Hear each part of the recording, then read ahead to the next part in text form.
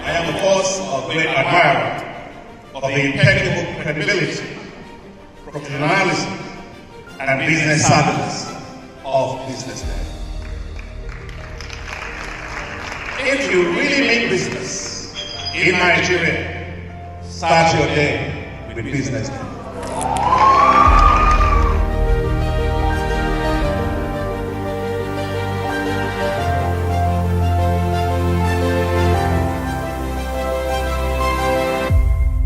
BusinessDay is West Africa's leading provider of business intelligence and information, delivering premium content across diversified media platforms, including online, mobile, and print.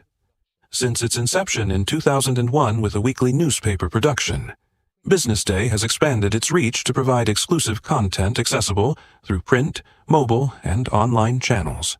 Our premium offerings are further enriched with syndicated content from esteemed sources like the Financial Times, The Economist, and the Harvard Business Review. At BusinessDay, our mission is clear: to be the foremost provider of business and financial content, empowering readers to make informed decisions in Nigeria and Africa.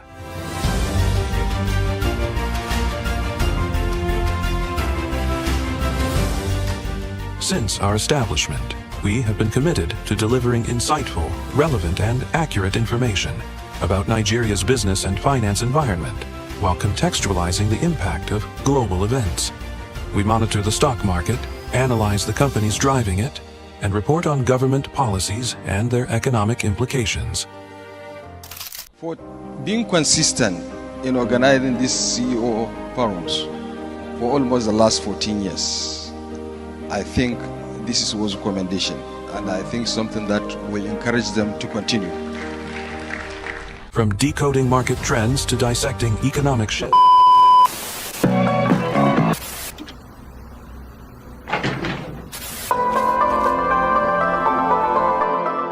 This is the BusinessDay television broadcast.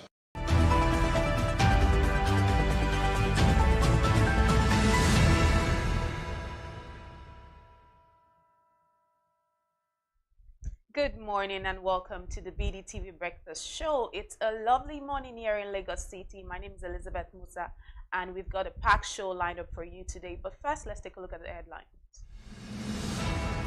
Nigeria may sell stake in Safe Sugar Company, Minister says. EFCC accuses Ighodalo of preventing arrest of suspect who diverted 6 billion naira LD coins. Ondo Governor Ayedatiwa dissolves cabinet. Israel Amar agrees ceasefire deal. Manchester United hopeful of completing January move for Osimhen.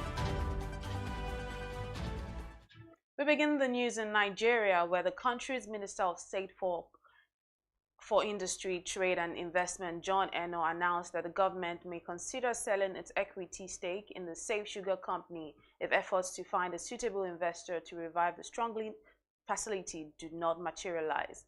Eno stated this in a statement on Wednesday following his visit to the sugar production facility in Cotonou, Benin Republic, which has faced severe decline since the exit of its last manager in May 2023.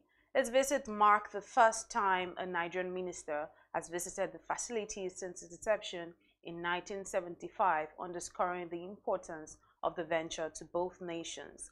He said the Safe Sugar Company, once a significant contributor to the economies of both Nigeria and Benin, has suffered from years of mismanagement and neglect, adding that the situation worsened after the expiration of a 20-year lease agreement with the Chinese company Complaint of China in May 2023. During his inspection, Enos noted the urgency of finding a new core investor to revitalize the company.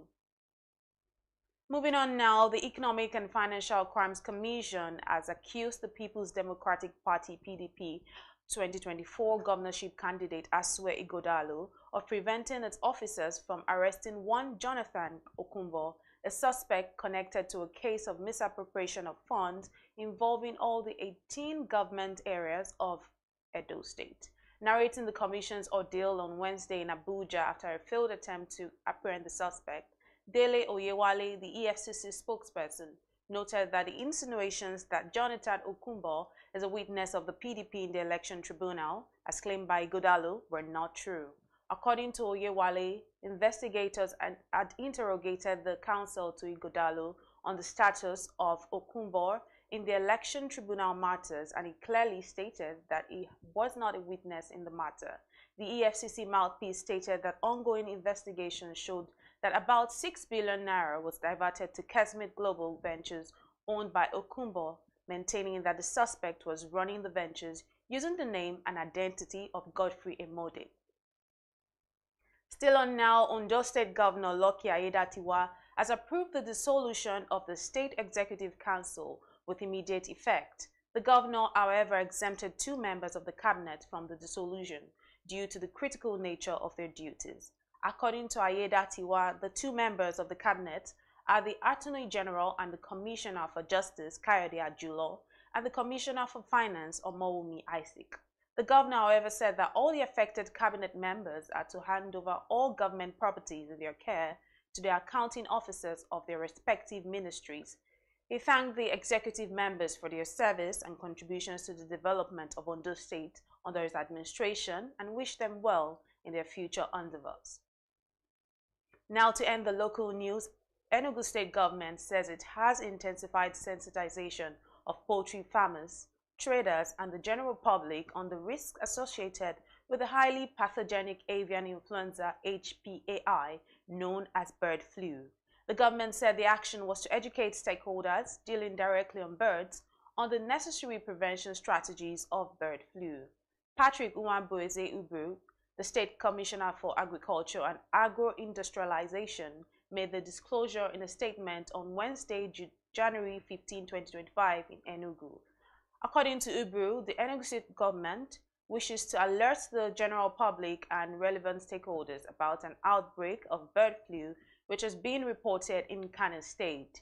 He said the outbreak had affected various bird species, including layers, ducks, guinea fowl, and turkeys.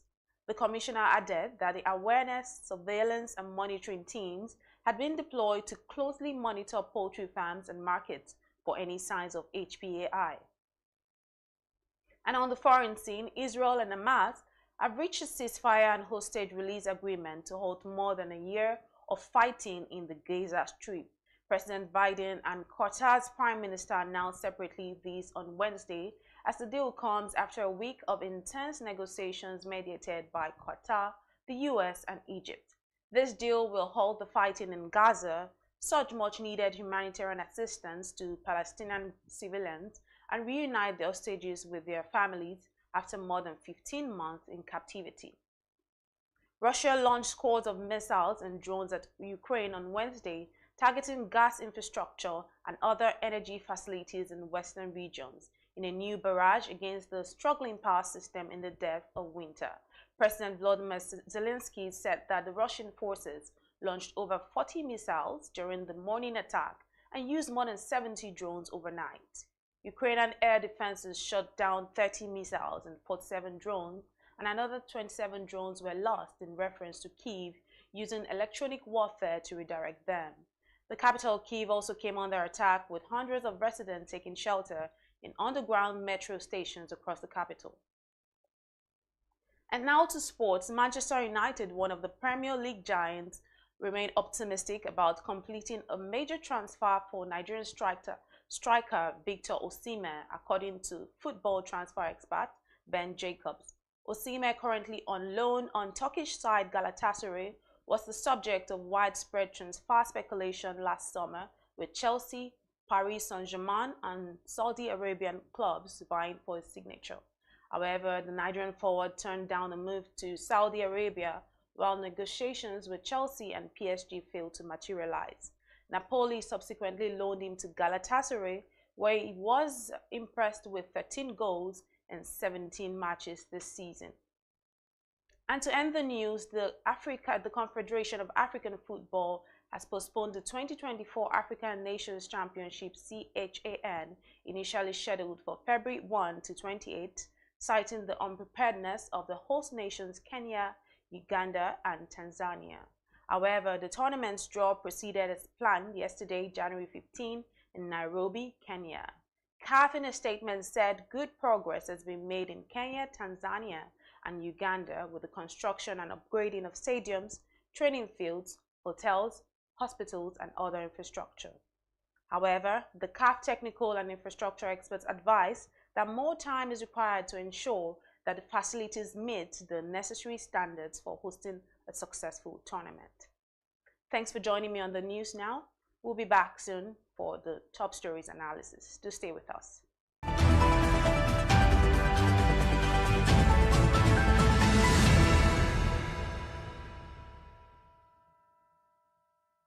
Attention business leaders. Want to make informed decisions? Join the ranks of the best with Premium Business Day.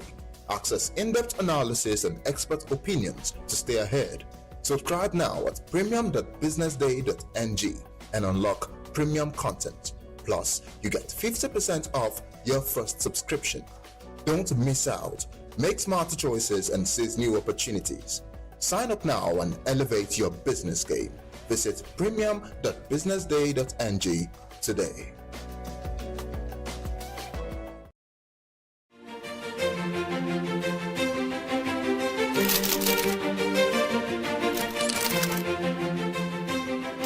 I am, of course, a great admirer of the impeccable credibility, professionalism, and business savviness of BusinessDay. If you really mean business in Nigeria, start your day with BusinessDay.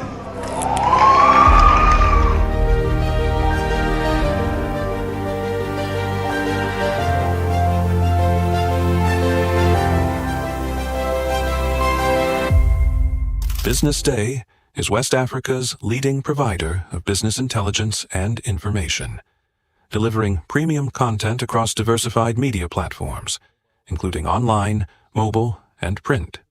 Since its inception in 2001 with a weekly newspaper production, BusinessDay has expanded its reach to provide exclusive content accessible through print, mobile, and online channels. Our premium offerings are further enriched with syndicated content from esteemed sources like the Financial Times, The Economist, and the Harvard Business Review. At BusinessDay, our mission is clear: to be the foremost provider of business and financial content, empowering readers to make informed decisions in Nigeria and Africa.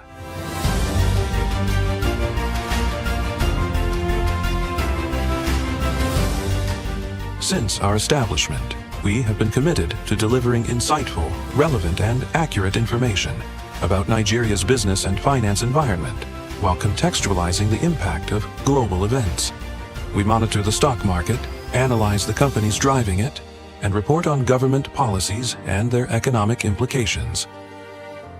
For being consistent in organizing these CEO forums for almost the last 14 years, I think this was a commendation, and I think something that will encourage them to continue. From decoding market trends to dissecting economic shifts, we offer actionable investment ideas and serve as a compass for decision makers navigating complexity. Beyond headlines, BusinessDay fosters discussions on critical economic issues through impactful conferences and events. These platforms bring industry leaders together to share narratives that drive innovation and spark meaningful dialogues. Our events galvanize connections, bridging the gap between inspiration and achievement. For businesses seeking visibility, our strong digital presence offers unparalleled opportunities, with millions of followers across social media and a dynamic website attracting visitors from within and outside Nigeria. BusinessDay is the ideal platform to boost visibility for your products and services.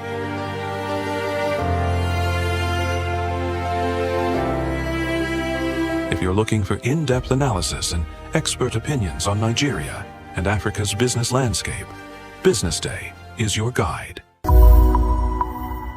Menopause is the gift that keeps on giving, as far as I'm concerned, because there's so many symptoms. I mean, I have 34 symptoms here of menopause that I'm going to read out to you, and I'd like you to raise your hand if you've ever experienced it. So the first one is night sweats. We've all had it. Hot flushes. Regular menstrual cycle.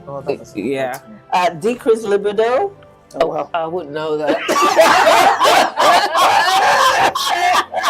What are the other symptoms you've had apart from the hot flushes that everyone knows about? Well, I think it was only recently. My kids said, "Mom, I told you." I'm like, "No, you didn't tell me." So forgetfulness. Oh yeah. And then maybe like 2-3 months after, I'm like, "Oh my God, they actually told me." So now when I have conversations with people, I now make, if they're the ones that are very important and I think I need to remember, I'm now telling myself, you must remember this conversation. I used to get very, very tired, but mostly it was the hot flushes, and they just come like that. But because I was in a cold climate, it wasn't so bad, but it's just the way it comes. It wakes you up literally in the night. You know, we were taught a little bit about having your periods, about menarche, you know, and young women are taught about that. But we're not taught about menopause, and I wonder why, and I think it should be in the curriculum. What can you do? I always say, always go for the lifestyle changes first. You know, don't smoke. Alcohol is terrible. You know, alcohol it's terrible? Alcohol and smoking will increase your chances of breast cancer way more than HRT would. Right. Oh, wow. So in the Nigerian context, though, we have a lot of people who will say, I can't afford HRT. So what are the more natural remedies a woman in that situation can go to their local market and buy something that will help them, you know, food-wise? I mean, I would say maximize your lifestyle, your diet, and your exercise. First thing in the morning is always best to do your exercises. You know, lots of water and making sure that your food is minimal. You will be full, you won't be hungry. I don't know about that.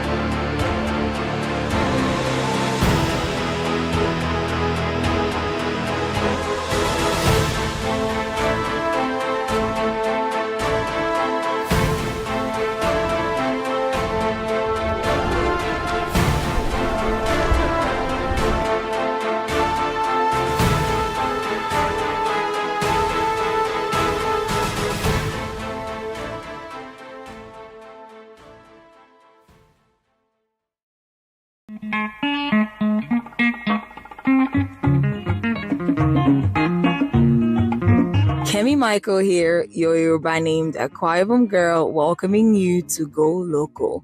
We took a trip down to the town of Kenta in the heart of Abeokuta, where we met with the Otun Iyaloja of Kenta Kampala Market and a few traders. Chief Mrs. Olukeni Somuyiwa Odunlami. I am the Otun Iyaloja of Kenta Adire Kampala Market. Yeah, good afternoon. My name is Kaka Aisha Remilekun. Adire was once, and still is, a closely guarded family secret in Egbaland. Parents carefully taught the techniques to their daughters, and the wives to their sons. This tradition was so sacred that outsiders were initially barred from participating, as Adire production echoed the whispers of a family's heritage. Yes, my grandmom did it, my mom did it, and now to me. And by the grace of God, my children are still on it also. They're learning. They've learned it. They are growing up, they've married, and they are doing this business. Okay. And they are educated too. Yes. At least I have PhD holder among them. I have BSc among them, but I made this business compulsory for them. They have passion for it because It's something they grow up with. It's a family thing. So my mom do, my grandma, I was born into it. So after schooling, the challenges in the economy, have to come back into the business. Different countries go through challenges. Our motherland, Nigeria, sure has her fair share of those. In these trying times, the adire makers and producers are also affected by several challenges. The challenges that we are facing presently is the material we are using. You see, they are not producing the material, the cloths in Nigeria now. Most of the industries that produce it, like Gaspia Textile, United Textile, Arewa Textile, they are fold up. So the white material that we are using now, the brocade, is from China. And you see the dollar is moving up. So it's made the price to cost now. Before, when they are producing it in Nigeria, we do buy it like 100,000 per bill. Even it was 55 before. It's jumped to 100,000. Now it's 600,000 per bill. So it's very expensive presently. Then secondly, the dye that we are using is not made in Nigeria. It's an imported also. So the price has risen up. Even the common candle that we are using is now expensive. It's not made in Nigeria. They are imported. We call it paraffin wax. So with the price now that moves up, it affects the production. You see, when we produce it finish, the price will rise up. There are some we are selling before 880. It's now like 15,000. 20,000.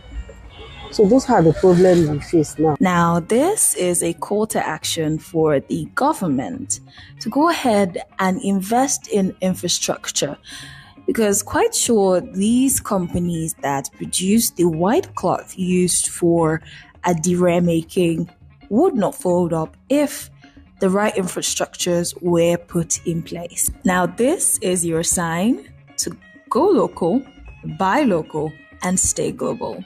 Visit any shop, or you can take that trip down to Abeokuta and shop for some adire products.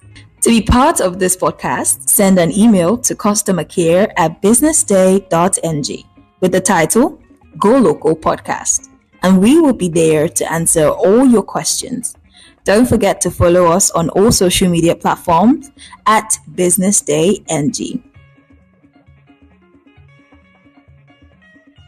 Welcome to the Real Talk with Pam podcast, where authenticity meets conversations. I'd had 2 lumpectomy surgeries. I'd had 9 months of chemotherapy, 12 months of Herceptin. I had 4 rounds of radiotherapy. Wow. And to God be the glory, we're now, 2014? So I've been all clear for 13 years. There are certain times that I have disciplined my children, and they don't know this. But if they see this podcast, they'll know. And gone back into my room and wept. Because when you punish them or when you withhold certain privileges, you are actually loving them. When you let them have their way with everything, you are destroying them and destroying yourself. Yeah. Menopausal hormonal therapy, or HRT, is the last resort for many women. But lifestyle, don't smoke. Alcohol is terrible. Alcohol. It's terrible?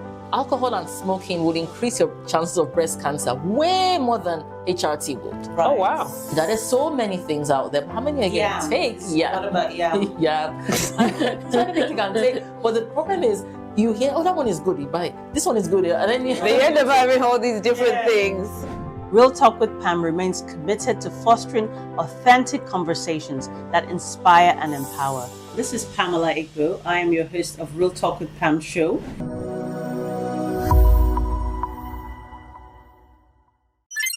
Attention business leaders. Want to make informed decisions?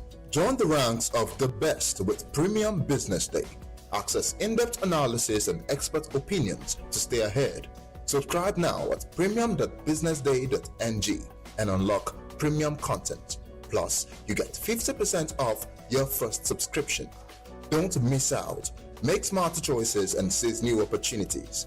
Sign up now and elevate your business game. Visit premium.businessday.ng today.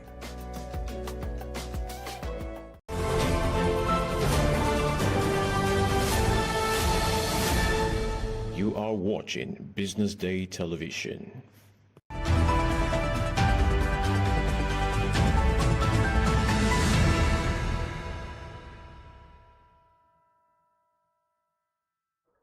Welcome back to the BDTV Breakfast Show. This is the top story analysis here on the Breakfast Show. And to join me on the conversation today is our in-house analyst today, Eniola Olatunji. Hi. Good morning, Elizabeth. Good to see you and good to have you here. I'm glad to be here too. Amazing. So, firstly, let me ask, how are you doing today? I'm great. Very good, thank you. How about you?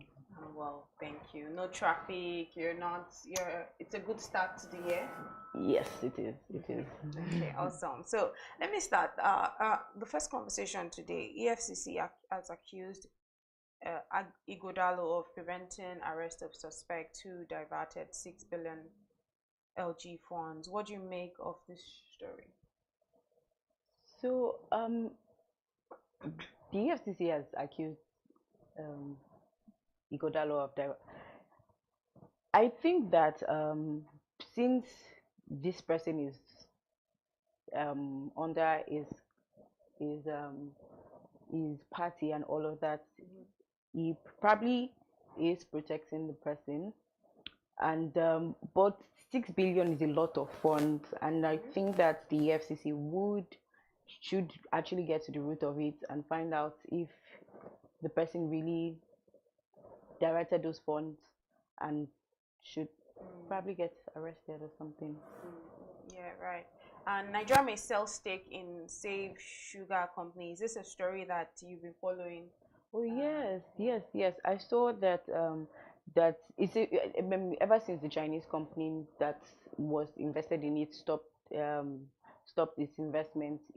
They've been looking for another investor to take over, and the governor has said that he is likely to sell his stake in it. But I think that the governor should rather still look for investors to try to invest in that, because it's a very good investment. Most times when the IGR numbers come out, only Lagos and very few other states are able to make very good numbers from investment. So I think it's an investment that they should still look for investors to, and not just withdraw from. And I think it's quite interesting, because this is going to be the first time that a Nigerian minister has visited this particular facility, and it's a good one for relationship between Cotonou, Nigeria as well. So just in terms of being able to coexist, and some of the things that we are really hoping for in 2024, coming from 2024, there were conversations about Nigeria's trade, investment. Yes. Also, like when we look at it generally, most of our figures that came out in 2024, we had more FPIs than FDIs. So I don't think that losing such an investment would be a great one, because we're really trying to increase our FDIs, which is more investment into more stable resources, than FPIs, which is money that comes into the country through treasury bills and bonds and the rest. But so I think it's something we should still fight to get investors and continue with the business. Also to even promote, just like you said, the relationship between Nigeria and Cotonou. And just in your reports in line of the work that you've been doing, what do you think? Which of those countries do you think have African countries do you think have more prospect to when it comes to countries and other countries with the West? Which of the African countries do you think there are more prospects of investing in? I mean, without any bias, because there have been complaints about, in last year we saw all of the mass exodus of multinationals from Nigeria, but there have been conversations about Ghana being that country where they're talking about last year. I think they said that they had constant electricity. So even some of these multinationals are going to Ghana, they're going to Kenya, Nigeria's. I was going to mention Kenya. Yes. So even generally, for tech for one, so Kenya most times supersedes Nigeria when it comes to like investments from the West, and also like you said, Ghana has really a relatively stable currency. They have lights, but South Africa too is also another country that is that is South Africa is another country that really gets a lot of investments. Sometimes earlier this year or late last year, we were doing a comparison of the currency, South African currency and Nigerian currency, and South African currency has been relatively stable in the last 10 years. Maybe just a very, very minute difference, very stable. So those are some of the things that investors look out for when they're trying to invest. And if other countries are doing it better, they have better lights, energy problems, better energy, stable currencies, they'll go to those countries compared to Nigeria. And for a country like South Africa is way ahead of many other African countries. I mean, it's seen as the America or Africa, but they also have issues with load shedding. They've been battling with ESCOM for a while now, so it's also a challenge. We complain about electricity issues here in Nigeria, but they also have those challenges. So I don't know particularly if businesses find it easy there to also thrive, especially with the load shedding that they have to experience. But let's move to another story. Do you follow sport? Yeah. To a certain extent. Yes, I do. So Manchester United and the entire conversation about moving, about the Premier League trying to complete major transfer for Victor Osimhen. This is something that's been in the works for a while now, and it's like, let me start by just, I know you're not a sport, but so let's just make it a little bit comfortable. So which of these clubs do you support? So while growing up, I used to be a Barcelona fan. Then I went to Bayern Munich because my brother used to follow the Bundesliga. But Barcelona, yeah. So up until now, I'm not all that interested in it, but you know like how many ladies just happen to just associate with football clubs because of the people that are in our lives, like our brothers, our friends, and all of that. So, but we know that in the Premiership League, some of the clubs that seem to be like up there, Manchester United, Arsenal, Chelsea, and Man City. It's quite interesting that now they are trying to do a transfer for Victor Osimhen to get on the Turkish side, and this has been a conversation that has been ongoing for a while. I will not just put you on the spot on this conversation because you probably will be a little bit, but it's a very interesting one because it's been on for quite a while now. So that's one of the. But on the sad side of the conversations that we had on our top stories today is the scene with Israel and Hamas, but they seem to have reached a ceasefire and release agreement to hold more than a year of fighting in the Gaza Strip. So for me, that was a little bit of a relief. Yes, it's a relief for everyone so far that has been following the war. And I read that Egypt, US, and one other country had to have a conversations with both sides to reach this agreement. And I think that's what's best for. We have a lot going on in the world right now. I wish the same would happen to Russia and Ukraine. But a ceasefire is really good. And also, aside from the ceasefire, some of the victims of the Hamas would be returned, and that's really good news for the world right now. It's actually very good news because every time you turn on your TV or you're on social media, as much as we try to turn a blind eye to all of these things, it's everywhere around us, and you'd even see in the comment sections of some of these very public figures, Trevor Noah and all of that, they're always in their comments saying you're not speaking of, you're not speaking. And yes, and they would. It wears them out a bit because you can't It's a lot. It's happening every day. There were, those, it created so much divide because some people were for different side of the war.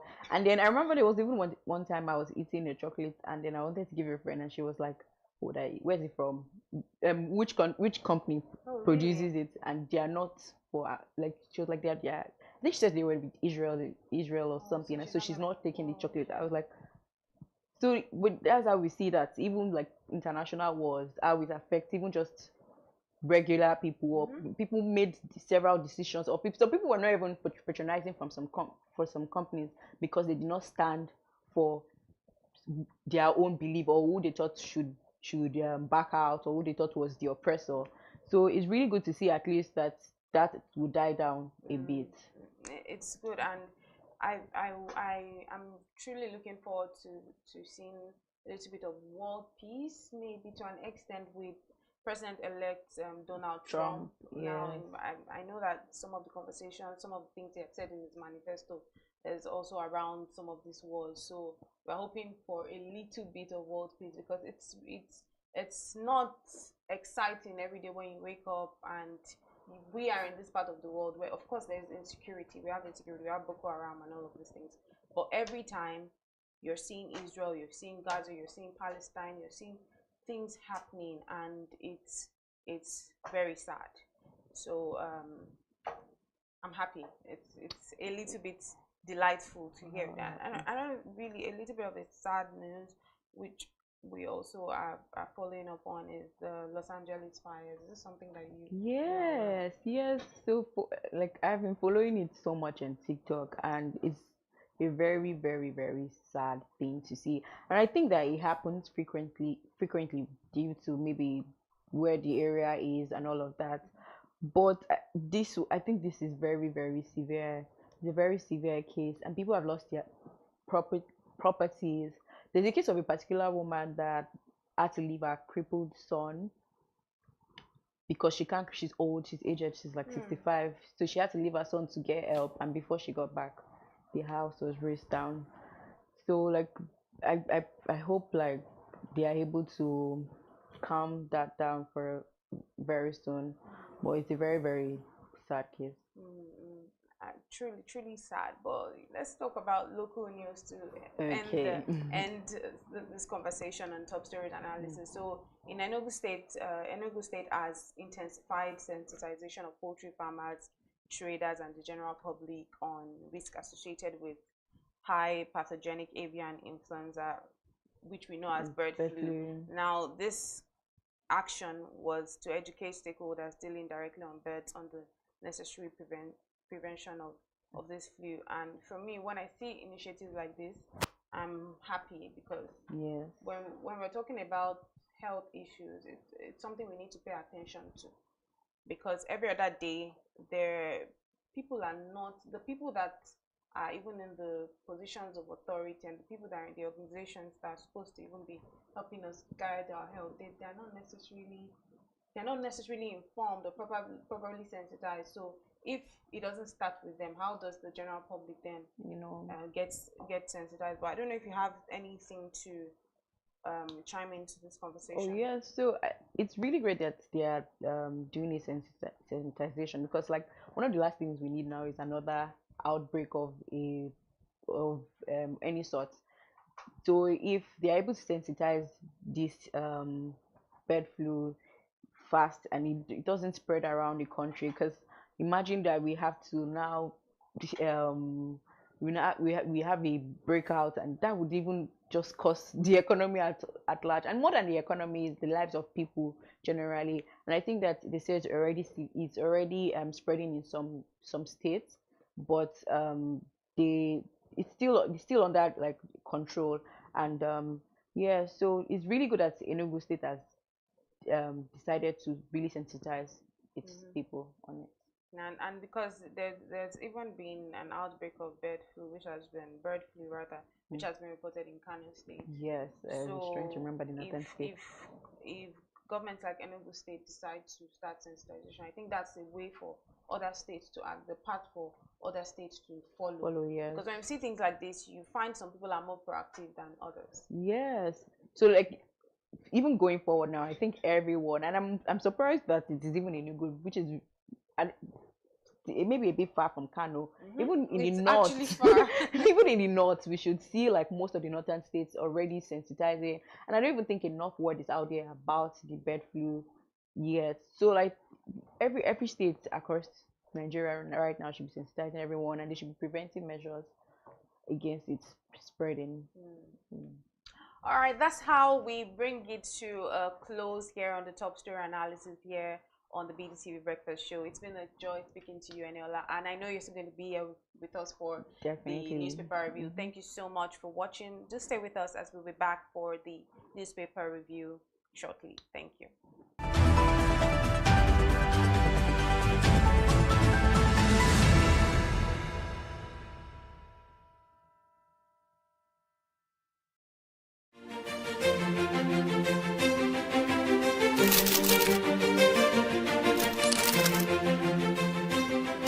I am, of course, a great admirer of the impeccable credibility, professionalism, and business savviness of BusinessDay.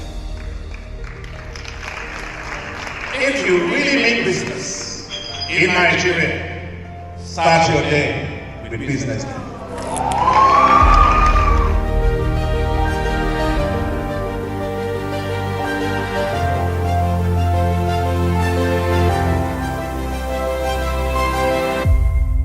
BusinessDay is West Africa's leading provider of business intelligence and information, delivering premium content across diversified media platforms, including online, mobile, and print. Since its inception in 2001 with a weekly newspaper production, BusinessDay has expanded its reach to provide exclusive content accessible through print, mobile, and online channels. Our premium offerings are further enriched with syndicated content from esteemed sources like the Financial Times, The Economist, and the Harvard Business Review. At BusinessDay, our mission is clear: to be the foremost provider of business and financial content, empowering readers to make informed decisions in Nigeria and Africa.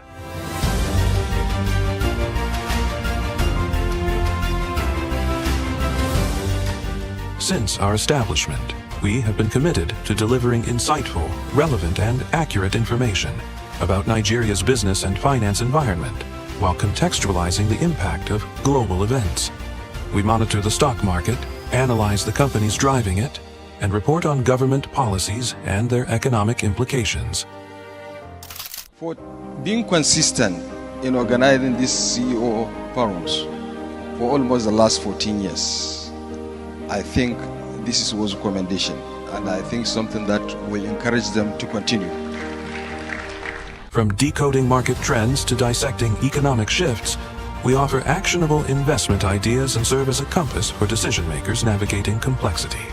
Beyond headlines, BusinessDay fosters discussions on critical economic issues through impactful conferences and events. These platforms bring industry leaders together to share narratives that drive innovation and spark meaningful dialogues. Our events galvanize connections, bridging the gap between inspiration and achievement. For businesses seeking visibility, our strong digital presence offers unparalleled opportunities, with millions of followers across social media and a dynamic website attracting visitors from within and outside Nigeria. BusinessDay is the ideal platform to boost visibility for your products and services.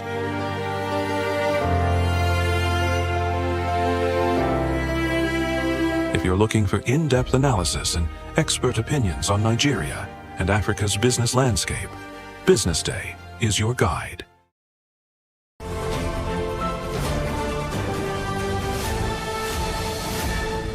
You are watching Business Day Television. Welcome to the Real Talk with Pam podcast, where authenticity meets conversations. I'd had 2 lumpectomy surgeries. I'd had 9 months of chemotherapy, 12 months of Herceptin. I had 4 rounds of radiotherapy. Wow. And to God be the glory, we're now, 2014? So I've been all clear for 13 years. There are certain times that I have disciplined my children and they don't know this, but if they see this podcast, they'll know, and gone back into my room and wept. Because when you punish them or when you withhold certain privileges, you are actually loving them. When you let them have their way with everything, you are destroying them and destroying yourself. Menopausal hormonal therapy, or HRT, is the last resort for many women.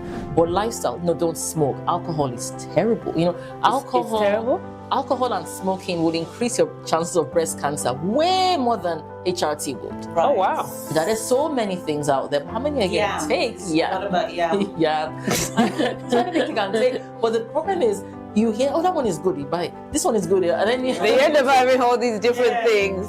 Real Talk with Pam remains committed to fostering authentic conversations that inspire and empower. This is Pamela Igbo. I am your host of Real Talk with Pam show.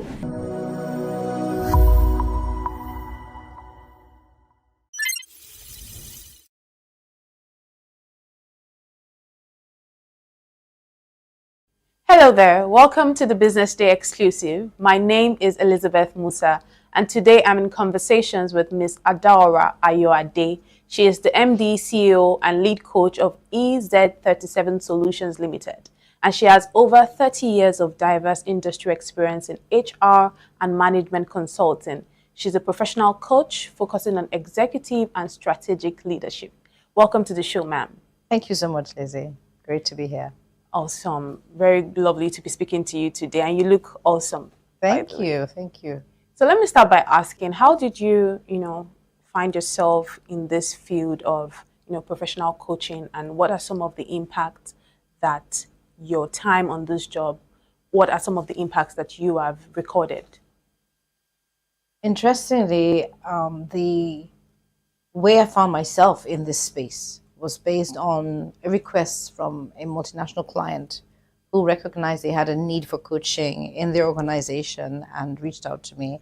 And really that was where the journey started and my whole interest and passion in coaching began. Now, with regards to the impact of coaching and the achievements recorded in the many years that I've been in this space, I would say that I'm increasingly and really very grateful to Almighty God, because there have been so many numerous achievements along the way that I struggle to think of which one to actually name as the greatest achievement. From being the president of ICF Nigeria chapter. ICF is the International Coaching Federation, which is the leading and largest body of professional coaches globally.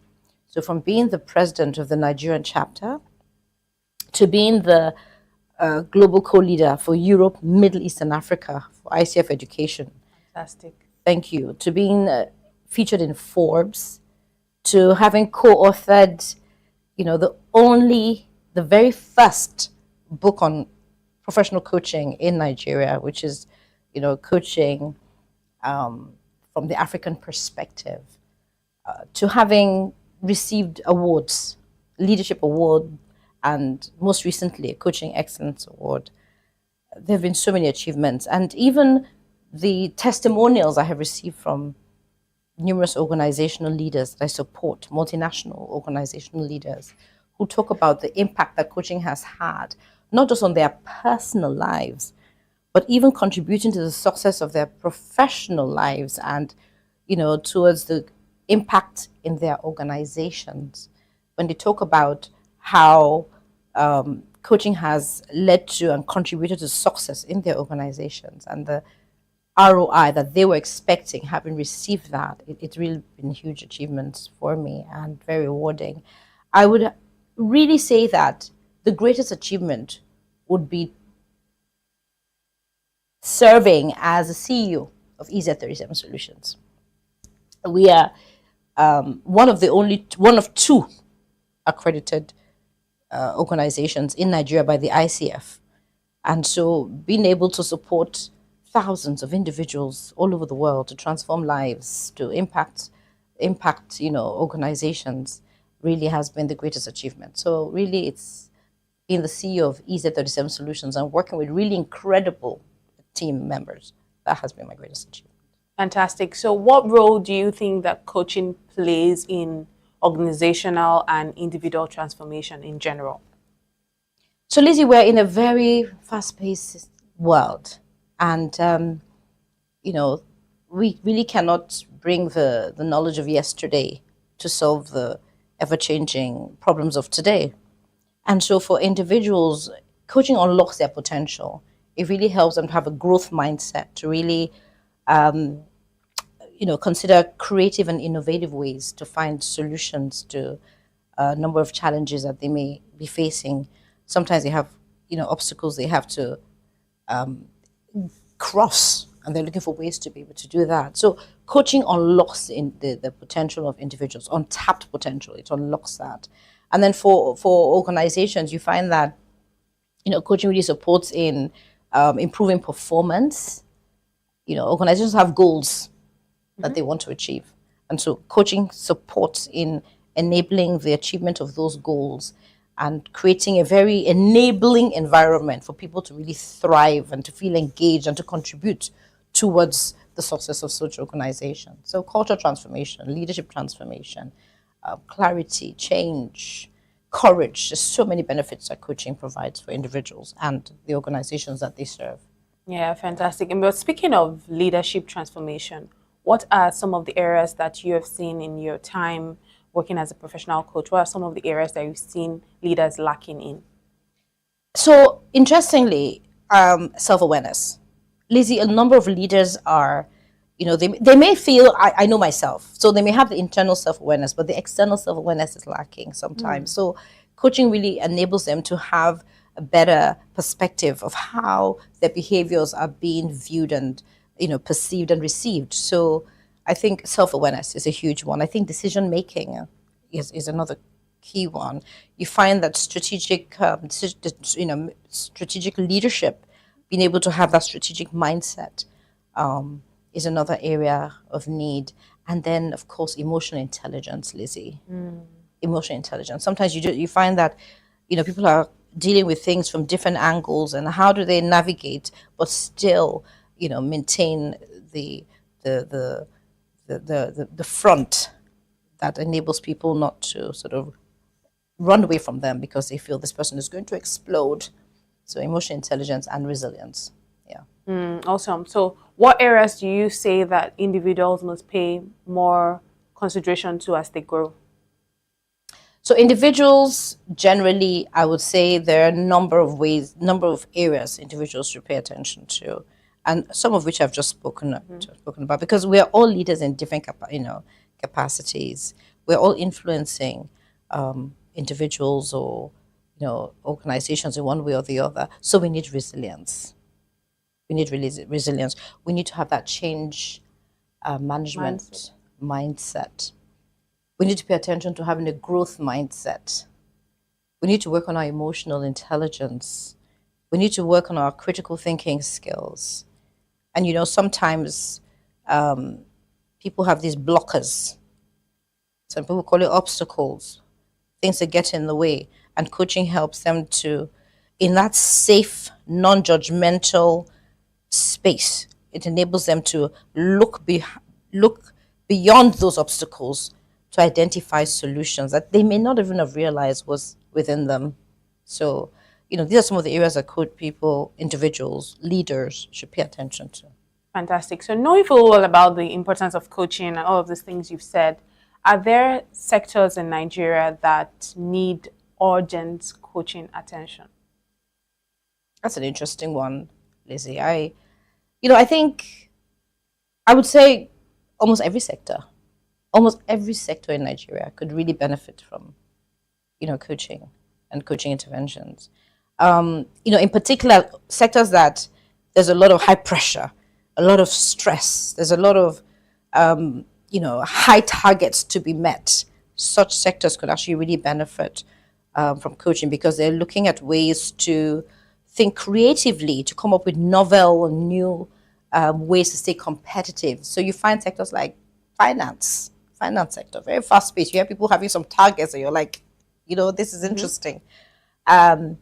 So financial sector, oil and gas, you have, telecommunications, FMCG, sectors where they really need leadership development. They need improved governance. They need effective policies and programs. So across various sectors, coaching is needed.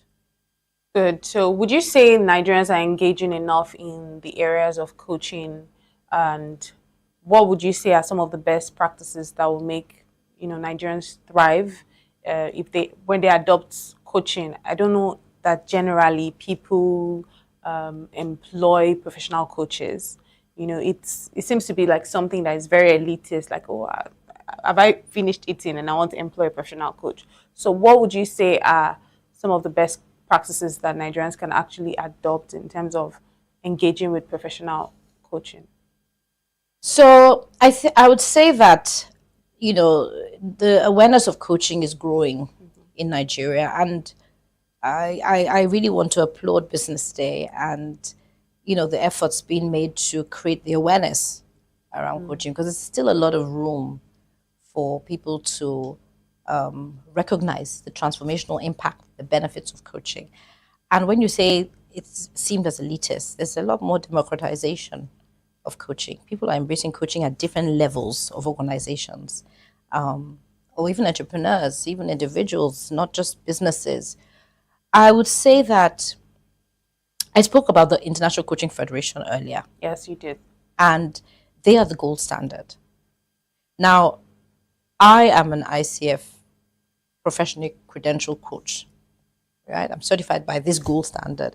My organization is also certified. We're accredited by the International Coaching Federation. So really, when we're thinking about how does anybody ensure that the standard is maintained, is to engage with organizations like ourselves, EZA 37 Solutions, who have a promise to ensure that we consistently maintain, world-class standards and employ best practices in what we do when it comes to coaching. So we're offering coaching to organizations and individuals. We also offer pro bono coaching opportunities to organizations and individuals. So we're making it accessible.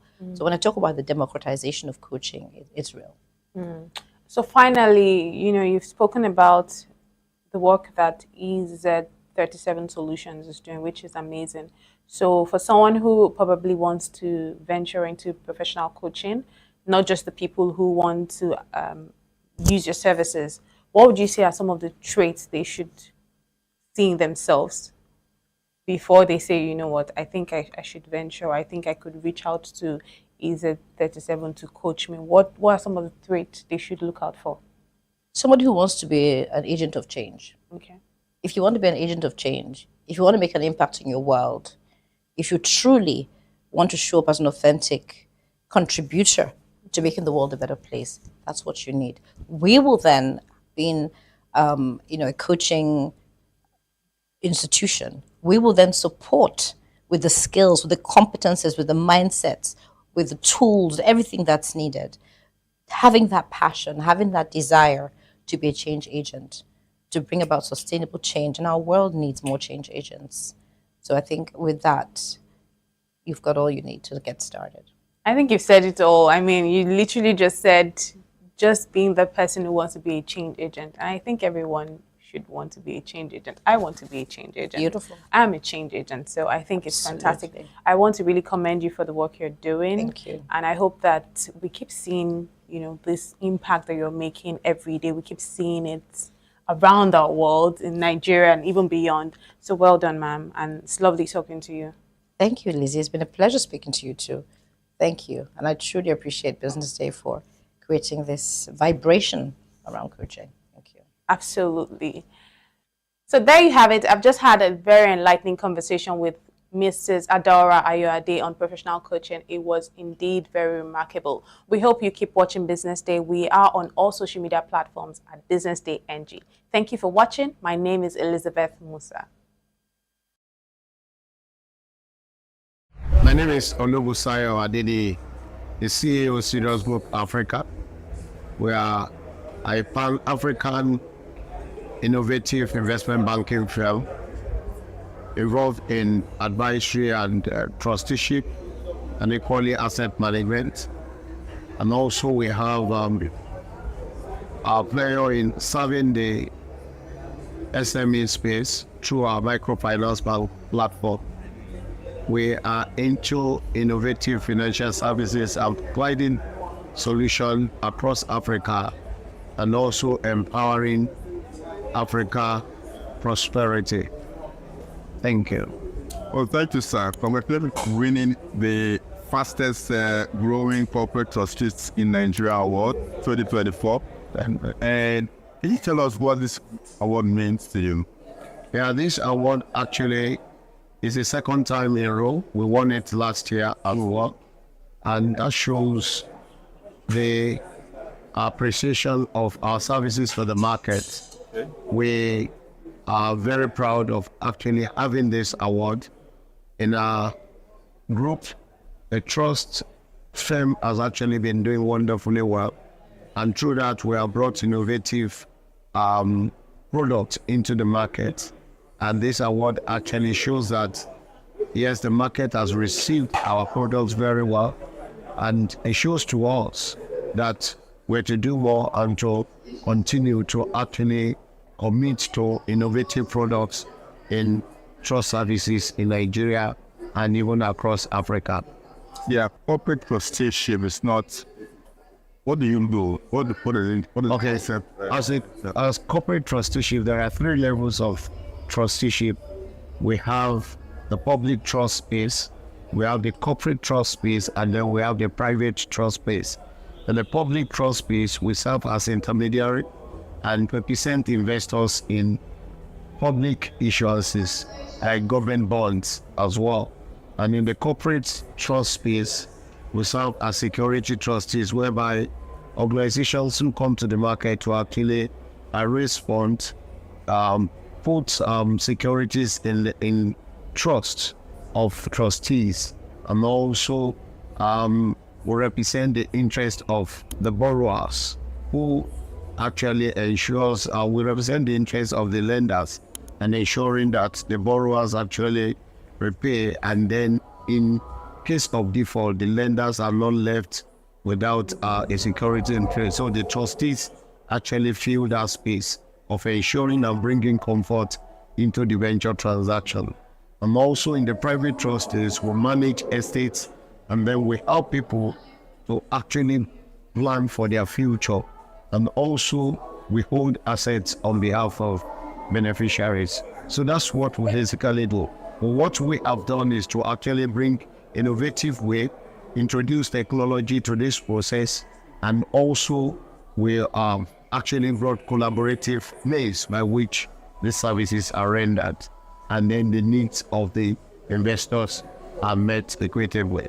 What would you say will be the 3 biggest deals you've done in the last? Okay, in a couple of years that we've been involved in about 2 very big deals. Most essentially this year, we're involved in the 22.5 billion transaction by one of the state governments in Nigeria, and also the first state green bonds. We are also on that transaction. That is still in the works, but since our inception about 3 years ago, when we joined the trusteeship industry, we have actually been involved in different large transactions which I cannot, but like I mentioned, it's 22.5 billion, and then there is another 20 billion that we're involved in as well. Yeah, and then where do you see the next milestone you're working toward? Okay, in terms of without avoiding secrets anyway. The next milestone or the next trajectory we have actually set for ourselves, we want to be one of the 3 top trusteeship company in Nigeria within a space of 5 years operation. Now we are 3 years. Between now and the 5th year of operation, we want to be among the top 3 trust companies, if not the first. And also, we're not looking at operating within Nigeria alone. We are looking at growing into the emerging market in Africa, because Africa's prosperity is actually our watchword.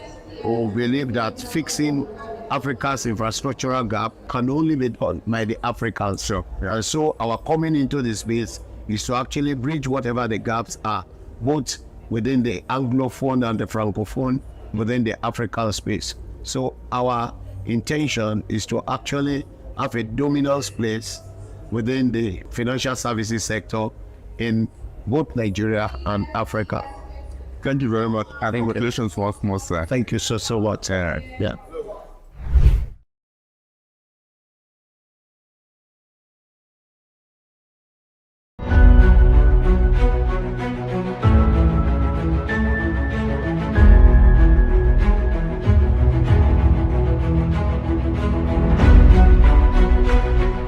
On behalf of our author and Business Day, I unveil this book or recommend the book to everybody in Nigeria and elsewhere. As a foundation. Thank you very much.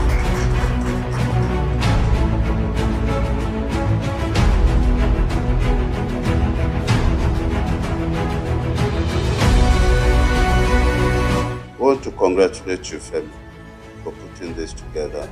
I'd like to thank Frank Agbogo, Business Day, for giving him the platform to do this. I was part of this because our facility was asked to answer questionnaires and fill forms.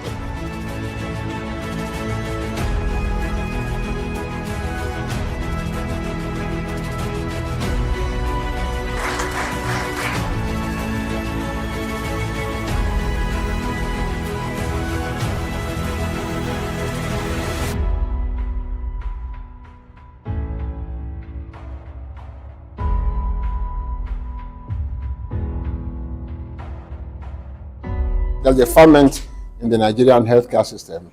There are a lot of challenges, but there are also a lot of opportunities. And then the fact that the private sector is beginning now to take its rightful place. It's not now being seen as a competitor of government, but is beginning to occupy to create a larger footprint within healthcare itself in terms of funding, in terms of direct service provision, in terms of even creating the aspirations, and in terms of supplying the personnel. And that is how it should be. We are developing a customized health service, on both the supply side and the demand side, that should be fit for purpose in our environment. The supply side is moving fast, but without looking at the demand side and facilitating it, that is the access of the people who need to use the services. There's only so far they can go, or they'll be making investments that cannot be returned in the foreseeable future, and that is not right. People talk nowadays about patient capital. No matter how patient the capital is, that is waiting for a long time to get returns, those returns must be built into the system. That means somebody must be paying equitable amounts of money for the service that is being rendered. It doesn't have to be the person who uses the service. In fact, our aspiration is that it should be the people who are paying out of pocket should be reduced to like a 0% within the context of Nigeria. And yet, everybody who needs that service should be able to get it.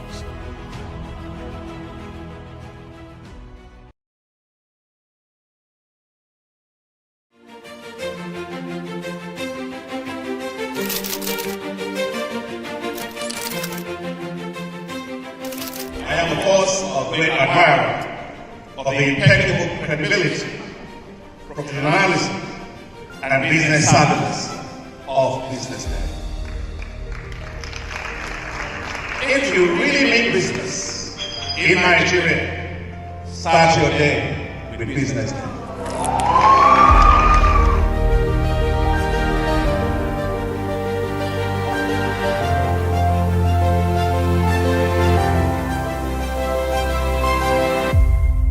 BusinessDay is West Africa's leading provider of business intelligence and information, delivering premium content across diversified media platforms, including online, mobile, and print. Since its inception in 2001 with a weekly newspaper production, BusinessDay has expanded its reach to provide exclusive content accessible through print, mobile, and online channels.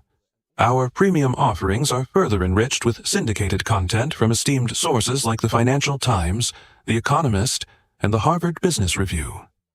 At BusinessDay, our mission is clear: to be the foremost provider of business and financial content, empowering readers to make informed decisions in Nigeria and Africa.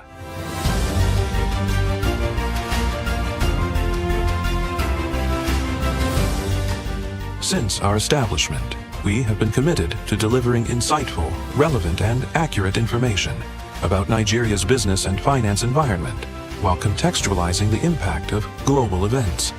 We monitor the stock market, analyze the companies driving it, and report on government policies and their economic implications. For being consistent in organizing these CEO forums for almost the last 14 years, I think this is was a commendation, and I think something that will encourage them to continue. From decoding market trends to dissecting economic shifts, we offer actionable investment ideas and serve as a compass for decision makers navigating complexity. Beyond headlines, BusinessDay fosters discussions on critical economic issues through impactful conferences and events.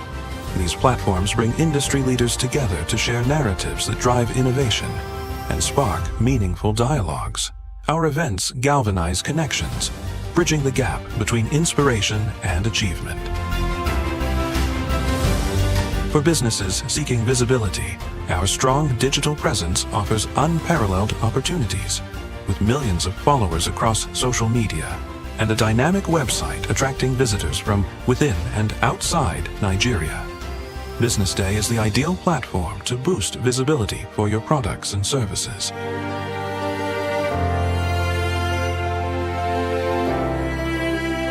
If you're looking for in-depth analysis and expert opinions on Nigeria and Africa's business landscape, BusinessDay is your guide. Attention business leaders. Want to make informed decisions? Join the ranks of the best with Premium Business Day. Access in-depth analysis and expert opinions to stay ahead. Subscribe now at premium.businessday.ng and unlock premium content. Plus, you get 50% off your first subscription. Don't miss out. Make smarter choices and seize new opportunities. Sign up now and elevate your business game. Visit premium.businessday.ng today.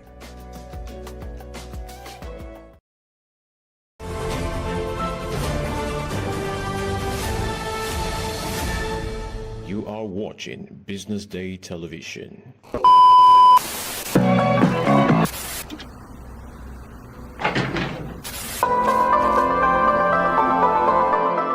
This is the Business Day Television broadcast.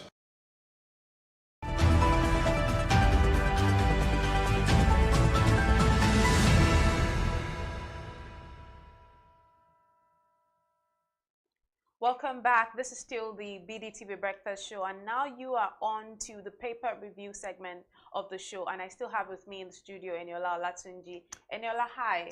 Hi. So let's start by talking about something that I know is your big strength. This one is on the Punch newspaper. It says 34.8% inflation rate triggers fears of rising prices and hardship. And I know that this is a story that you also wrote about on the front page of Business Day. So talk us through the story. So since 2024, even before then, we've seen inflation grow steady. Okay, sometime in July and August, we saw a slowdown, but ever since September, inflation has continued to rise. And in December, it's 34.80 from 34.60, which is very minimal growth, but it's still something because, I mean, a 34% interest rate is really high. And as this headline says, it triggers fears of rising prices. And honestly, nobody in Nigeria can say that they are not feeling the crunch of inflation, of the rising prices, from food to transport fare, energy prices. But last month, according to the NBS, NBS says that the surge in inflation was from the festive activities, from high demand of goods from the festive activities, which makes sense because there was a lot of like preparing for Christmas, New Year, made everyone, even if you do not plan to buy, at least you would have gone out of your way to do some of those things last December. So inflation is at 34.8, and one thing that's very interesting that's going on right now is that the NBS has come out sometimes this month to say that it will be rebasing how the methodology it used in calculating inflation. Now it is going to be benchmarking inflation against 2024. Previously, inflation was benchmarked against like 1999, and that was a very long time ago. So the standard is that it should not be more than 10 years, 5 to 10 years, and that is a very long time ago, as you know. But then now they are going to benchmark some prices against 2023 and some against 2024. And analysts have come out to say that using those years, inflation is going to come down because they are very close. Imagine comparing prices of 2024, 2025 and 2024. They are quite similar. That maybe a more suitable year would have been sometime in 2019, when things were like the GDP, when things were relatively stable before the COVID. So that's about inflation. So there's another for January inflation will also come out, and like using the new methodology, and a lot of analysts have projected that it will come down. And this also made, like we wrote in BusinessDay, this also made the MPC postpone its meeting. Normally the MPC meets bi-monthly, and the last meeting was held in November. So technically we should have another meeting in January. Okay. But the next one, it was at the last meeting, the central bank governor said that, oh, there will be a meeting this month. But then according to the schedule released, it has been moved to February 17 and 18. And I think that will just make them be able to make their decisions off the inflation rates that will come out from January using the new methodology. Yeah. So that means the fears that they say is rising there, these fears are valid. Very much valid. Elizabeth, aren't you feeling the rising cost of goods and services? Everything is expensive. Nothing goes down, and it's something that the government really needs to tackle seriously. It's a very, very, very valid fear. Do you see at any point in time this year, or maybe in the first quarter of the year, do you see that inflation might go down, drop a little bit? Yes, there are projections that even without the new methodology, there are projections that inflation will begin to drop like by the second half of the year, and that will be due to base effects. That was the projection even before like the mention of a new methodology. Yeah. Okay, let's hope that actually happens, because already things are hardship is biting hard, like we say at BusinessDay, like it's biting It's hard. biting real So I can hard. imagine what it will be if this inflation rates keep going higher. But now let me just point to some of the stories that we have on the front page today. On the top right here at the Punch newspaper, it says retired generals and others worry over fresh terror attacks in Northeast, and this is again insecurity, something that we've been grappling with since last year, the year before last, and it seems like now we're talking about the Northeast, and it's truly sad. This one also says that Reps Deputy Chief Whip Ononuga dies at 59. Our heart goes out to the family and loved ones of the Chief Whip. And this one also on the front page says Tinubu governors salute fallen heroes and then pledge support for widows. This is all about the Armed Forces Remembrance Day. And on the bottom left here it says Ogun Mapoli students differ over attack on deputy governor. You can catch more of this on the Punch newspaper, page 29.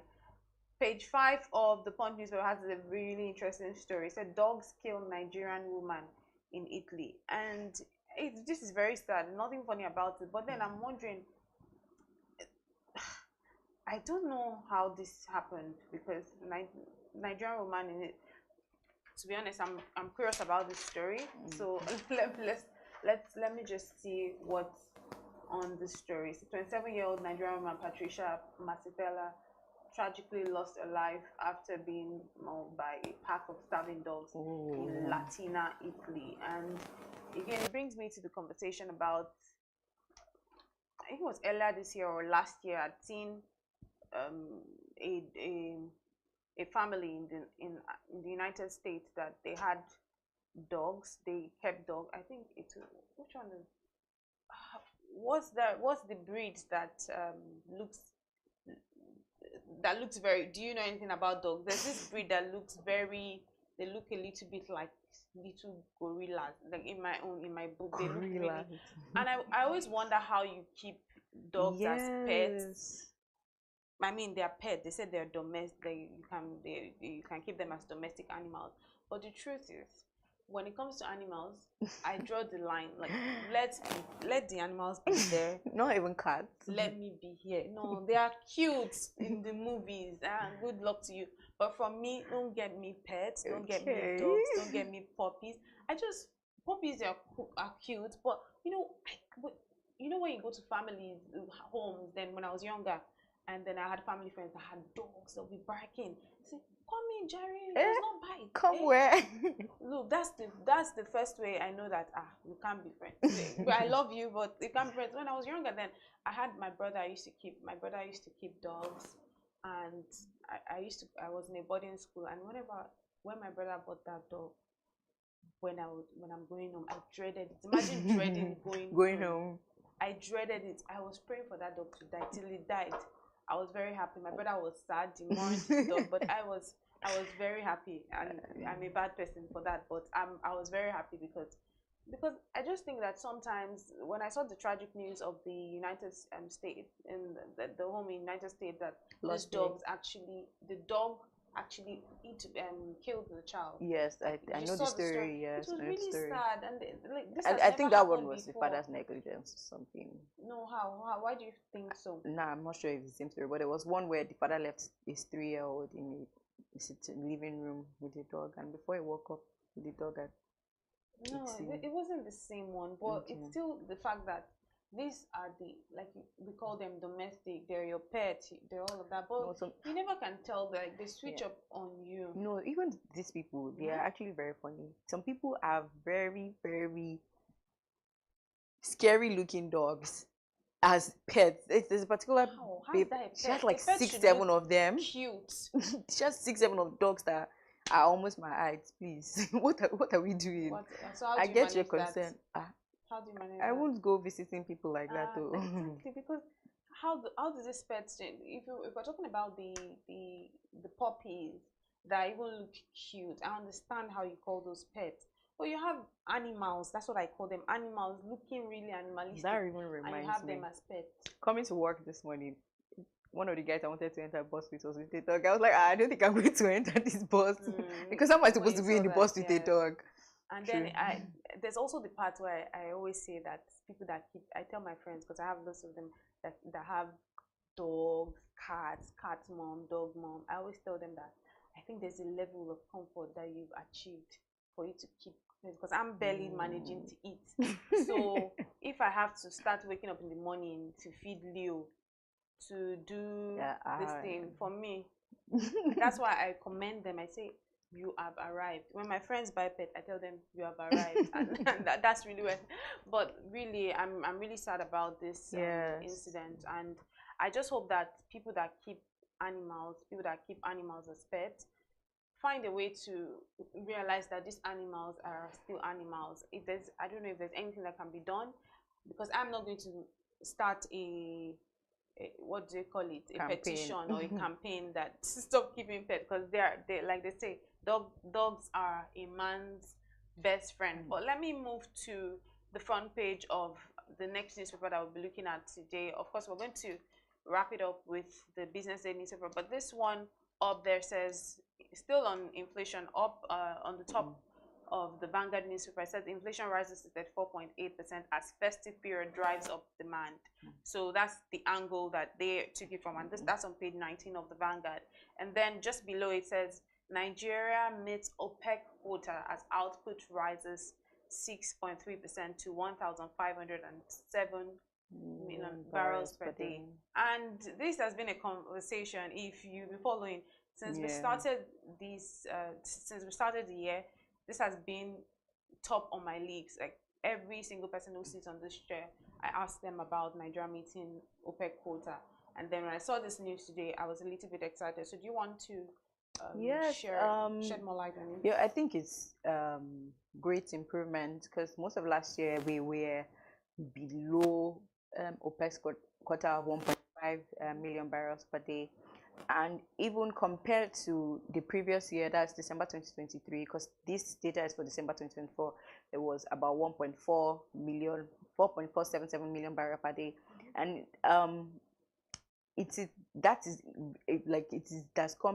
we have come a really long way to not long way. We were doing these numbers before COVID, but it's some improvement that should be seen. And even according to the NUPRC, which is the National Upstream Petroleum Regulation Commission, we actually eat 1.66 million barrel per day in December, which was even higher than the previous month. So on both sides, from the international body and the local body, we are making progress, but we're still very far from 2.1 million barrel per day, which is the estimated projection for 2025 according to NUPRC.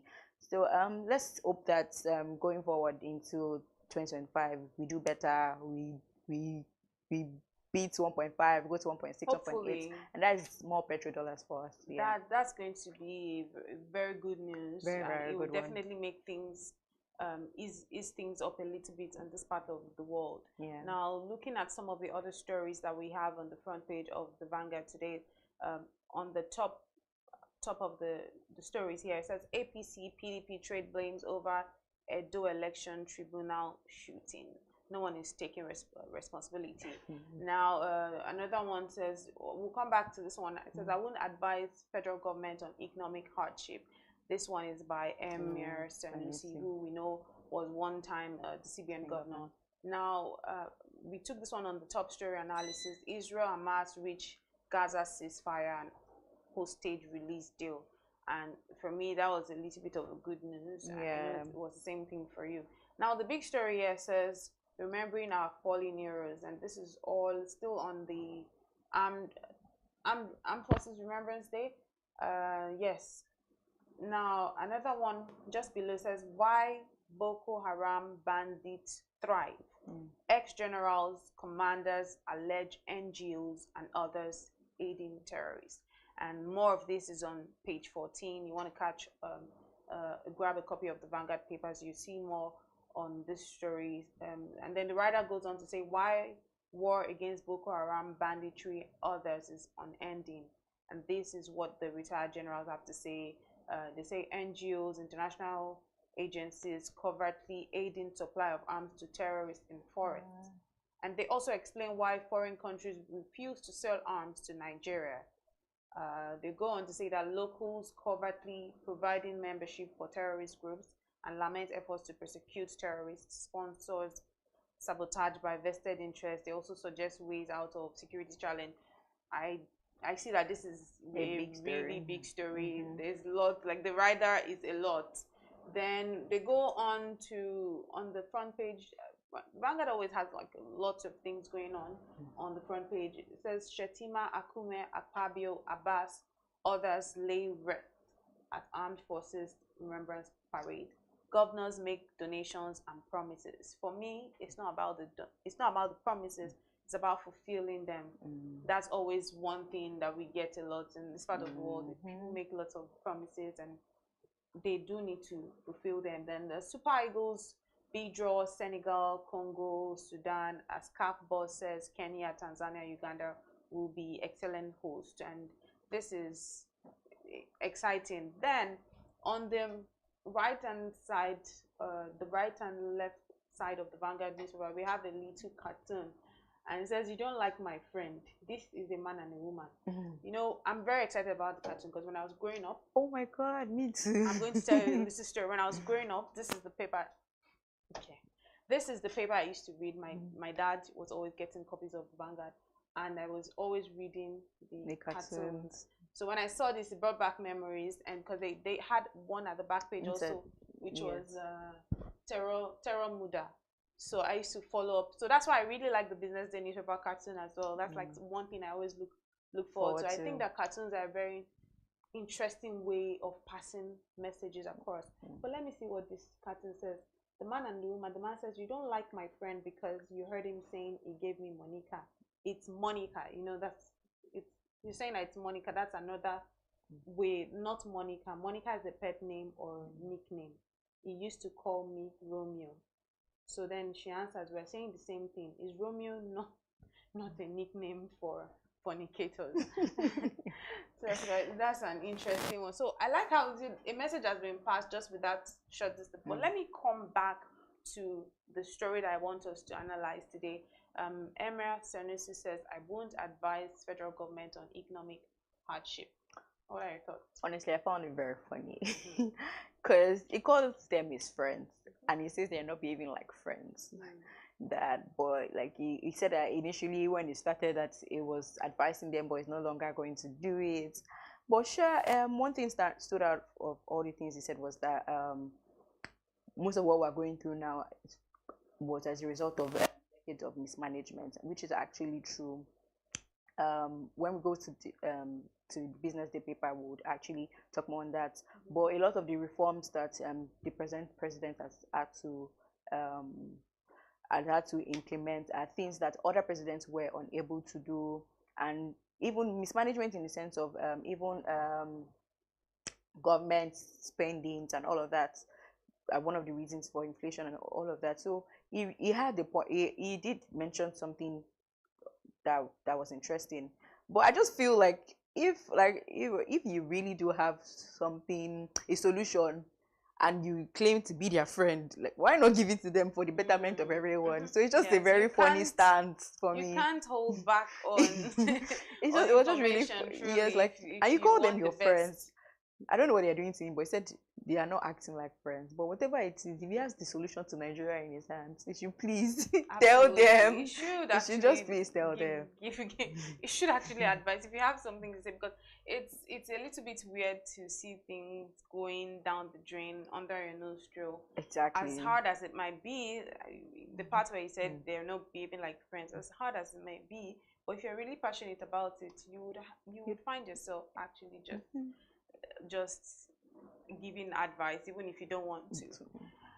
So let's take a look at the Business Day paper. This is the Business Day TV breakfast show, and we are all about giving you the news and informing our audiences with impact that'll make them inform them with impactful decisions, and we've been doing that since 2001. I'm super proud of that. So on our front page today, we have the big story here by Lolade Akinwerele. It says Nigeria to burn $10 billion subsidy savings on debt servicing. And we're still talking debt servicing. It's like, now it's like, should I say it's still all too familiar now. Yeah, so obviously when the president announced the removal of subsidy, it was a bit of mixed feeling, because I mean the burden would be passed to Nigerians, but it was also something that had been long overdue. And the story says that we're going to be saving $10 billion. That means at the peak of 2023, we were spending about $10 billion on subsidy, but now this will be used for debt servicing in 2025. In 2025, according to the proposed budget, we have a debt servicing of over 15 trillion naira, and that is very high from about 8 trillion we had last year.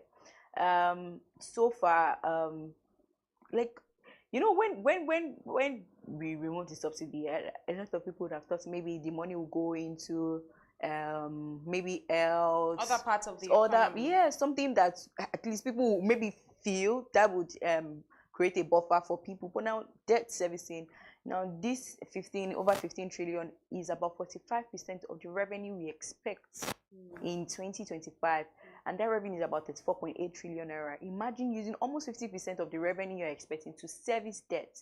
It is a very funny situation we are in, and this debt that we have is more than the budget for education, health, security, and infrastructure put together. The addition of the budget for these things I mentioned is about 14 trillion, and debt servicing is 15 trillion. So you see that most of our money is going to something that does not really, I won't say does not affect, like it doesn't really affect the average Nigerian on the streets. Imagine this 15 million was put into education. We will have Absolutely, it will go a long way. You know, yesterday we were talking about how many children are out of school. Right now, I cannot remember the precise number, but it was a lot. And when we were looking at it, we were having conversations about the rise of students that are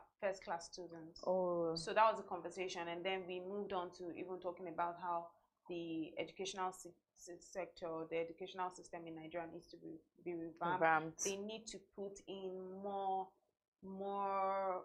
time. They need to put in more resources into that particular sector. So I'm just buttressing what you're saying. Yeah. That imagine if we are talking about the savings, this 10 million billion dollar subsidy savings, and we're talking about putting it into the educational sector, or if you're talking about putting it into the healthcare sector, we're going to see a tremendous change. Because really one big thing that changes. is very, very key, and one thing I took away from yesterday from the conversation that I had with the educational expert that joined us on the show, she had mentioned that there is no country, or there's no economy that goes anywhere higher than the level of its human resource.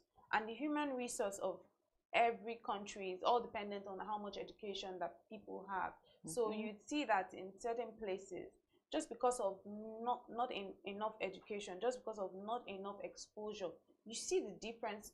You've been to organizations, or you've dealt with one like little businesses where you see this one is educated, you see this one that is not educated, and you see the difference. I mean, even when you're patronizing people online, you would see a difference between the ones that you know that, oh, this person is probably well schooled, in the way they manage it. There are times you're talking to somebody that even has something that you feel like, how is this type of person? How are they communicating this way?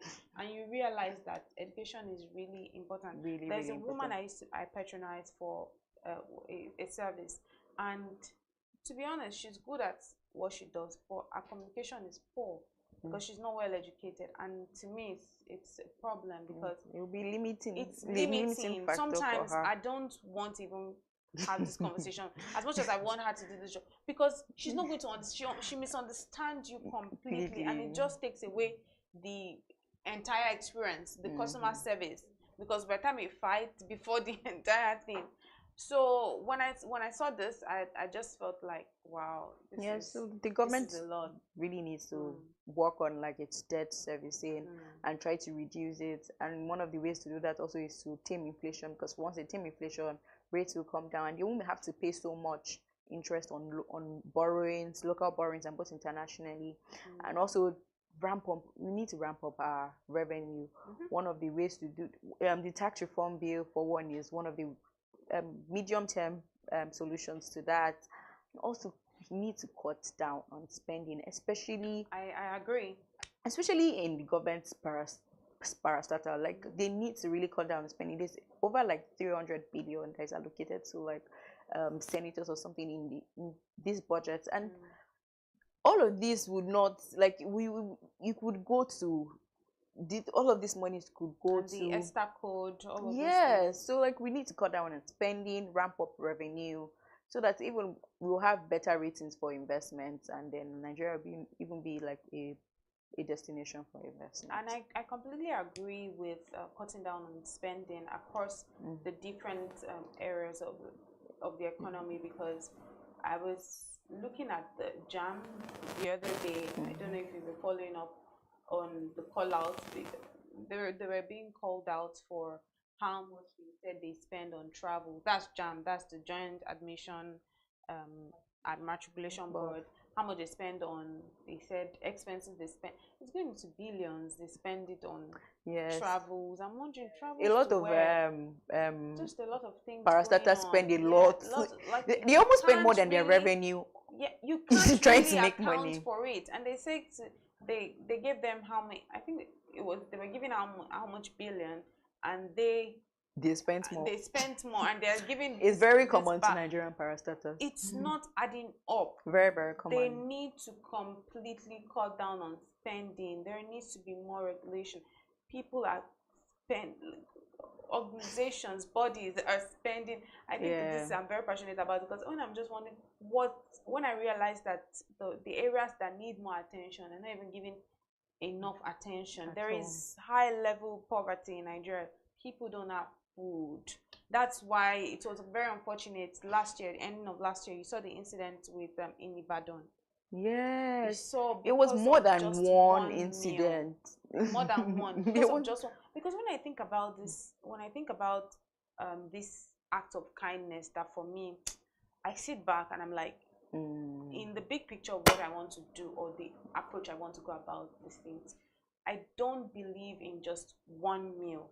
I believe in doing something that lasts more, because look at all those people came, and it's sad, because it just shows you how bad things are. People it are was going just to a come reflection like a of concert just to get one single meal, one plate of rice that will have maybe like a very tiny meat.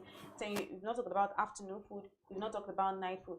I'm thinking about how this would end, because if the way poverty has been, should I say, fashionized in Nigeria, where it's like you make something romanticized, like you come and say you're going to give them food, and then people come and then they say well done. And that's why I don't like when I see celebrities, they go to Surulere, they go to places, and then they're throwing money on the ground. People's lives don't change that way.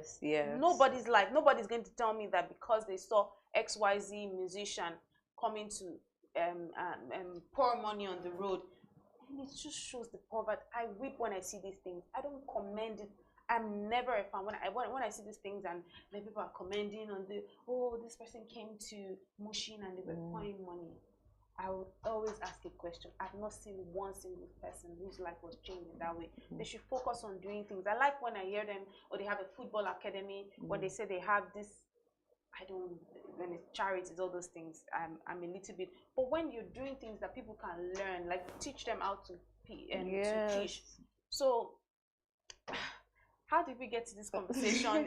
it's just talking about how some of the monies that we have at our disposal in this country, some of the revenue, whatever, it needs to go to the right sources, the right things. Education is very important. Health.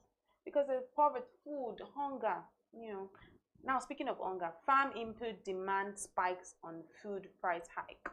Yes. So, obviously, this makes sense. The prices of food keeps going high. So, there's more incentive for the farmers to continue to farm, because, they will get their money off it. And for farmers, they need things like insecticides, fertilizers, which are farm inputs. So according to the story, two factors are causing it. Majorly the food prices, which has caused farmers to need more of these inputs.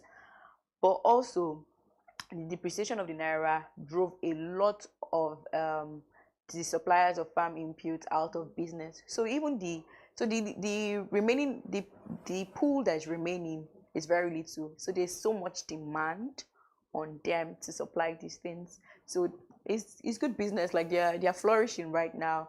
The story cites that the cost of imputing a 40-feet container, the cost of importing a 40-feet container supply of farm inputs was about 6 million naira in 2023, and now in 2024 it costs about 25 million naira, They are which is certainly smiling to the bank. which is about more than 4 times the price. But the thing is that also this is a cycle. The burden will be passed to the final consumers in terms of food prices. Yeah. So and I just wanted to add also that while people are purchasing, this farming inputs, fertilizers, herbicides, pesticides, and seeds, and all of that, there's also this will not be, as much as they're smiling to the bank, this will not be too much of good news to some of the people that are advocates for organic farming, because people that are advocates for organic farming speak against fertilizers most of the time, saying how there's a way to farm that you can avoid this thing. So I think my point here would just be, while this is nice for this, for every development, positive development, there is always the side that also sees it as a little bit of the downside of it. So there's also that, but this is actually good news for those that are dealing in their business in farm input. But your story, we already spoke about this on the Vanguard newspaper, the story on which you wrote, inflation surging to 34.8% ahead of rebased. And I don't know if you want to add anything to that, or you're done with. No, I'm done. I just think that I think I'm done. Just that also food inflation also increased when year on year, when you compare year on year, and it still like boils down to what we're saying about food prices increasing. Yeah, that's about it. And this last one on the front page of the BusinessDay newspaper says customers to lose banking lifeline over 60 billion naira USSD debt. Again, debt. That's how we end it on the BusinessDay newspaper. But before we go, we always like to take a look at the cartoon of the day. Remember I told you about cartoon? Yes. So we have our cartoon of the day, and I want us to see what's in the cartoon of the day for today. There you have it. It has what do we have here? We have that's the fork. I was like, is that a pitchfork or something? Yeah, that's someone holding a fork, and then there's I think there's a basa bowl. Okay, yeah. So there's a bowl of water. Then the person said it looks like a basa. It's like it has a. You have stayed too long. It's like a fish. So it says you have stayed too long here and have become too big for this aquarium. Okay, so that's an aquarium. But why is there oil just beside it? Are they trying to dip him into the oil? Maybe they want to dip him into the oil. So you get what that means? Like, okay, you've stayed too long in this aquarium. You need to go into the oil. But I really like how cartoons, I like the stories that they tell. They always have a strong message. So it's a case of letting move as years. Even here, there's so much information in different parts. There's the hand holding it has a logo. Yes, that's the logo that we all know. We all know. And please, why is he picking with a pitchfork? That's the idea. That's why I said you stay too long here and have become too big for this aquarium. And then we have the card on the left hand. Let's say card. There's it's sort of like a card. I think it has investment return or reform or something. But what we see is the man with the logo in hand, that's with the pitchfork, with someone that looks like who we know, and they're saying that you've stayed too long here and have become too big for this aquarium. Those who know, like we say in London, if you know, you know. But our time is up. It's been an amazing time having you on this conversation. It's been amazing being here. Thank you. Thank you very much. And that's how we bring it to a close here on the newspaper review at BusinessDay TV. We will be back soon. Do stay with us.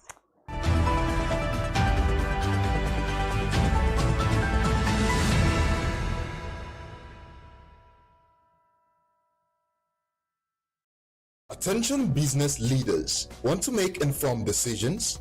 Join the ranks of the best with Premium Business Day.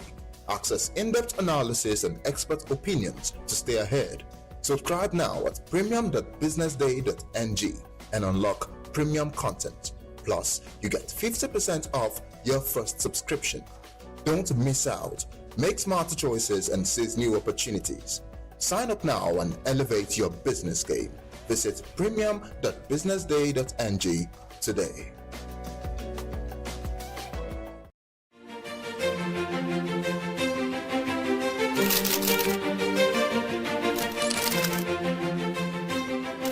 I am, of course, a great admirer of the impeccable credibility, professionalism, and business savviness of BusinessDay. If you really mean business in Nigeria, start your day with BusinessDay.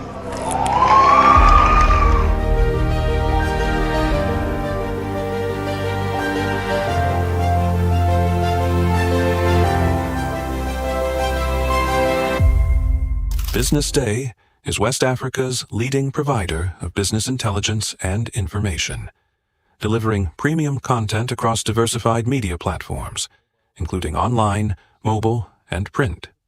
Since its inception in 2001 with a weekly newspaper production, BusinessDay has expanded its reach to provide exclusive content accessible through print, mobile, and online channels.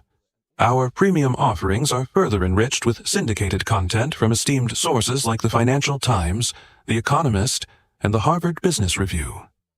At BusinessDay, our mission is clear: to be the foremost provider of business and financial content, empowering readers to make informed decisions in Nigeria and Africa.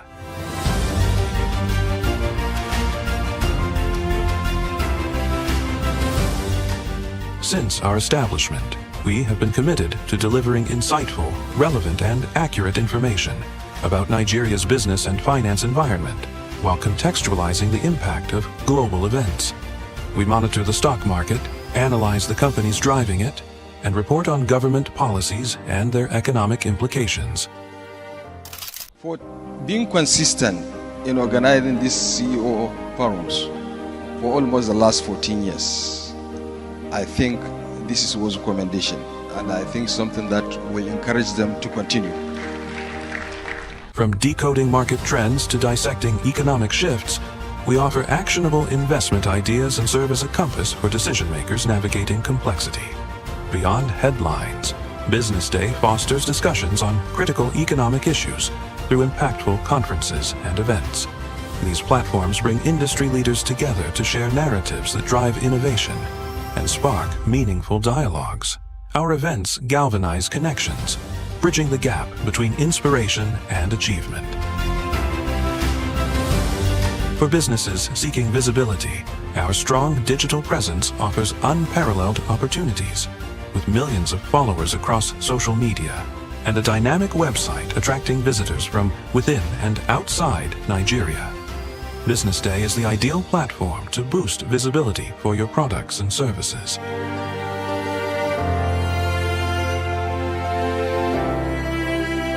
If you're looking for in-depth analysis and expert opinions on Nigeria and Africa's business landscape, BusinessDay is your guide.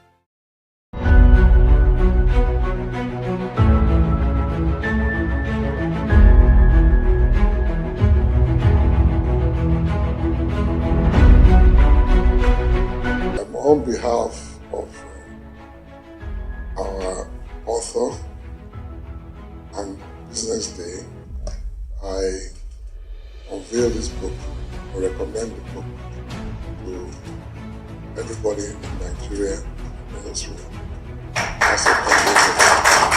Thank you very much.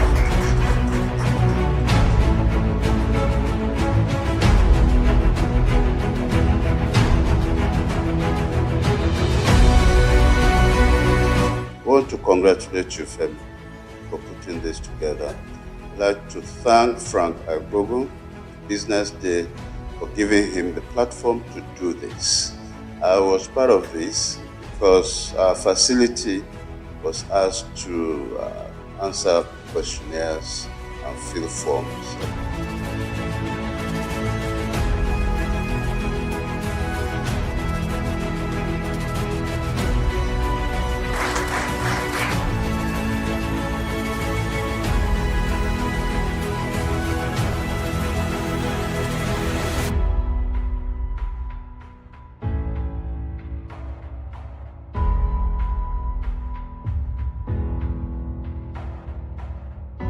there's a ferment in the Nigerian healthcare system. There are a lot of challenges, but there are also a lot of opportunities. And then the fact that the private sector is beginning now to take its rightful place. It's not now being seen as a competitor of government, but is beginning to occupy to create a larger footprint within healthcare itself in terms of funding, in terms of direct service provision, in terms of even creating the aspirations, and in terms of supplying the personnel. And that is how it should be. We are developing a customized health service, on both the supply side and the demand side, that should be fit for purpose in an environment. The supply side is moving fast, but without looking at the demand side and facilitating it, that is the access of the people who need to use the services, there's only so far they can go, or they'll be making investments that cannot be returned in the foreseeable future, and that is not right. People talk nowadays about patient capital. No matter how patient the capital is, that is waiting for a long time to get returns, those returns must be built into the system.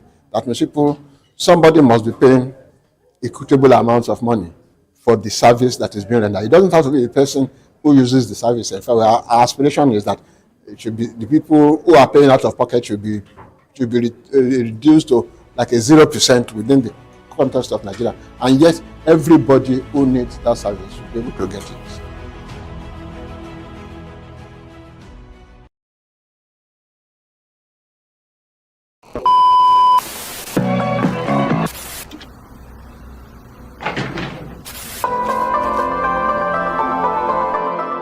This is the Business Day television broadcast.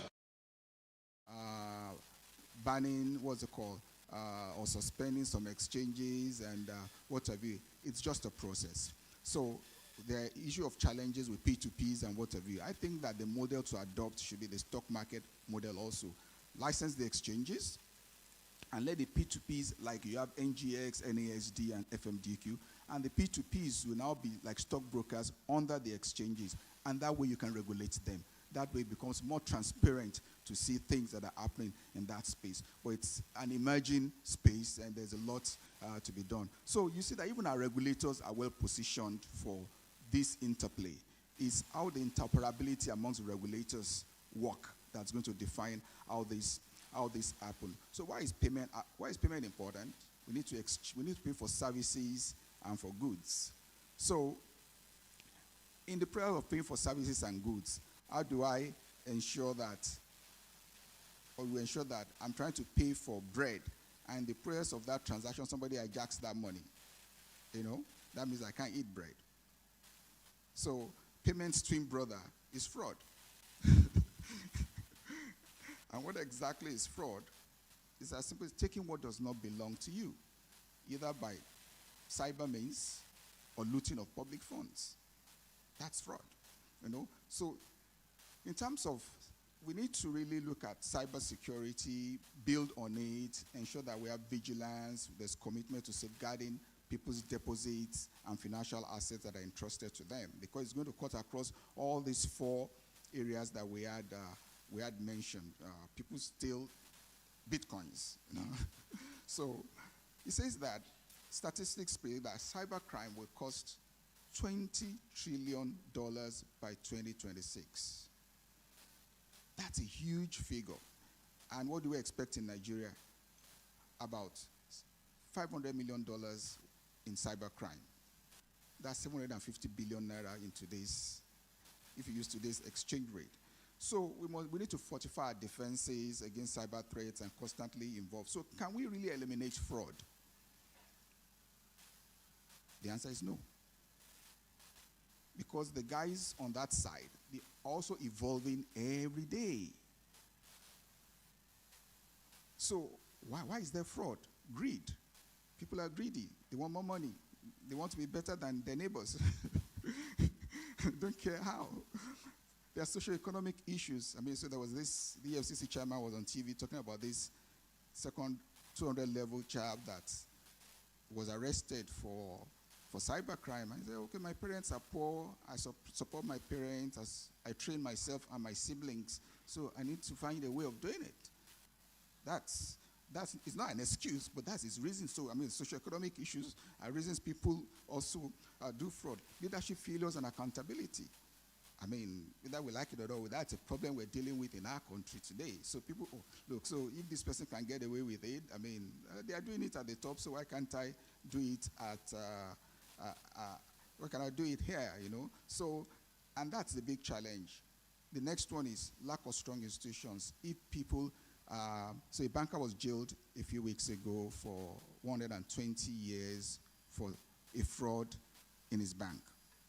But there are people who are also been accused of stealing 22 billion, 90 billion, who are still walking around the streets. So lack of strong institutions is things that make people to do fraud. So if I can pay my way out, I can get away, I can get with it. So there's that mentality. And of course, there are congenital issues also. I mean, some people are just congenitally thieves.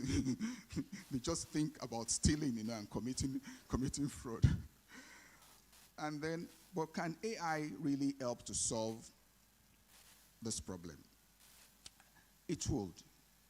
Because with AI, we're able to analyze vast amounts of data. We're able to be able to use that in real time to be able to detect things. So I remember being in the US and I wanted to book Uber. And I haven't gone since COVID, so I've been away for like 2 years. And the moment I used my card on the Uber app, my bank blocked the transaction and sent me a text immediately. Are you the one using your card for Uber? And I said yes, and I responded yes, and they released the card immediately. So that's AI. So being able to track things real time, you know, will help. So if I've been doing transactions on a daily during the day, and all of a sudden there's a transaction at 1 a.m., that's a trigger because it's not in a normal, what's it called, practice, my normal practice. So banks should be able to, we need to have AI embedded in us so that we can trigger such things.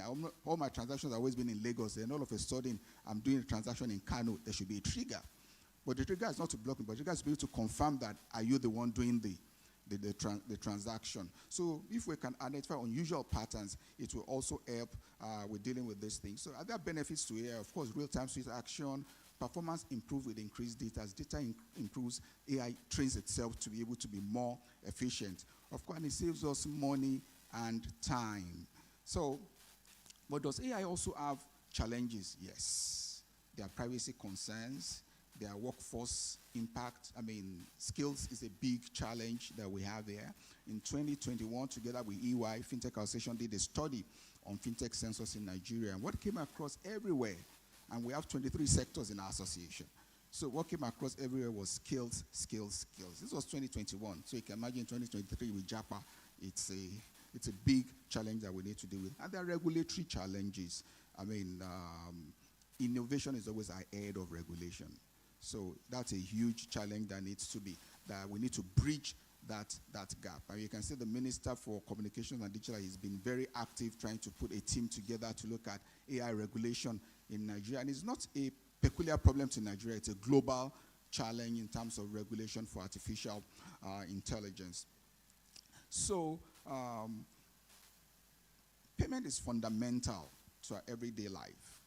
However, nobody pays for payments. You know, nobody wakes up in the morning, well, today I want to pay Flutterwave, or I want to pay Money Point, or Cora. You're paying for what? For food, for shelter, for transport, and so if in the process of doing that, there's fraud, you're not able to enjoy those things that you need to really pay for. And that's why it's important that we have cyber security as a major issue to be able to ensure that we can reduce the impact of cybercrime. Like I said, we can't eliminate it, but we can reduce the impact by using technology. And AI is a tool that can be used to be able to reduce that. Also, we need to have collaboration between players in the financial sector. So there's a fraud in Bank A, and Bank A calls FinTech B and says, look, the money was moved from our bank to your FinTech. Can you hold the money? And they say, we have to investigate. While they're investigating, this money has moved to a gaming company or has moved into cryptocurrencies and becomes a problem. So there has to be that collaboration in the industry where when there's a flag, we can all act in the interest of everybody. NIPS is doing something about that. The FinTech Association is also putting up something, and we can integrate all together, that we'll be able to mitigate. And it's the same set of people that do this fraud, really. It's because we don't have a blacklist for them. Once we can create a blacklist for them and we can block them off, we can catch them. So we need to work together as a team to be able to do that. Of course, we need to strengthen our institutions. So the penalty for fraud, it should be stiff to deter people from doing it. So a friend of mine lost money, says that they should make it death penalty, if they catch you in fraud, like to prevent people from committing fraud. So it's a major thing that we need to deal with, and that's the challenge we have. So my role here is to set the tone for the panelists. The panelists are the experts. I'm not the experts, and they will be able to want to put more context into today's topic. So I wish you all the best in your deliberations and a good conference. Thank you very much.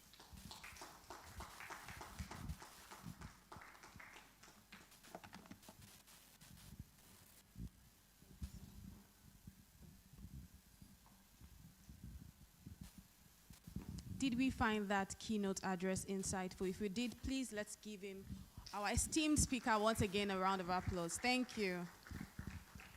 So now we are going straight to our next segment, which is our panel session, and we'll be talking about examining current and future trends in AI and financial fraud. And I'll be welcoming the moderator for this session. His name is Mr. Temitayo Jayola. He's the head of the Tech and Media Desk, BusinessDay. It will come up stage and then it would welcome our panelists. Mr. Temitayo Jayola, please. Thank you.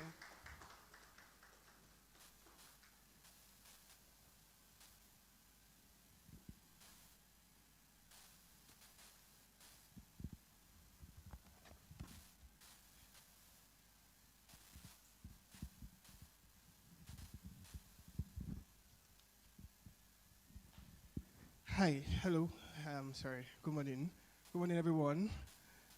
Okay, it's a cold morning, actually, so I'll say warm greetings to you all. Warm greetings to you all.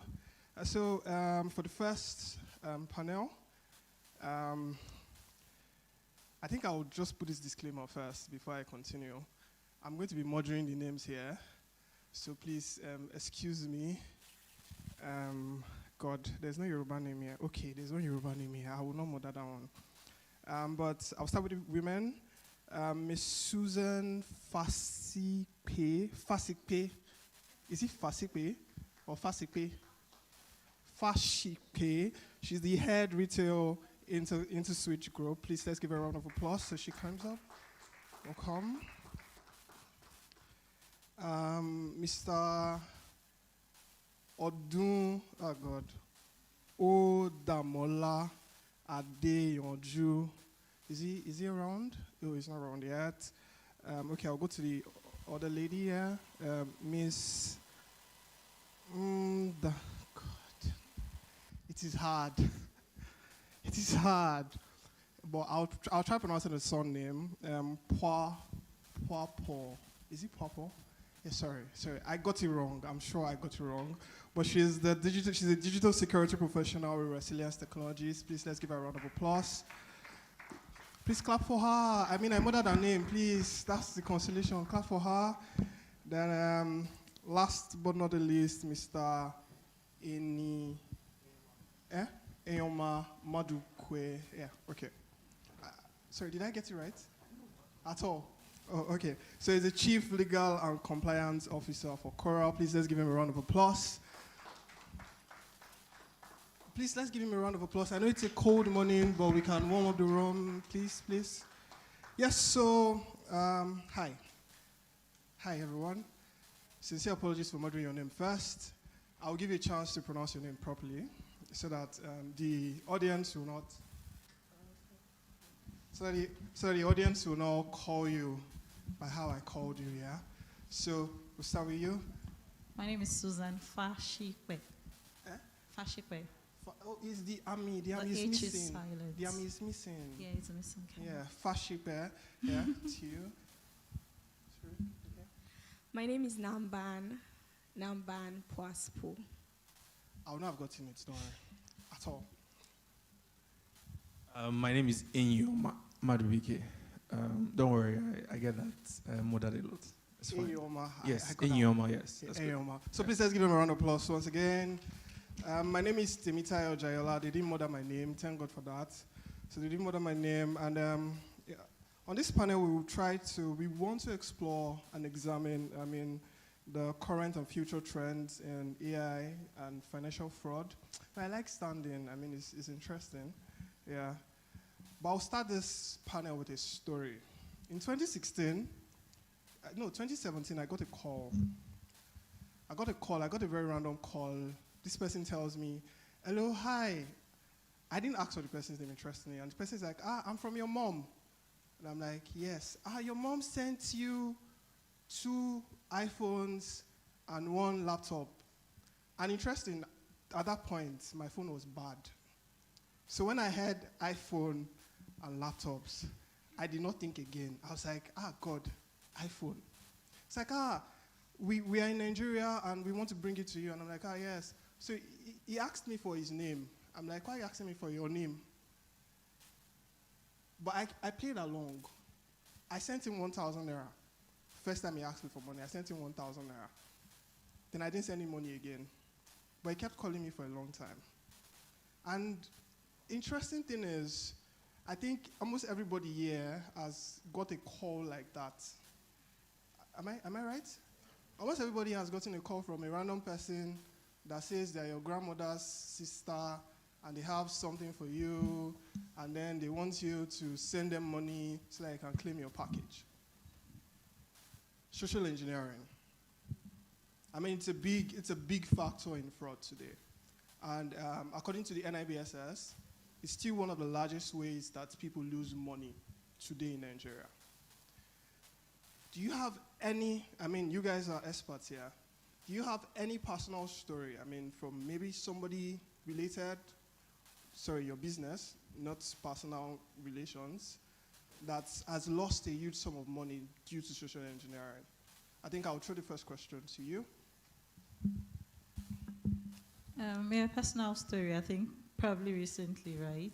I think my husband's phone was hacked, WhatsApp was hacked, and as usual, whoever acted sent a message saying, I'm currently not available, I cannot access my mobile app, please transfer money to XYZ. The beauty of that, the interesting part was the fact that I realized that he had personal greetings for everybody on his phone. The only people that fell probably did not take notice of the fact that he probably didn't call them one pet name or the other that he traditionally would have called them. And before we knew it, the person called, your husband said I should transfer money to you, and before you know, 200K is gone, 300K is gone, and those kind of things. It's very hard to track that type of fraud because of the fact that you personally, you took your phone, you logged in, and you transferred without necessarily trying to do a further confirmation of if the person you're chatting with is who they are.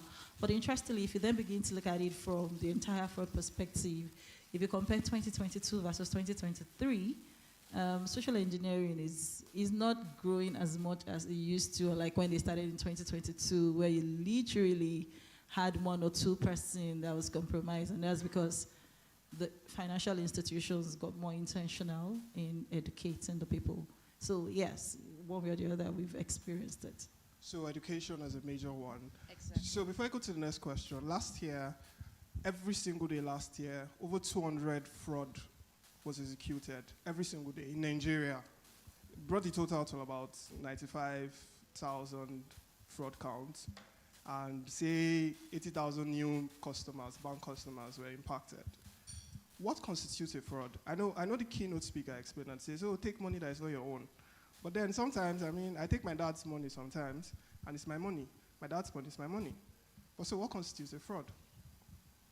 So when it comes to fraud, the intent is always something to note. The intent of the person taking the money from you. Sometimes when we talk about different types of cyber criminals, we have people that are after financial gain. We have hacktivists that are trying to stand for something. They don't necessarily need money or anything, but they are just disrupting your systems or taking things from you for a stance, to make a name, to make a statement. We have script kiddies that are just playing around. They're just trying different tools and they're like, let's see what works. And we have APTs, which are advanced persistence threats. So these are mostly state-sponsored when it comes to, say, Iran, Russia, let me just add Nigeria inside, but something like that. So intent is one big thing to consider when you're talking about these kind of things. How prevalent to you, sir? I won't call your names, I don't want that again. Yeah, so it's fine. So how prevalent would you say, or how effective would you say traditional means of fraud detection has been today? So I'm in the payment space. So it's almost, I'm not sure that traditional means of stopping fraud are amenable to the space that I play in, right? Because if you are in the business of ensuring payments across online, you have to have systems that are in tune with those steps. So typically, your traditional means would be, say, which still exists to be fair, would be the police, or in Nigeria, to be fair, in Nigeria you have self-help, which is a very popular means of, because of our inherent distrust of our institutions.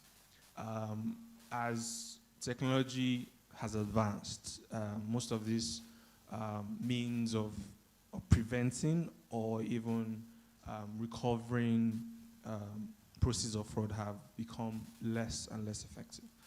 Of course, because of speed, because of distance. Sometimes whoever has hacked you is not very close to you.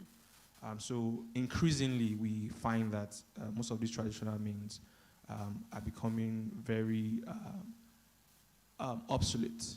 And obsolete, to be fair, a lot can be done with those traditional means if we can assist them, right? Those means to step up to the game, right, as we advance with payments. So yes, the way we used to catch fraud in the past can no longer work, and hopefully those traditional means can adapt to the new threats of fraud. Yeah. What are these new threats? I mean, you want to say something? What are these new threats? Okay, fine. So when you begin to look at the new threats from the fact that traditional means today, as I said, are more rule-based processing that you currently set on your system, saying if my customer does transaction this way because I have seen this pattern, do this, right? But this new, because payment is evolving and the trends are changing, there are more threats that you probably even didn't plan for it. Things like social engineering, for example, right? It doesn't matter the traditional means in terms of rules you set, right? Because of the fact that the very authentication mode or means that you would ordinarily validate a customer with, right, has been compromised by the customer itself, is literally very hard for you to get them. So you probably need something that can do more of behavioral analytics, that can look at the behavior of the customer, like the fintech chairman said, that can then say, you know what, off of that behavioral pattern, this guy would not do this, let me block those transactions. Other of the such threats are that AI is also bringing the fact that today, if you want to do fraud, it will literally take a fraudster ordinarily to sit down, compose a mail, or sit down to do one or two things, and then he can't probably do a blast.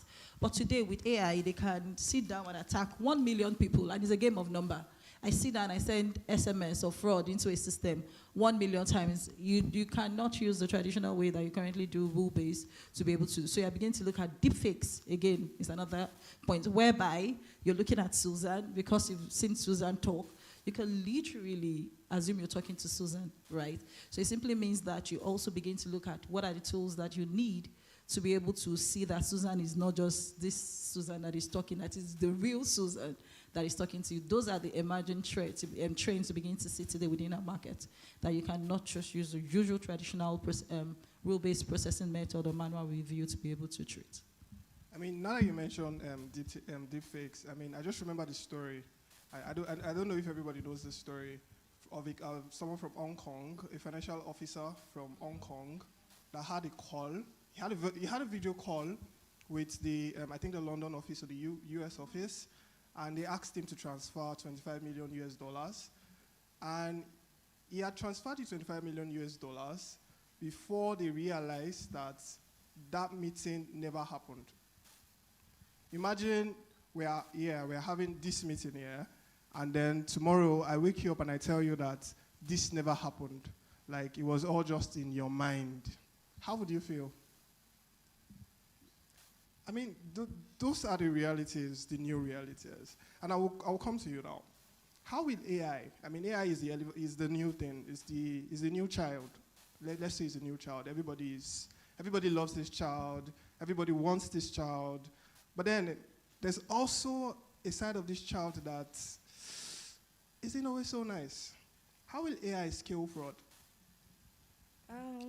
AI, on the conversation of AI, when it comes to scaling fraud, it's like a cat and rat chase. So it doesn't just come without a price. When ChatGPT first came out, it was kind of limitless. You could do anything with it. You could ask it any questions. It would give you any solutions. It would build codes for you. It would do your assignments for you. But today, if you go to ChatGPT and you say, "Hi, can you give me the code to break a certain system?" It tells you, "I am sorry, I cannot do that. It is illegal." Because at a point in time, they had to look at regulating it. They had to look at putting in some kind of placement to ensure that there's a limit to what it can do, so it can be ethical. So with AI, it boils down to regulation generally. If in the payment space we're trying to infuse and harness AI technologies, like I said, it's a cat and rat chase. The better we get, the more insightful the attackers get as well. They don't sleep. Before the invent of computers and all these other things, there were thieves on the road, there were burglars, there were people coming to shops to steal. And even with banks, there were people breaking into banks. And now that everything has gone online, they're still following us online. So even with AI, I think it boils down to, first of all, I mean, harnessing it in a regulative way, and secondly, using it ethically, and lastly, I would say that it is very important for these financial organizations to also have the right skill sets. So most of the time when we're thinking of building these kind of systems, do we have the right infrastructure and do we have the right skill set? Because if you look at where we are in Nigeria, AI is only recent, is only very recent. The knowledge and the training and skill set on AI is recent. How much do we have? Do we make decisions based on, say, who is on top, or the kind of beer parlor conversations they have, or what they hear from their children? Or do we make decisions based on this person has the expertise? At the end of the day, we have to import skill sets to help us out with these developments. Oh, okay, so before I go to the next question, interestingly, the only person I got his name correctly is around. Mr. Damilola Adeyoju. Mr. Damilola Adeyoju. Oh, I got your name correctly. I mean, you people should give me a round of applause for that, please. I mean, I didn't murder his name. Mr. Dami, welcome, welcome. We've been waiting for you. We've been waiting for you, like, as God we have it. I will even let you, I won't let you catch a break at all. When the FinTech chairman was speaking, he said something around skill sets.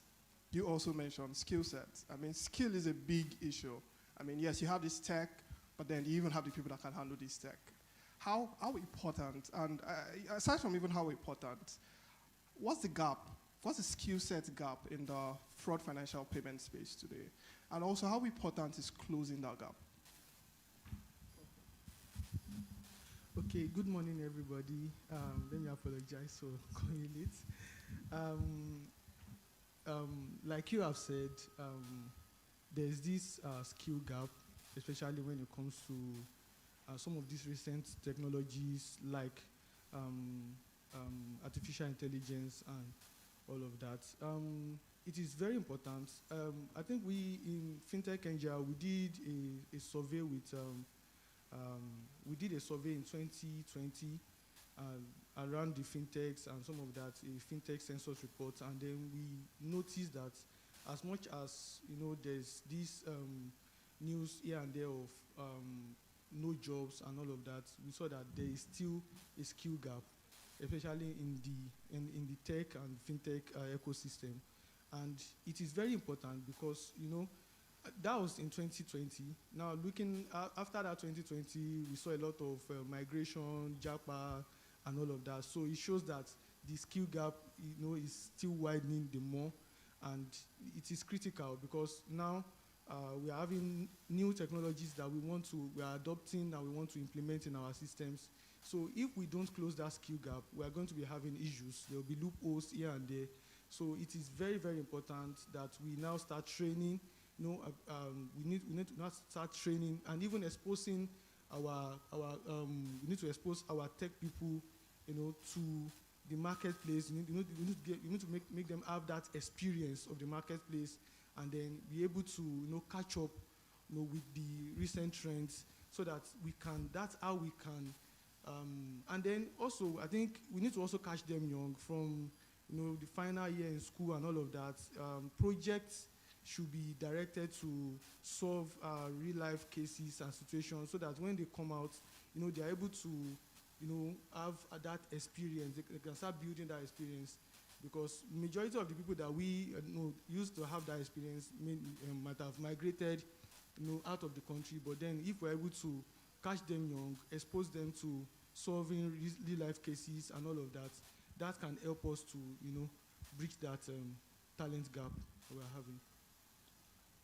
Okay. But then, now I'm going to come to Mr. Enyoma. But then, you have this, you train these people, you equip them, they have the talent, they have the skills, they are here for 6 months, then somebody calls them from the UK, I would like you, would you like to cross? And then they cross, and then you're back to the beginning again.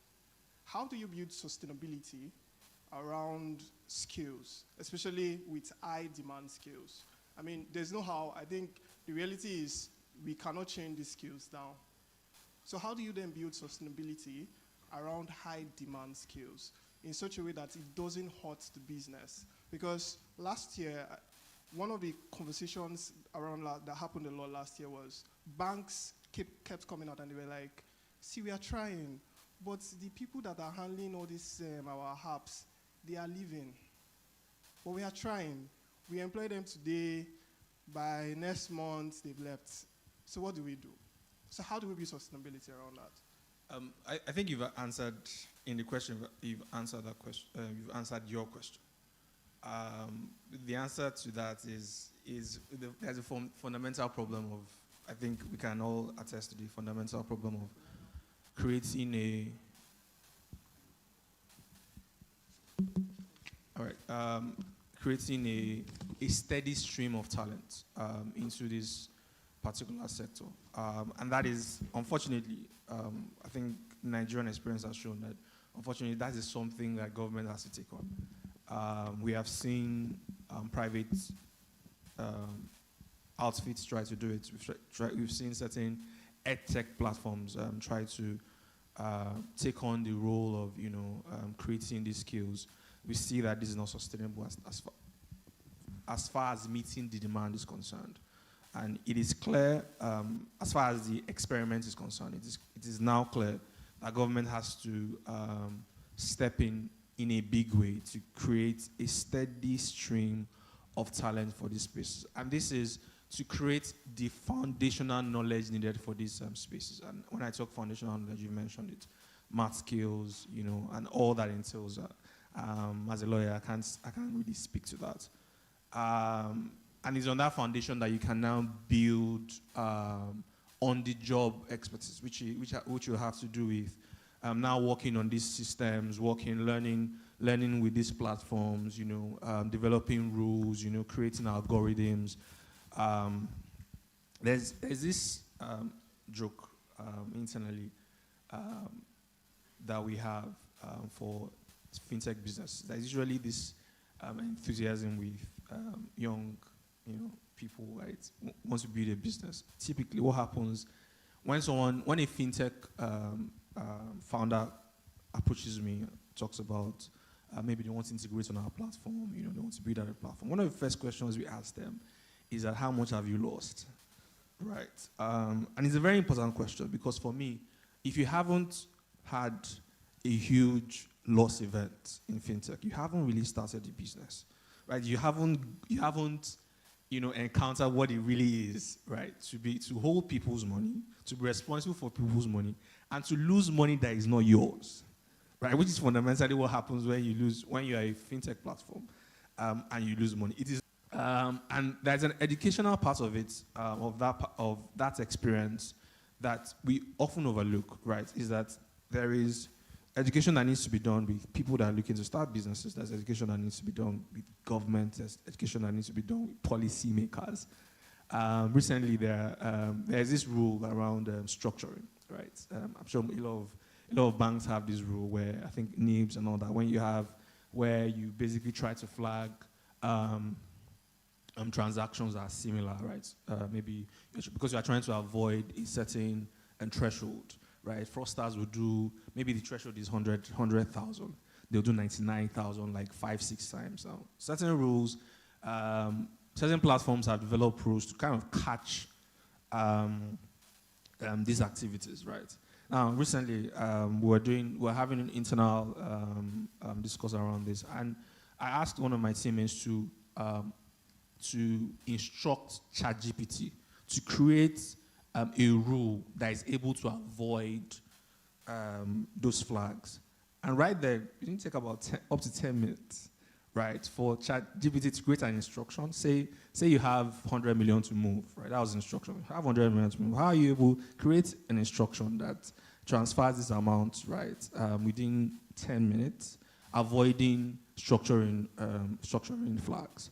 And in that minute, right, ChatGPT was able to create an instruction, right, which you can feed into an automated system that helps you move money that avoids the rules that are already in place. Now, this is the level of this is ChatGPT, by the way. ChatGPT is the open web. Now we have tools that are available in what we call the dark web, which by far have more sinister applicability.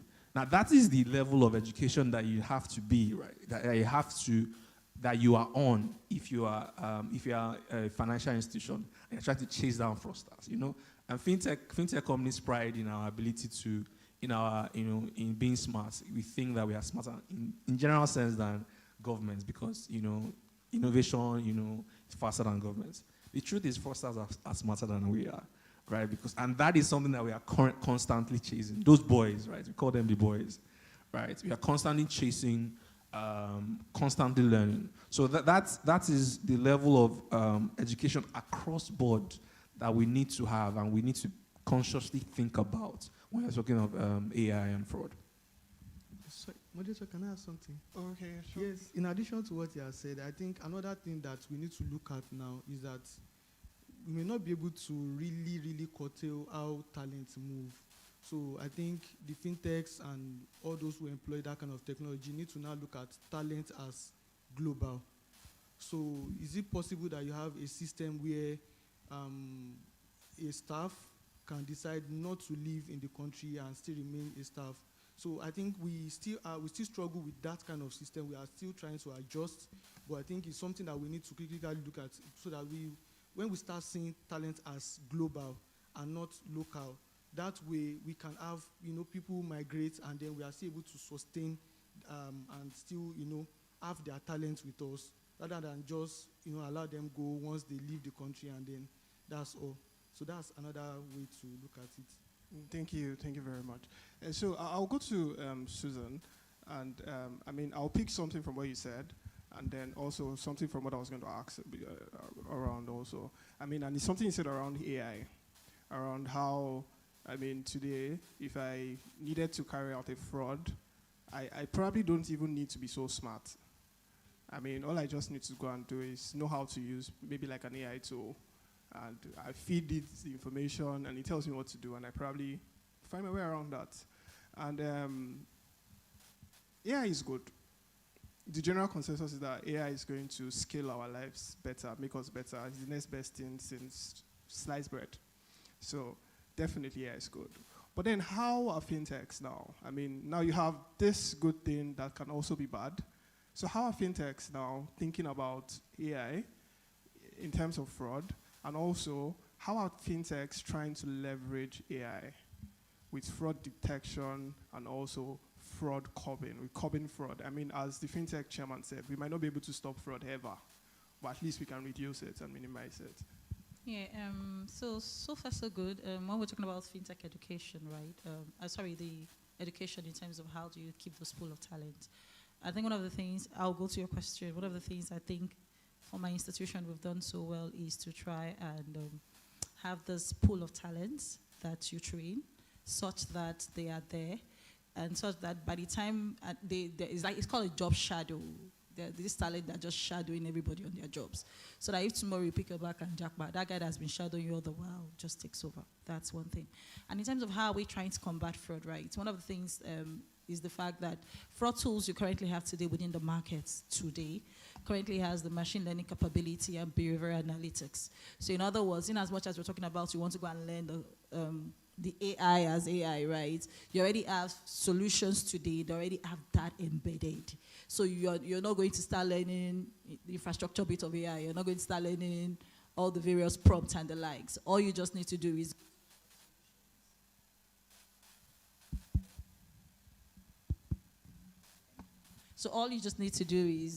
once you implement those fraud solutions and you set up all your various rules and you then feed it with the right data set, which is one of the major challenge. You feed it with the right data. It does all the machine learning where it's looking at fraud from how has this transaction played out in time past. And then you then go futuristic to then predict the type of fraud that is likely to occur, and then put in mitigants to be able to be mitigated against it. It also does behavioral monitoring, where it looks at your pattern of transactions, right? And then immediately you are deviating from your usual transaction pattern. It automatically flags those type of transaction all the way for you. So you don't necessarily have to go to one AI education because you now have a solution that already has it embedded. And with that, you currently have lots of banks today within our markets embracing such fraud solutions. And beyond that, again, if you then look at the fraud pattern you have, you find out again, they're not more of the technology parts, which is one of the things I keep saying. If you look at the fraud report for 2023, 86% of those fraud were human related. Human from the fact that they were social engineering, they were armed robbery, they were car theft. Right? In other words, they are not even coming from the technology bit to a certain degree, and that's because to most of the banks, again, within the space, already are beginning to start implementing these tools. They have these tools that today, from the technology perspective, they can easily prompt or block some of these transactions, right? So today, in our market, you find out that this adoption is already helping us. We are not there yet, right?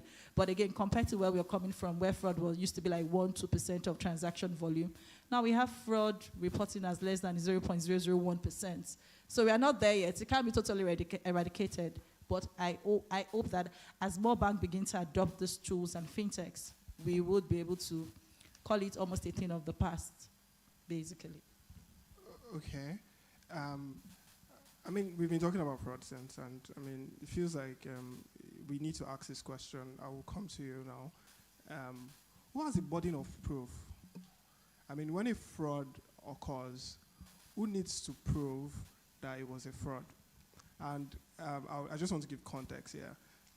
The new Cybersecurity Act, the one that we still have an issue around implementing, there's a portion of that act that says something around, oh, if there's a fraud, now the customer needs to prove beyond reasonable doubt that they were not involved.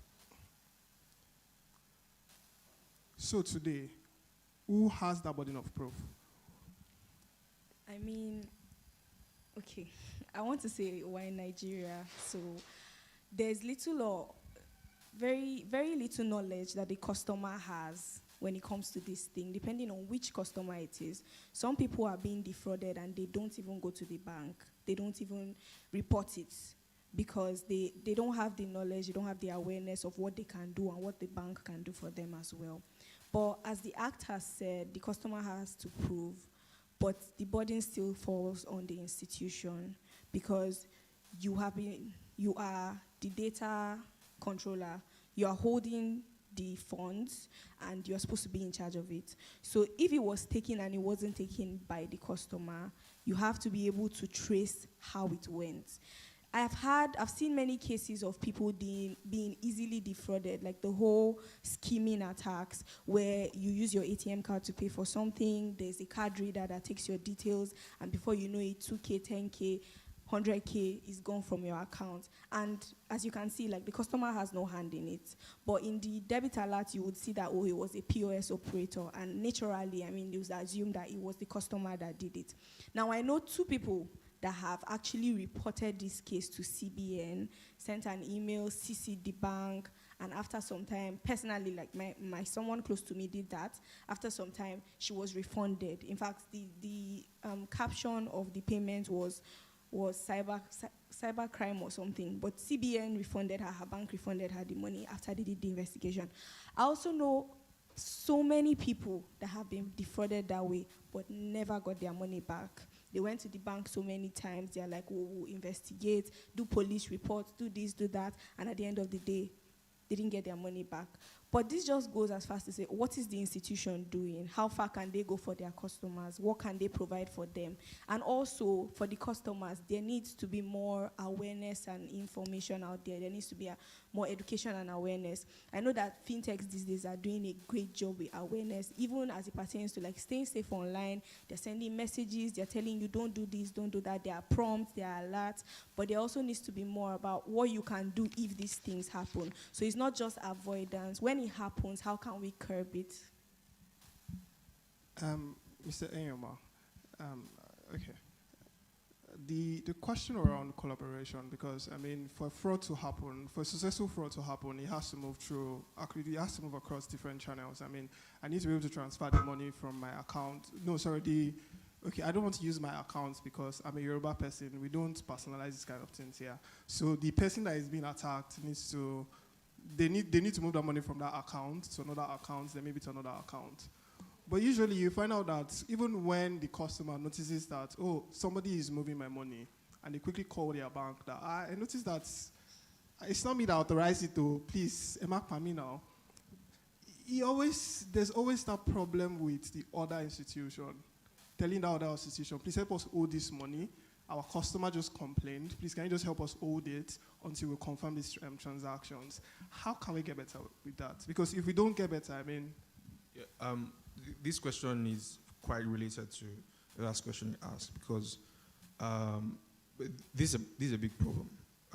And it's a difference between taking the legalistic approach, right? Because the reason why you have banks not restrict accounts is because they are saying, you need to bring me a court order, right? Because the court order for them is evidence that this is a procedure of fraud, and that's the only thing that would protect me from the risk that I face from maybe my customer coming back at me and saying, why did you block my account, right? I think there is an attitude change I think we need to have as far as fraud is concerned, and this is something that we can borrow from other clients, right? For example, maybe in the UK and the US.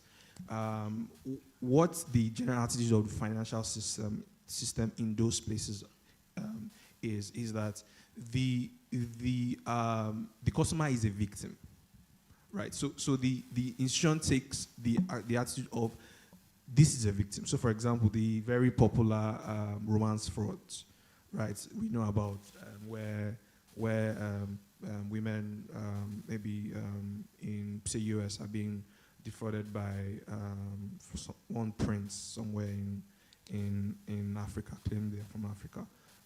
The way they approach it is to say, hey, if we see a strange transaction moving in this direction from this particular kind of account, we would take the proactive step, right, of calling this person and say, hello ma, who are you sending the money to? Are you sure? Is this fine? Are you sure? Who is this person, right?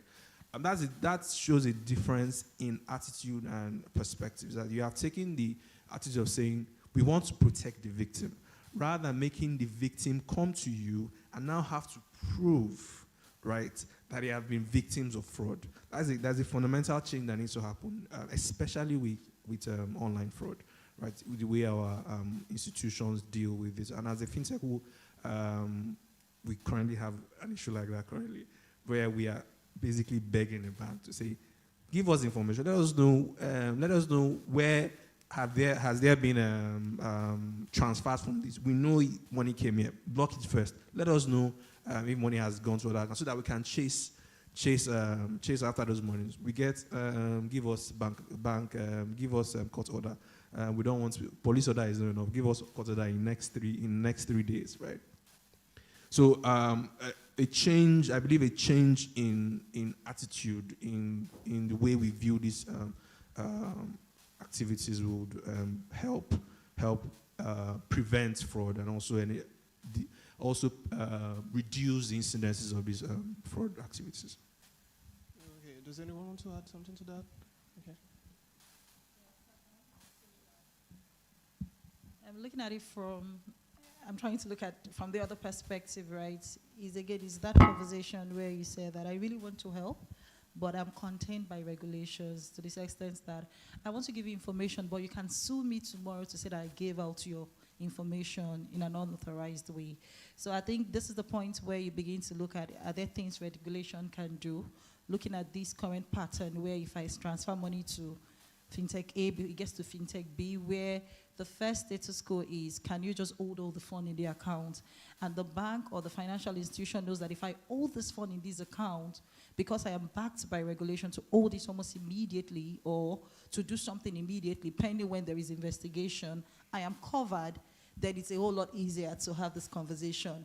But where there is still that gray areas between I release and I'm at detriment of releasing data, or I block your phone and you can sue me that your mother almost died, and because I held your phone, you almost died. It's the case of where it's still very gray. There needs to be a clear-cut action to say, if X, Y, Z happen, knowing that this pattern exists, this and this is what you should do. If it takes you to hold the phone, even if it's just for 10 minutes before it goes to the next place, I think that would really help both the financial institution to also help safeguard the customer. Thanks. I was going to ask this question around, you said something around regulation now. I'll probably pen that one if we have time. But then there's one particular question I need to ask. It's around transparency when it comes to fraud reporting, especially from fintechs and banks and everybody that has to do with money. There's usually this fear of being transparent. We have a running story of a major fintech, sorry, I cannot name names, of a major fintech that probably just lost money, and that fintech came out to say, oh, no, we didn't lose money. But then it has happened before, and the money was confirmed that it was lost. So what's the issue? Why is there, will somebody beat fintechs if they say the truth? I need to know. We need to know. I think everybody wants to know. I don't think it is, right? I think it's that point where we begin to see fraud as a stigma, right? And the way we are positioned in this part of the world, where if I say that, something happened to me, right? And then you become the victim of that thing that has happened to you. People then begin to look at you like, if you agree that means I'm not safe with you, and what does that do for you? You see it more as a reputational, you see it as a dent to your brand, you see it as to everything that you worked for, and before you know, people they don't even ask questions. Nigerians, ordinary they said don't open new accounts. People read it in different ways, though. They did not hear the CBN said don't open new accounts. They heard the bank is gone. That's what they heard, right? So in that case, you find out that they're kind of very mindful, right, to say, sorry, I've worked 5 years, don't label. But another thing is the fact that CBN also said you have to report it one way or the other, because it's only in reporting that you can safeguard your ecosystem. If you even look at the fraud journal report that came out, NIPS said only 35% of the fraud that happened was reported. In other words, 65% went under the drain, right? But if we begin to look at it from the fintech or financial institution perspective, that if I report this fraud, it's and then there is a, let's say, an infrastructure that when I report this fraud, it can also spread this whatever fraud that is currently happening to other institutions to avoid it. Then it can then begin to see that collaboratively we can all stop the magnitude of the fraud or the amount that would lose in fraud, because once I report, I just help 500 more financial institutions not to fall victim. So again, if you look at it again holistically, we're now looking at it from both ways to say, I want to report, but how do I protect my brand? Is there a way I can report without necessarily mentioning that a fintech A happened, looking at the very interesting climb that we're in? Thank you. So just to contribute to what she said, reporting is a key factor even in cybersecurity when it comes to governance, risk, and compliance. If there's any breach that has occurred, it is required that you report. I mean, EU has laws, GDPR, all these other things. You have to be able to report to the users or the subjects in, say, 24, 48 hours about what has happened and what they can do. And as much as there's a stigma that comes with it, it also saves a lot more people from being defrauded in the long run. We're talking about building intelligence systems now that will help scale these things. And in a country like Nigeria, where everybody is trying to hoard information for their own safety, it's going to be harder for us to get to where we want to be if we continue in this direction. When it comes to building intelligence systems now, like AI, we have machine learning models already, and you have to feed these models with data, and the data we're feeding it is the data we already have. Now, if this fintech A is trying to build an AI system, fintech B, fintech C, everybody is trying to jump on the AI train, the kind of data they use is only specific to who their customers are and the kind of operations that they have. Now, if there was, say, a community discourse, and if there was collaboration amongst all these organizations, we would have data out there that we can take and feed into these systems in such a way that these systems can work in a generalistic way, so in a comprehensive way. It is not specific to this fintech, it is not specific to these particular organizations. So yeah, transparency works very well to help scale, how effective AI would be in the fintech industry. I think I can make the argument for fintechs and say that this is not just a problem of fintechs. I can confidently say that this is not just a fintech problem. And the reason why is that there is an incentive issue. It's like, okay, I should report, but there's a reputational problem. I'm a financial institution. What I'm selling is safety. Right, stability. If there is news out there that I am not safe, it basically erodes the value that I'm pushing out there.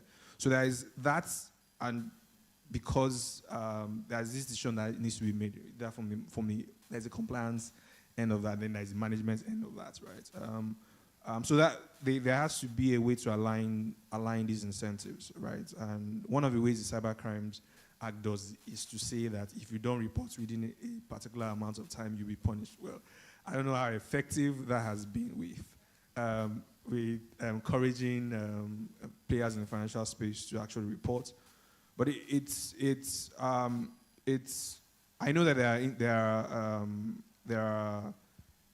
are initiatives among fintech groups to actually find a way to share information in a way that doesn't get out there, right, in a way, right, so that you can encourage sharing of this information to prevent recurrence, because it's usually a small group of people, and if you're able to prevent people from accessing other fintechs, it would be good for the entire system.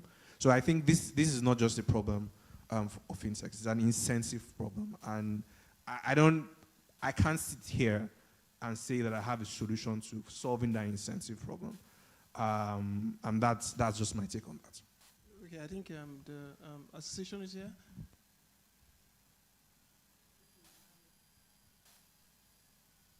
Okay, I think I agree with what he just said, and then looking at it too, I think that the major reporting should be done to, in a way, catch the problem happening again in the future, and not just to, announce to, because For example, this particular fintech, suffers a particular kind of fraud, and then you just announce to the populace that information is not actually important because everybody is just scared and all of that. But then if you have a system where it is reported for data sake and then it can be traced and used within the fintech ecosystem, I think it is more useful that way than just announcing to the populace that, oh, this person is facing this kind of issue, and then nobody is thinking, because at the end of the day, they still have to, find a way to solve their own problem. But then if they have that, let me say, system or infrastructure where they can report to, and then, solution, or they can even get support, from the ecosystem that, okay, let's do it this way, let's do it this way, and then, that problem is solved. So yes, they are reporting, but then they are, they feel that, okay, we are reporting and we are getting something, we are even getting support for reporting. Not that we are now reporting and then it's going to be declared and then everybody is scared and we are losing customers, or, So I think that is the way we address it. So I think it needs to be addressed in such a way that those people facing that kind of issue can be supported, and not that it's going to be detrimental to their own business. Okay, thank you very much. I mean, thank you so much. I mean, I think we're almost like at the end. Probably we can take one question from the public. Sorry, from the crowd. Sorry, I didn't mean public. I mean crowd. Okay. Sorry, can we just get a mic to him?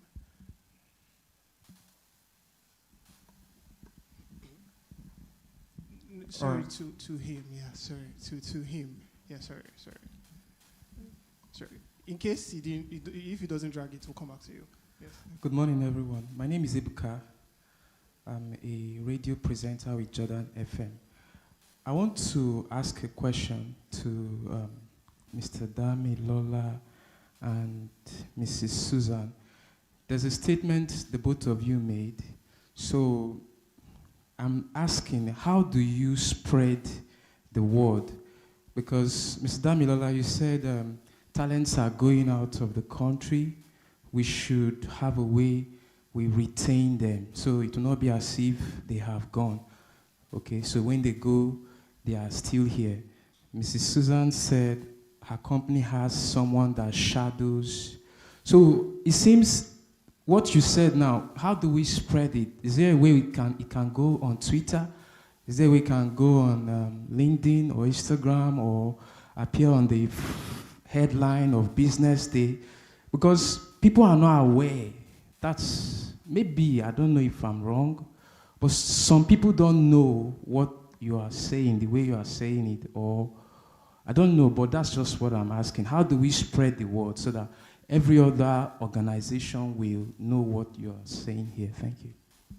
Okay, thank you. Just before Mr. Damilola answers the question, please, we're not taking any more questions because of time, so thank you.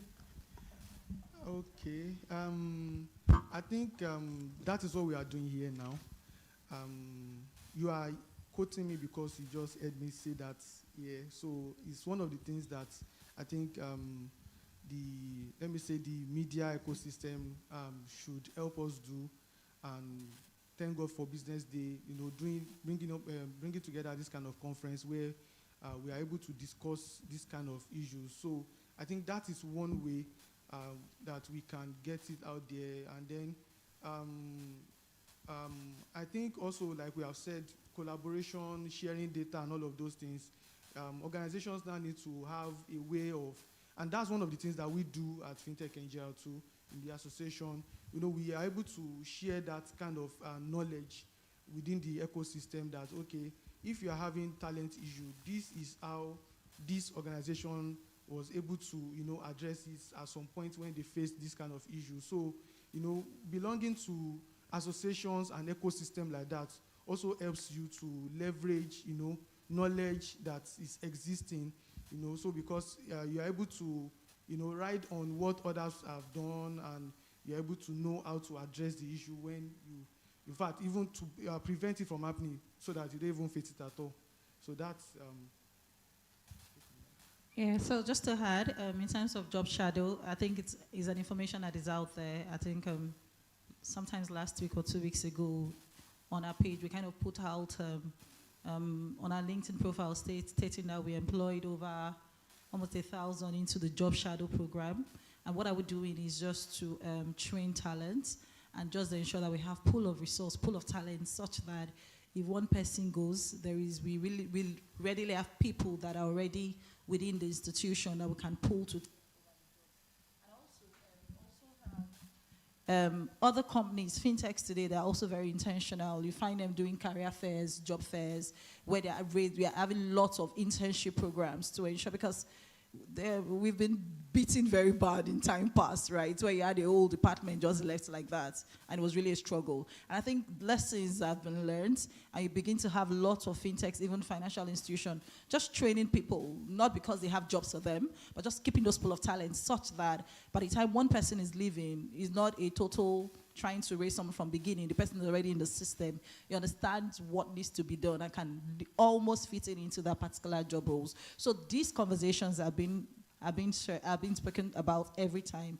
It's all over there, right? It's just for companies to be very intentional about how they would grow as the talent earns, or whatever it is happening within our markets, within the talent space, begins to evolve, basically. So thank you very much for your time. A round of applause for the panelists and a round of applause for yourself.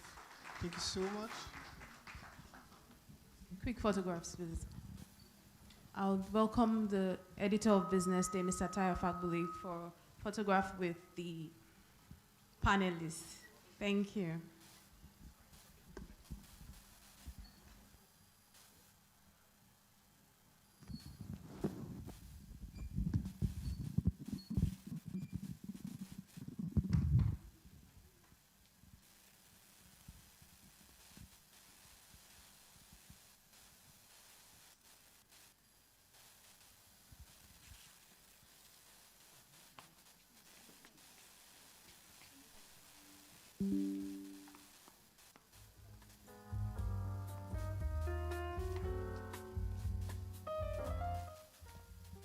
Once again, a round of applause to our esteemed speakers and our moderator for doing a fantastic job on that panel.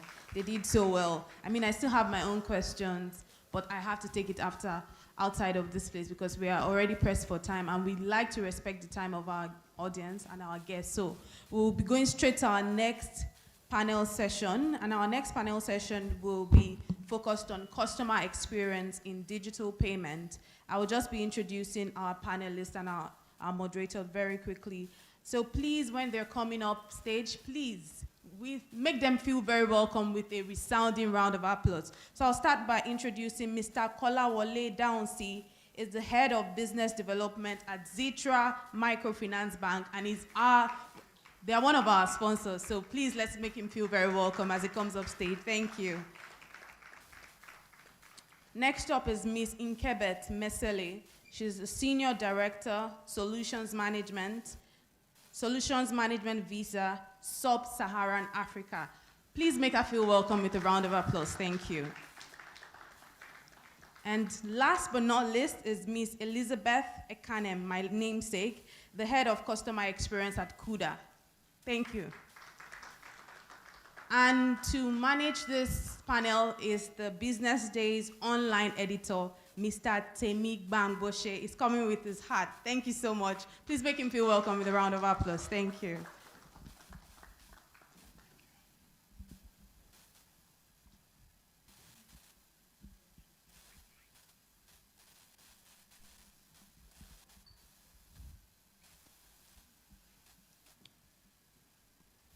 Good morning, everyone. I was looking for the opportunity to call names so that I'll call them right and I won't murder anybody's name. But Elizabeth already did that for me. But as we go on, I'll be calling names and I'll show my skills, my name calling skills. All right. Our session is about the importance of balancing security with user experience in digital payment. And we'll be exploring the new technologies like AI that has been called and called and called in the first panel session. And we'll be talking about personalizations and the behavior of Gen Zs, and because they are a lot now. So to set the tone for that our discussion, I would like to read out this quote by Peng Ning, the VP Engineering of Samsung. He said, "Whilst usability is key for payments, security is a necessary condition for people to use them. Balancing usability and security is one of the keys to healthy relationship between OEMs and end users." I would want to emphasize on that first part. Usability is key for payments, but security is necessary condition for people to use them. And with this, I go to the first question that I will be directing to Ms. Ekanem. And this is, how are customer expectations for digital payments evolving in Nigeria? What are there demographic preferences, and what are some of the factors, key factors influencing this? Okay. For customer experience, from the customer experience perspective, right, what we have seen so far is that our customer base basically are youths, first thing first, right? And then they are the ones that embrace the digital payments systems. They are the ones that embrace the digital banks these days. So you find out that the first thing first is that you need to build systems that your customers are going to embrace. Before now, we're used to the brick and mortar systems where customers would prefer to go to banks and then have the tally numbers, I think as the keynote speaker said, right? And then when banks start evolving and building apps, banking apps, where customers from the comfort of their homes can download the app, open an account, and then start transacting after all the regulatory processes have been put in place. You find out that the people that first embrace this are the youths. After which they start bringing in the more mature demographic, that's the adults, the older people. And these older ones, we have observed over time that as soon as they're fully onboarded, they are satisfied with the banking applications. So if you're looking at age limits, you're looking at the youth first of all, and then the older people who are now embracing digital systems more, because find out that you have your parents who maybe before now they believed in going to the bank, but right now they're interested in, if you put them through and you tell them, "Mommy, do you know what? This app, you don't need to go anywhere. From the comfort of your home, you can transfer money to your grandchildren," and they're excited about that. So the older ones are also embracing it. And then also we're seeing that looking at the locality, right? So you have more urban than rural people. Yeah. And then you find out that maybe up north, those that have the resources can, but in the West, everybody has a phone. And everybody is downloading the app, whether they understand what it is or not. So for us in customer experience, we're interested in understanding our different customer base and then supporting them in such a way that you have access to banking solutions and we support you and protect your accounts with us and ensure that wherever you're from, whether you're the old or the young, or from the rural or the urban areas, you're fully supported and you're able to transact seamlessly and securely. Thank you very much. So I would go to Nkebet Mesele. I got that right? All right. Is it the same evolutionary trend with you too? Yes, so I mean it is. I think one important fact to state is Visa is not a customer-facing entity. Our customers are the banks, the different banks, the fintechs, and so we will never hold money. And so what we do is we build the enabling environment for businesses to thrive. Now, when you look at customer experience and the use of AI and machine learning, I'll probably just take it from using three products or three solutions, for instance. So The first one is we actually have what is called a visa analytics platform, where you use that platform. Everything you get there is analytics. How you benchmark against your consumers, or how you benchmark against the different institutions in your country, even how you benchmark against Africa. You also use it to know the patterns your clients are going, and our clients also use it to understand their customers better. When I go to fraud prevention, for instance, we also have a lot of scores using machine learning, using AI, where we detect the fraud before it happens. So for instance, if somebody used their card 30 minutes ago in Ghana and is using the same card again in Nigeria, it doesn't take 30 minutes to get from Ghana to Nigeria. So automatically that block would happen, because it's what we call country jumping. So we use those things for fraud prevention. We have a scoring and an authentication that happens, catching it before, so it's now more proactive than reactive. Then the third one I'd just like to mention quickly is on credit scoring. So when you look at lenders, as against where we have issues where people borrow and they're unable to pay, what we have is a credit scoring product or solution that we give our customers, our clients, that they're able to detect based on the patterns. So if somebody, for instance, has used their card and has insufficient funds, maybe 3 times, definitely you will take a decision on whether you want to borrow this person money or not. So those are the kinds of things, and everything runs on AI, on machine learning. So it's not a human intervention, and it's not after the fact. So those are the kind of things we're doing. Thank you very much. You have touched on my next question. So before I go to that next question, I would like Kolawole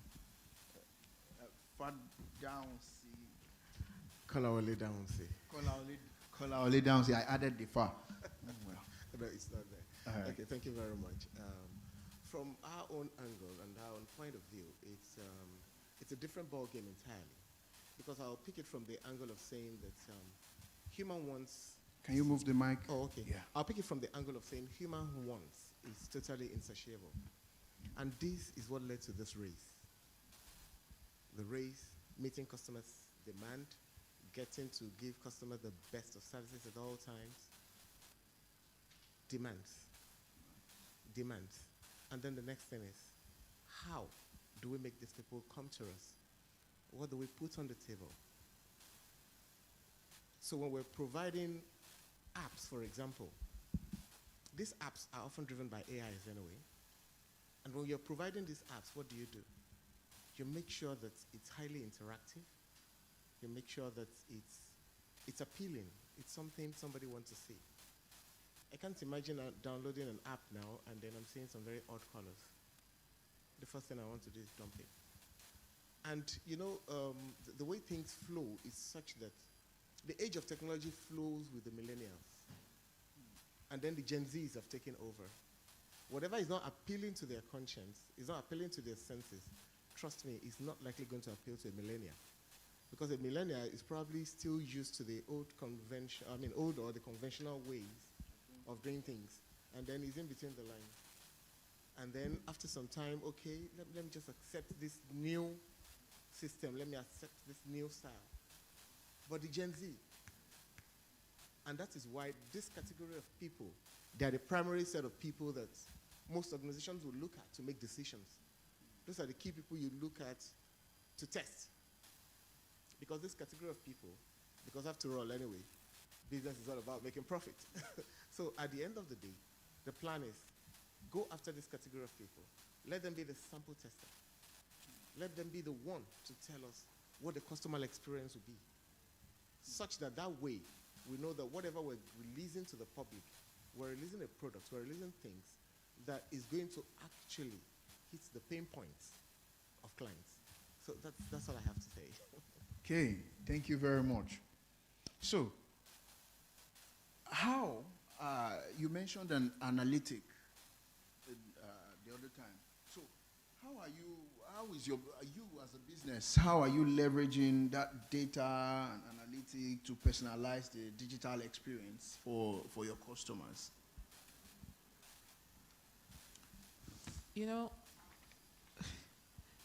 one thing I always say is if you have data and you're not using it, you might as well not have anything. It's okay to compete on sales, but when your data starts to affect things like risk and credit scoring, it becomes coercive and it becomes a collaboration tool. So what we do is, because we have the opportunity of seeing data across the world, we are able to map patterns.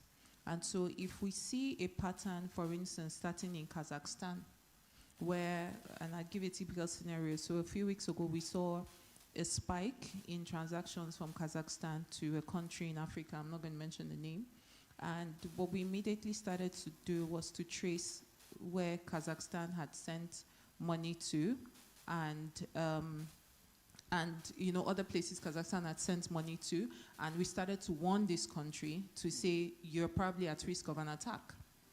And so because we have the privilege of having global data, we advise our clients and we use it. So we have what is called the value in kind service, where we perform advisory, and we say this advice is for you to choose what you want to use it for. You can act on it or you can keep in view.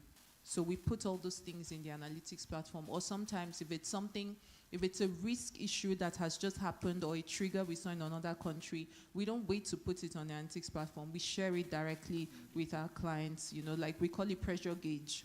So we share it directly to our clients, to the risk managers, the compliance managers, so they can act on it. I recall, I think last Christmas was the first Christmas I had a good Christmas, because the fraud guys all over the world are very active in December, and so it's just things you watch out for and you use this analytics. And that's why AI has really helped us now, because before we would have had to do it manually, but now with AI we're able to detect it quickly about October. And yeah. Wow. What she said has got me thinking about movies, how the guys with the loose ties, how they run around, and so it's pretty much sometimes matters of national security. And that will lead me to my last question, but it was supposed to be my last question, but it will be my next question because you touched on it. And I would like everyone to weigh in on this. How do you balance customer expectation with regulatory requirements? Because you just touched on seeing patterns and having to warn. So now you have like Downsy said, you have to make fine apps that people would want to be absorbed into, yet you also want your apps to be very fast, and when I'm sending money to somebody, I want to hear bangao immediately. Maybe that's not how your phone sounds, but I want to hear the alert immediately. So how do you balance all these things? And I know that these AIs, they are like spirits. They have to hit one server here, hit another one here before they come back. And sometimes it is not fast, but I want my money fast. My clients want their money fast. So how do you balance user experience with regulatory requirements? Thank you very much. I would say it's a pretty difficult ballgame, because the regulatory environment we have in Nigeria today, I would say to some extent, technology has gone way beyond it. Initially, when the previous individuals were speaking, they talked and mentioned some parts that had to do with regulations. Now, every bank, for example, there's something we call oath of secrecy. You won't expect a bank to divulge the information of its customer with you, irrespective of who you are, except there's a written authority on such from the law court. Now, how do we balance this?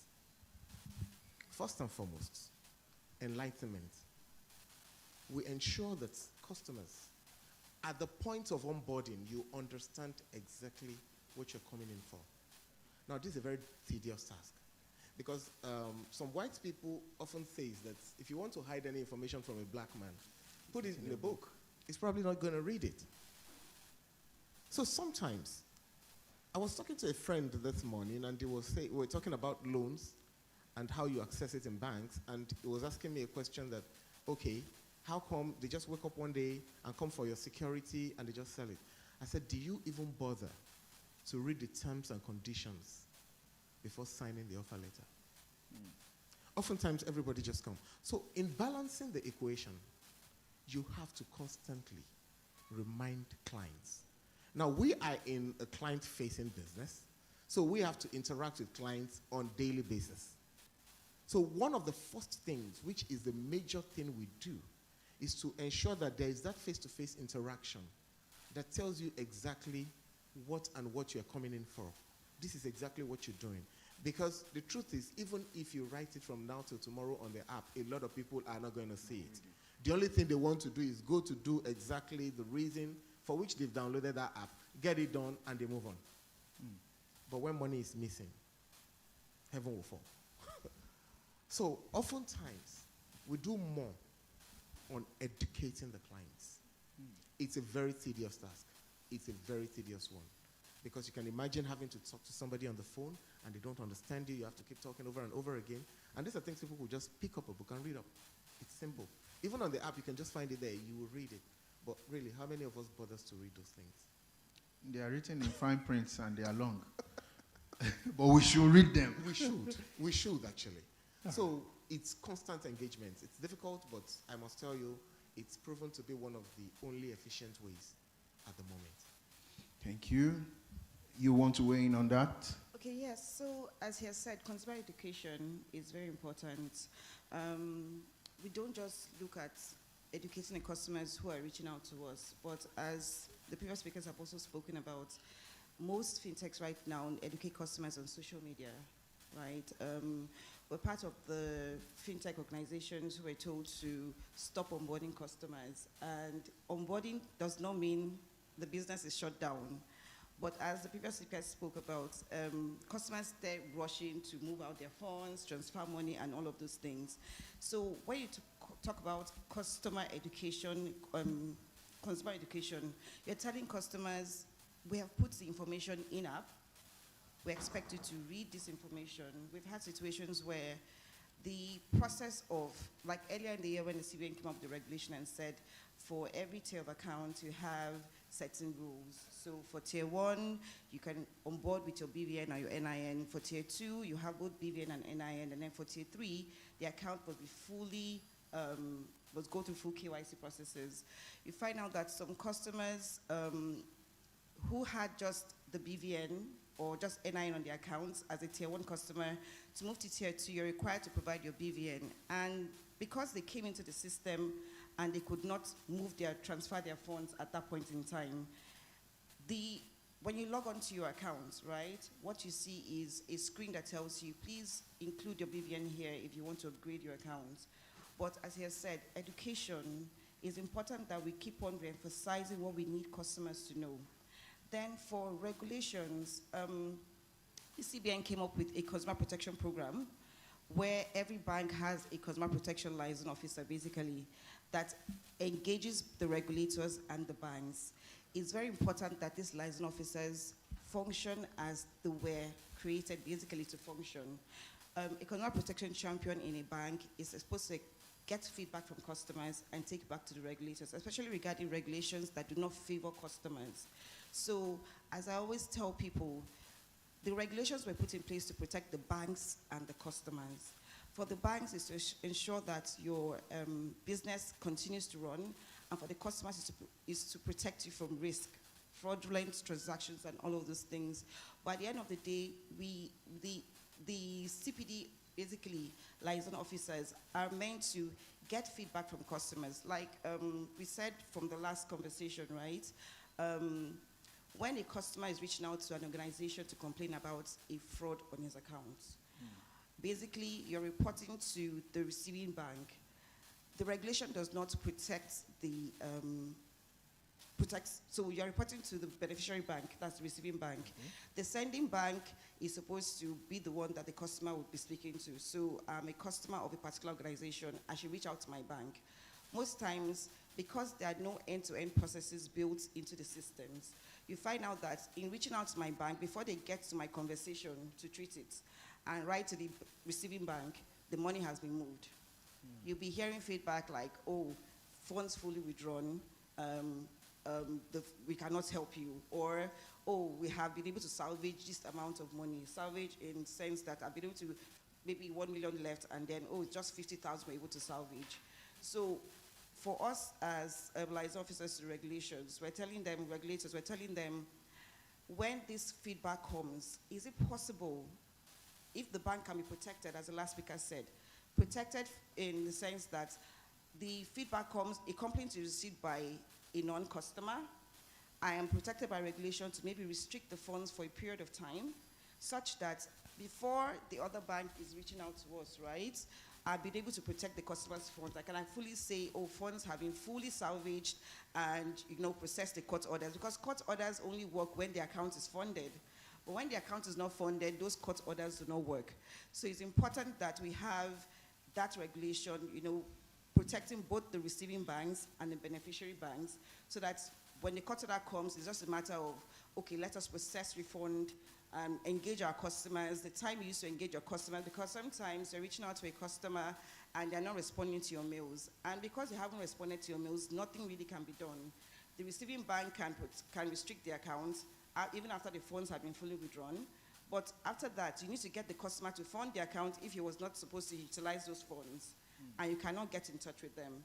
But if there's a situation where we have an end-to-end process where you have somebody reporting a transaction and you have a timeline to restrict those funds, and then get the receiving bank or the sending bank to engage you, you go through the regulatory processes, to ensure that everything is fine, the money is secure, and if in the event my customer comes back to say, oh yes, it's true, I received money erroneously, I can transfer it, So that's one thing. Having the liaison officers for consumer protection, protecting the customers, speaking to things that are affecting customers at the end of the day, and then getting the regulators to maybe just tweak the policies a bit to protect customers. That would help. Thank you very much. You have said a lot on that, and I have picked a lot. But let me let me pause a bit so that we can take photos with the editor. Then we'll continue for the next 3 minutes. We'll just take the photos, then we'll continue. Please do not forget the next thought. Thank you very much. Just because one of our sponsors is about to leave, so we wanted to just take a quick photograph with them. So I'll be inviting our sponsors upstage so they can take a photograph with our esteemed speakers. We already have Mr. Kolawole Daunsi, the head of business development at Zitra Microfinance Bank. Then I'll be welcoming Mr. Efemena Ogie, the head of partnerships at Money Point Microfinance Bank, and also Mr. Enyoma Madubuike, the chief legal and compliance officer at Cora. And I'll be welcoming also our editor at BusinessDay, Mr. Tayo Fagule, alongside the chief sales and marketing officer of BusinessDay, Mrs. Ijoma Ude. Thank you very much.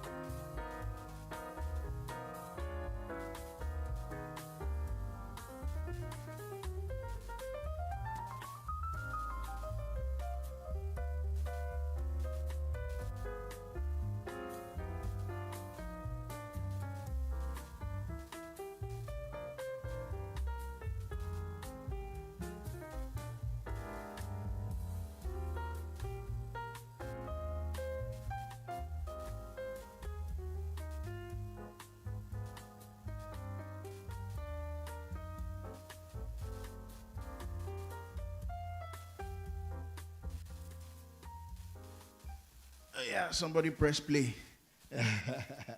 Okay, so the question that we were looking at before we went on the short break was how do you balance customer expectation with regulatory requirement? We've heard education, everyone mentioned education as very important, and I agree, because the means by which you try to educate us via the app is very inadequate.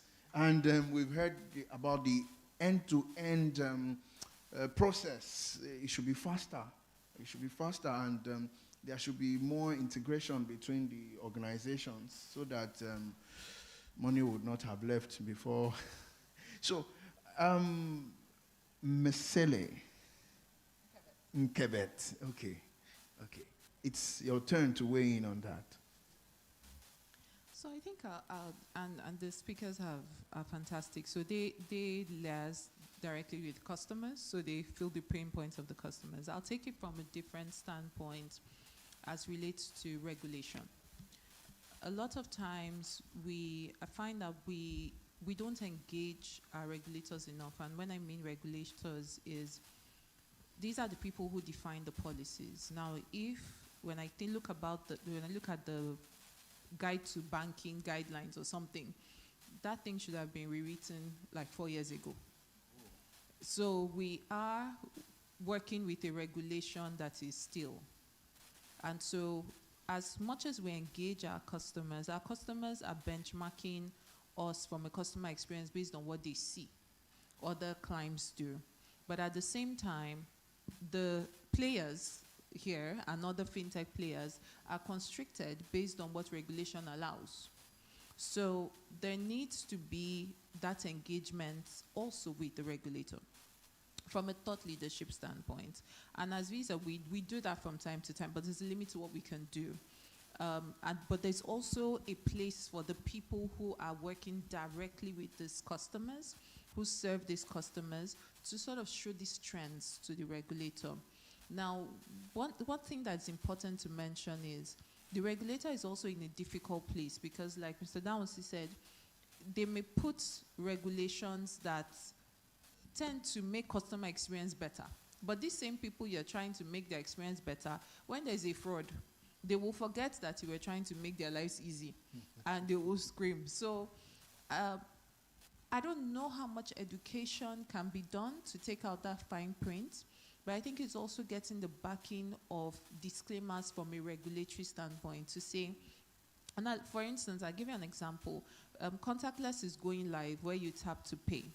And one thing the central bank, has done, which we were not very happy about, but in retrospect, we're like, maybe that is better, is to say for every customer, so the CBN told the banks that before any customer can tap their card on contactless, they should opt in. So what this means is that you have opted in. Now, does it taint the customer experience a bit? Yes, it does, because now the banks and the fintechs are having to find places, maybe put something on their app where the customer can opt in for their card to be opened. As a customer, I may want to tap.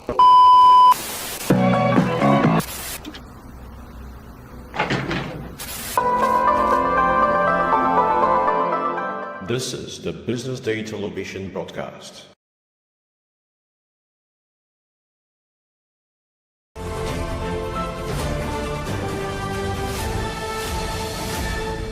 You are watching Business Day television.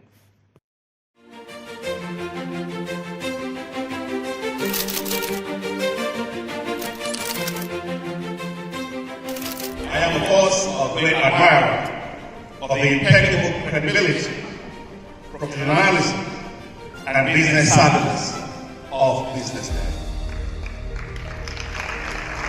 If you really mean business in Nigeria, start your day with BusinessDay.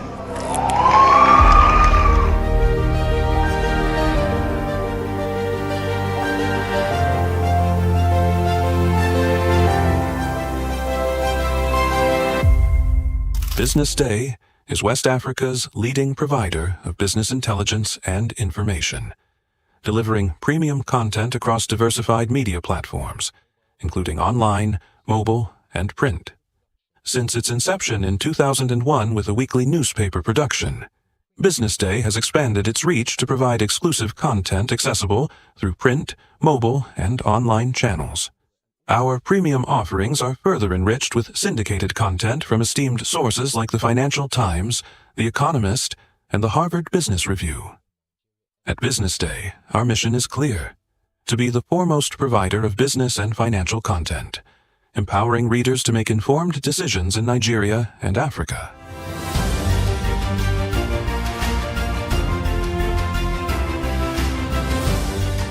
Since our establishment, we have been committed to delivering insightful, relevant, and accurate information about Nigeria's business and finance environment while contextualizing the impact of global events. We monitor the stock market, analyze the companies driving it, and report on government policies and their economic implications. For being consistent in organizing these CEO forums for almost the last 14 years, I think this is a commendation, and I think something that will encourage them to continue. From decoding market trends to dissecting economic shifts, we offer actionable investment ideas and serve as a compass for decision-makers navigating complexity. Beyond headlines, BusinessDay fosters discussions on critical economic issues through impactful conferences and events. These platforms bring industry leaders together to share narratives that drive innovation and spark meaningful dialogues. Our events galvanize connections, bridging the gap between inspiration and achievement. For businesses seeking visibility, our strong digital presence offers unparalleled opportunities, with millions of followers across social media and a dynamic website attracting visitors from within and outside Nigeria. BusinessDay is the ideal platform to boost visibility for your products and services.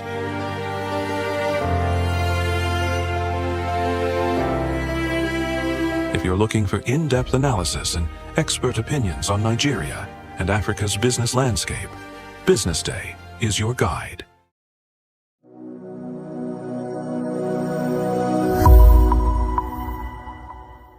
Hello everyone, this is Pamela Igbo. I am your host of Real Talk with Pam show.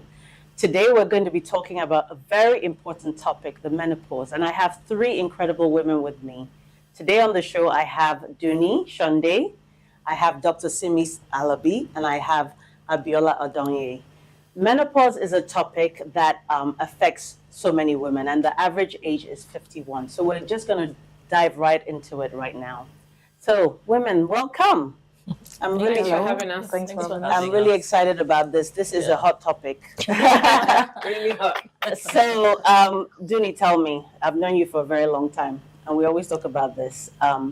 When did you first realize that you were menopausal, and what were the symptoms that you experienced?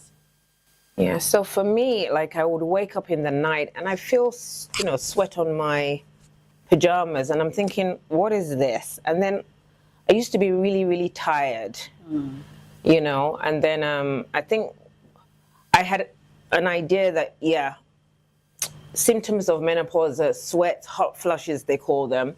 So I Googled it and I researched, and then I realized that, maybe I'm at that point of menopause, and then, I used to get very, very tired, but mostly it was the hot flushes, and they just come like that. But because I was in a cold climate, it wasn't so bad, but it's just the way it comes. It wakes you up literally in the night. So those were my first, symptoms of menopause. Right. How about you, Viola? Yeah, I think mine was about, probably say 6 years ago now, 2018. Just, it's as if someone is stalking you from inside, Right. Really hot. And then next minute you're cold, and then you're hot, and then next minute you're cold. So it's been about 6 years. But I think I don't get the hot flushes as I used to then. Okay. I think it's kind of tapered off now. So, but yeah, it was Okay. a flush. Yeah. Okay. So for me, I'm in perimenopause. You guys, both of you are in menopause? Yeah, I'm in So I'm menopause. in perimenopause, and I think when I was 49 was the very first symptom I had of hot flush. I started getting hot flushes, and I thought, okay, it's menopause because I'm 49, because the average age is 51, right? But I'm sure Dr. Simi, you'll tell us later, but what I didn't realize was that there were other symptoms that menopause had, not just hot flushes, because the very, the symptom that everyone talks about is you think you're going to get night sweats, you think you're going to get hot flushes, but there are other symptoms. Like Duni talked about fatigue. What are the other symptoms you've had with, apart from the hot flushes that everyone knows about? Well, I think it was only recently. My kids would say, Mom, we told you. I'm like, no, you didn't tell me.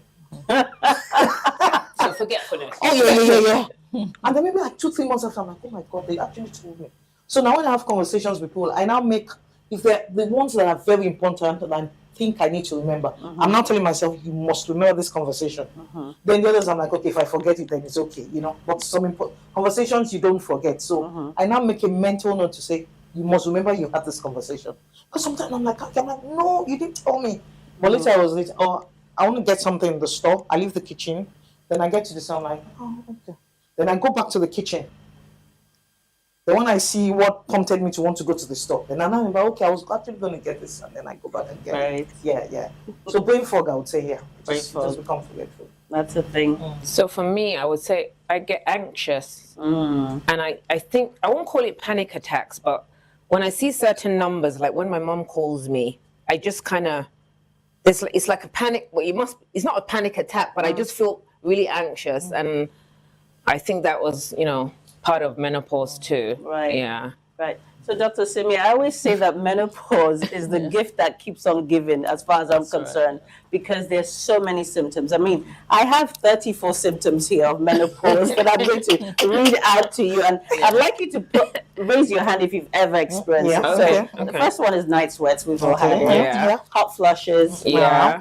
Mood swings. Oh, yeah. Sometimes. And I can become a bit irritable. I get really irritable. I know. Irregular menstrual cycle. Yeah. Decreased libido. Oh, well. I wouldn't know that.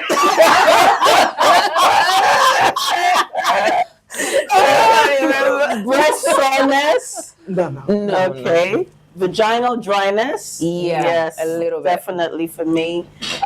Tingling hands and feet. Yes. Definitely. Yeah. Headaches. No. I get headaches. I get headaches, but I'm not sure it's related to menopause. Changes in sense of taste. I'm not aware of that. Burning sensation in the mouth. I've had that. Bloating. Oh, definitely. Definitely bloating. Fatigue. Yeah, fatigue. Joint pain. Mine moves. Yes. So maybe it's my hips today, tomorrow it's my... Anyway, it's like it moves. Yeah, I'm getting that actually. Well, I've said digestive changes. Oh yes, sensations of electric shock. I've had that. I've had that. Is it when you jerk a little bit? No, it's literally like it's like a spark. It's like a thing. It's almost like a, the what when you hear the sound of electricity. I've had that in my body. Right. What else is here? Itchiness. I've had that. Sleep issues, insomnia. I was up till 2 days ago. I just couldn't. I was up to about 4 today. No, but you don't sleep, so it could be. Yeah. Because she's always up early in the morning. Memory problems, like you were saying. Brittle nails. No, my nails are. They're still okay. Okay. Thinning hair. Sudden urge to urinate. Me. I go to the toilet quite a bit. Yeah, well, mine might be from childbirth, so I don't know. Okay. Weight gain, definitely. I would say, Dr. Simi, that's the most frustrating thing, and you can speak into that when I'm done. Allergies, okay. Occasional dizziness. I've definitely had vertigo. I've had it. I've had and then what's the one that in the air you mentioned? Tinnitus. Yeah, ringing in the ears. Body odor. Not me. I have had body odor. One day I was like, I'm like, who's smelling? And I was like, ooh, it's me. Panic disorder. Yeah. So you were saying anxiety and osteoporosis. So doctor, these are a wide range of symptoms. Like I never knew that menopause had up to 34 symptoms, okay? So could you just speak into that a little bit? Because I still think that a lot of women think menopause is hot flushes, night sweats, and then you are going to get over that period and that's it. Absolutely not. So why is it that there is not enough information out there? Yeah, I mean, thank you for having me. This topic is so important. And I'll preface everything by saying that, we were taught a little bit about having your periods, about menarche, and young women are taught about that. But we're not taught about menopause. And I wonder why. And I think it should be in the curriculum. That women are prepared, because you might think you're 25 today, but 45 creeps up really quickly. Right. And it's always good to be prepared for things like this. It's a change, just like the menarche was a change. Menopause is a change. But there is some sort of stigmatization around aging. Right. But everybody's aging. Like men and women are aging. And it's a stigmatization like women should never age. You should remain frozen in time, looking perfect till the day you die. And that's disrespectful, in my view. We should embrace that aging process. I think the alienation of the education for women is around that stigma that we have to act like we're all still very good and there's no issue. And that I blame the whole community for that. And I blame the doctors, I blame the patient, I blame all of us. And I love this because you are now demystifying it. It's not a big deal. Right. Your life still carries on, and there are things you can do to help you sail through it without much impact on your life and your family, what I would say. And so what support, if any, did you get when you were going through this?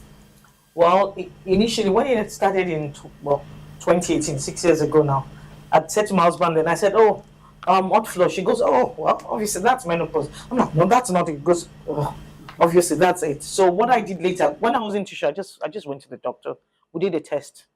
And he says, oh, you have like 20% estrogen left. Right. So I'm like, okay, well, you're really there. But once I knew that was, and so I went there and I had a list of all my symptoms. And I was reading, the doctor was like, yep. And she said, well, that's what it is. But what you can do, if you can go and sleep over it and think about it. Do you want to take medications? Do you want to use the patch? Do you want to use the cream? But at least once I knew what it was, I knew I wasn't going mad or something like that. I could put a name to it and I could say, okay, all these symptoms, because like everyone thinks it's just hot flush. Right. I could say, okay, this one, that one, all these things are associated with them. Knowing it makes you are more at peace with yourself. Because you're thinking, okay, this time will pass. It's now up to me to decide whether I want to use the medication or not. But at least you know what it is. Yeah, so that was for me. Yeah. How about you, Judy? So for me, obviously, I went to see the doctor. Mine was about 13 years ago. And then they told me that I was premenopausal at the time. And they're like, if you need anything from us, let us know. They did offer me the HRT, but I said, no, I think I'm good. But then again, speaking to other ladies and just saying, oh, this is what I'm going through, that helped, because it's not only me that's going through this. Because sometimes you're thinking, why all these different things are happening to my body? But I think talking to other ladies about it also helped. And then obviously Google, there's so many things you can get information online, just giving you the, information that you need to manage, I would say, the menopause. Yeah. I think the most frustrating thing for me, like you were saying, you were at peace. I'm not at peace because I feel like I have to have a different range of sizes in my wardrobe because of the weight gain. I think for me, that's the most disheartening thing for me. I know it's different for different women, the weight gain, and I feel like I have to work extra hard and do an exercise just to be at the level I am. And then I'll tell you a funny story, and this is when I was living in England. I put on two different shoes, and this is where the brain fog comes in. One was gray, and the other one was black painted shoe. And I literally had walked the length and breadth of the high street until my daughter said to me, Mom, your shoes are different color. And I was like, oh my God. But just the forgetfulness, or you're clumsy, And so these are the things that, women go through. But like you said, having women who you can talk to about it. But I still feel in the Nigerian context, people are not that open. No. People are not open. There's a stigmatization, as you said. What are the things that we can do? First of all, can you talk about the natural remedies that we can use? And also the alternative medical interventions, I think, for people to be able to make an informed decision. And then what health professionals in Nigeria can do to make it more normal for women to come and say, I'm going through this? No, thank you for that. I think it's a shock to me because I've practiced for 22 years in the UK, and over the last 10 years, menopause has been demystified. Like, so everybody talks about it. If you're a doctor and you're not sure, you send the patient to a doctor in your practice who has an interest in women's health. So everybody talks about it. So now working in Nigeria and seeing that people don't even have an idea, some doctors don't even talk about it at all. I think we health professionals need to actually get comfortable with the fact that we have that knowledge gap, and we need to either upskill or send to somebody who is comfortable dealing with it, rather than saying to the woman, well, you're menopausal now, bye, you know. Give them that range of options. There's so many things you can do.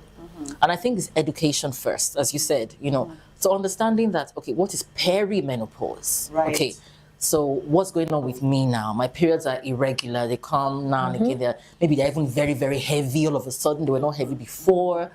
Maybe now it's every 2 weeks and it wasn't, you know, all of those and then being able to recognize when there's a red flag. Because in the middle of all of this, you might think, oh, it's just menopause, but it could be endometrial cancer. Right? Because you're now bleeding maybe after intercourse. So just understanding that whatever is going on with you, speak to somebody.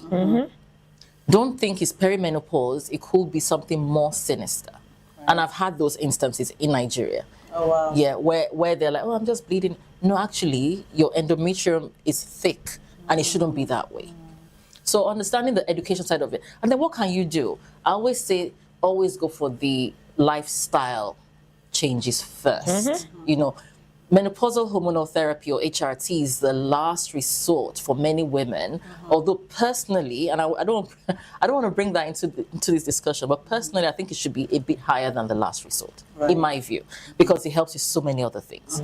But lifestyle changes, we talked about it before we started, like your diet, what are you eating, you know, cutting down, you know, cutting down your carbs, going really into like intermittent fasting, which has a bad name, but if you do it well, it's quite good, you know, lots of water, exercise has to be daily. And it may not be the same exercise you were doing when you were 30, because people want to keep on hitting the gym and going to the treadmill, but that may not be right for you anymore because your joints maybe cannot take it like before. You may have to do things like stretching or yoga or Pilates, you know, or cycling, or walking even, because walking will also make your mood better. I mean, we could talk for hours on this, right? And then we could then go into natural remedies, you know, which some of them have some evidence, some of them don't. You know, we have the evening primrose oil, black cohosh, you know, St. John's wort, ashwagandha. There's so many things out there. But how many are you going to take? What about yam? Yeah. So many things you can take. But the problem is, you hear, oh, that one is good, you buy it. This one is good, and then you they end up having all these different things. They might interact. They might interact if you're on medication for something else. They might interact with those medications. So you really, even if you take anything, you have to let your doctor know, because you don't want to cause problems. Like St. John's wort, for instance, which can help with your mood a little bit, will interact with so many other medication. So it's that just knowing what you're taking and asking somebody if you're not sure. So we can do all of that. Or lifestyle, no, don't smoke. Alcohol is terrible. You know, alcohol. It's terrible? Alcohol and smoking will increase your chances of breast cancer way more than HRT would. Oh, wow. Is HRT available in Nigeria?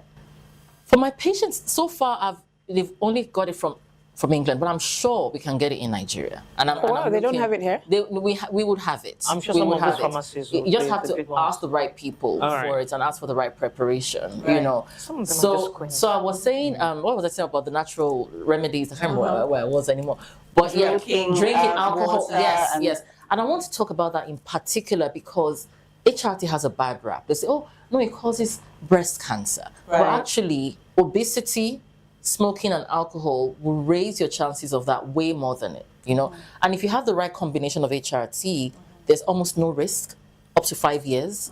So as you said, a cream, you know, an estrogen cream or a spray, right? And then you have the micronized progesterone, which is the one that is as close to your body's progesterone as possible. So biosimilar to the one you took. But the studies that they had 20 years ago or whatever, that was not relevant now.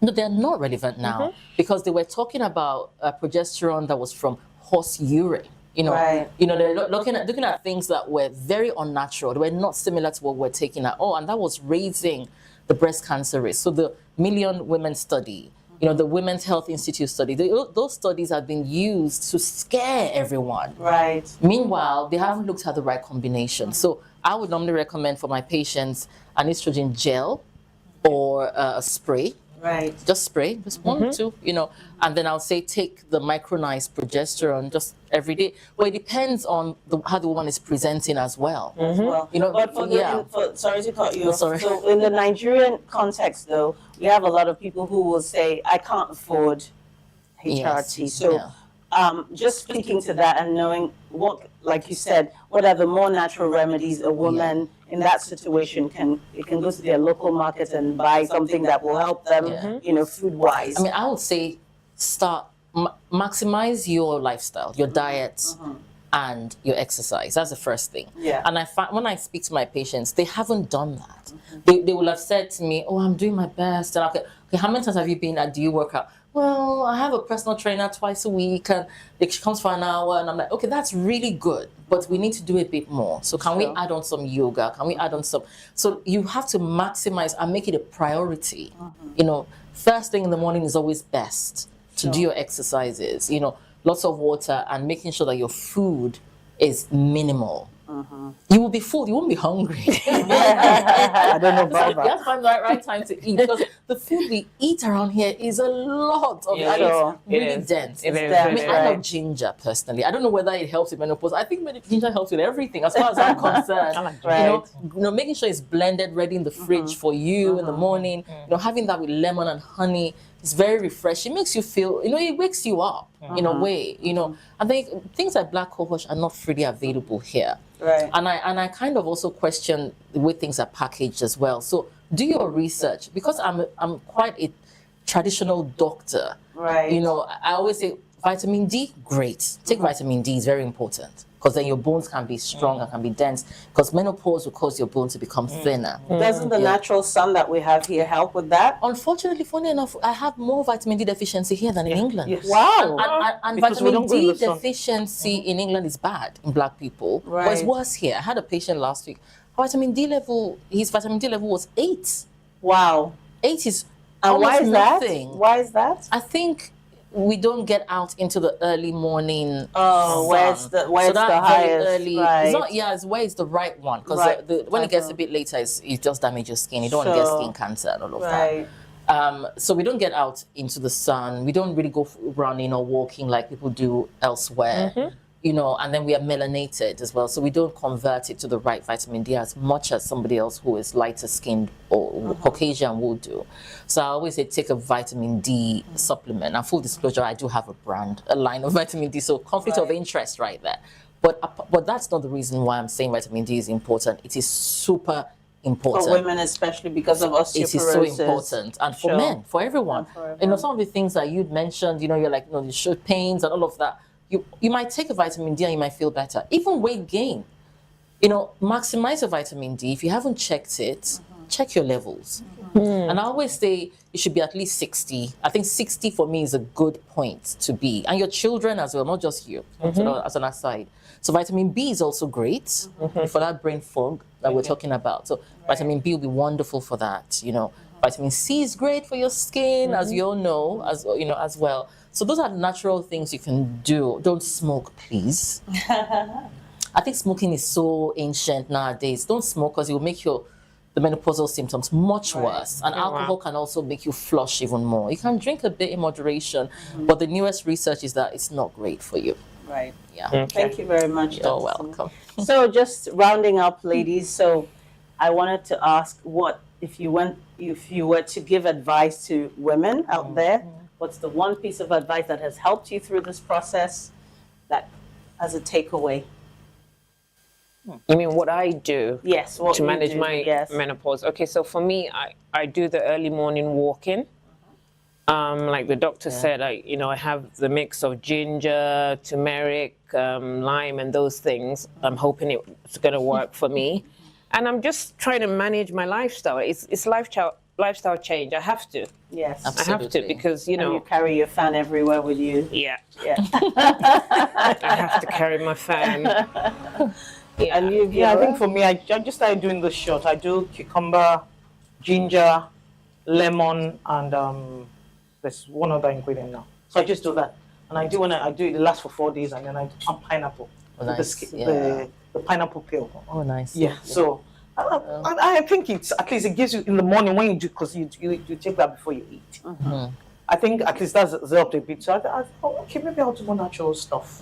This is not so bad. Because I can't stand cucumber on a normal day. But I've been able to blend it now and then, you know, just take it.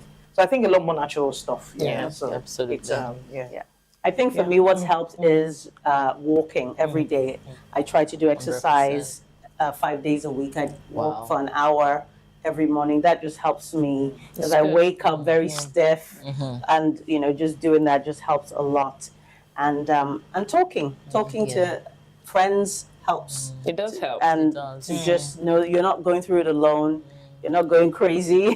And you have a laugh about this. And also, I would say to women out there, just to lean into this period of your life. It's just for a phase. It will go eventually. And enjoy it. So thank you very much, ladies. It's been a fantastic talk.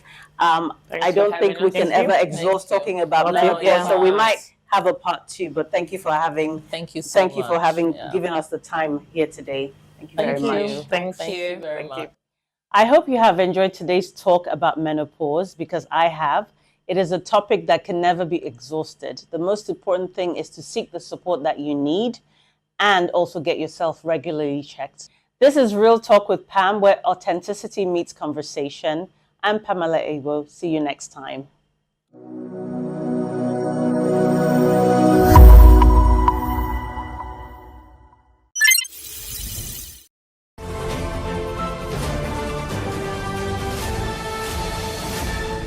You are watching Business Day Television.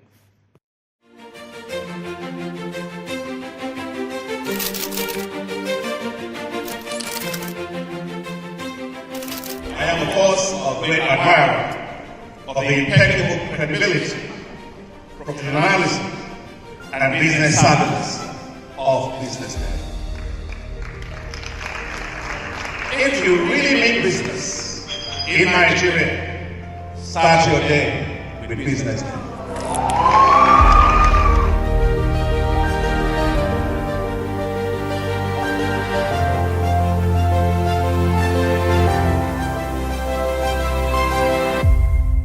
BusinessDay is West Africa's leading provider of business intelligence and information, delivering premium content across diversified media platforms, including online, mobile, and print. Since its inception in 2001 with a weekly newspaper production, BusinessDay has expanded its reach to provide exclusive content accessible through print, mobile, and online channels. Our premium offerings are further enriched with syndicated content from esteemed sources like the Financial Times, The Economist, and the Harvard Business Review. At BusinessDay, our mission is clear: to be the foremost provider of business and financial content, empowering readers to make informed decisions in Nigeria and Africa.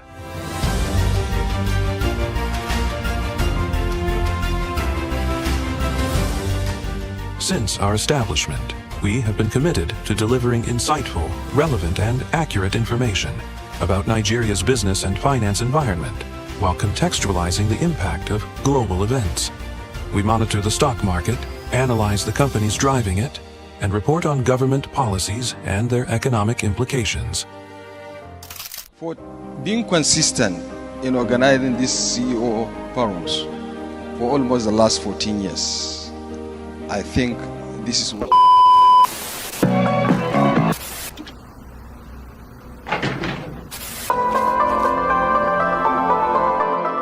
This is the Business Day Television broadcast.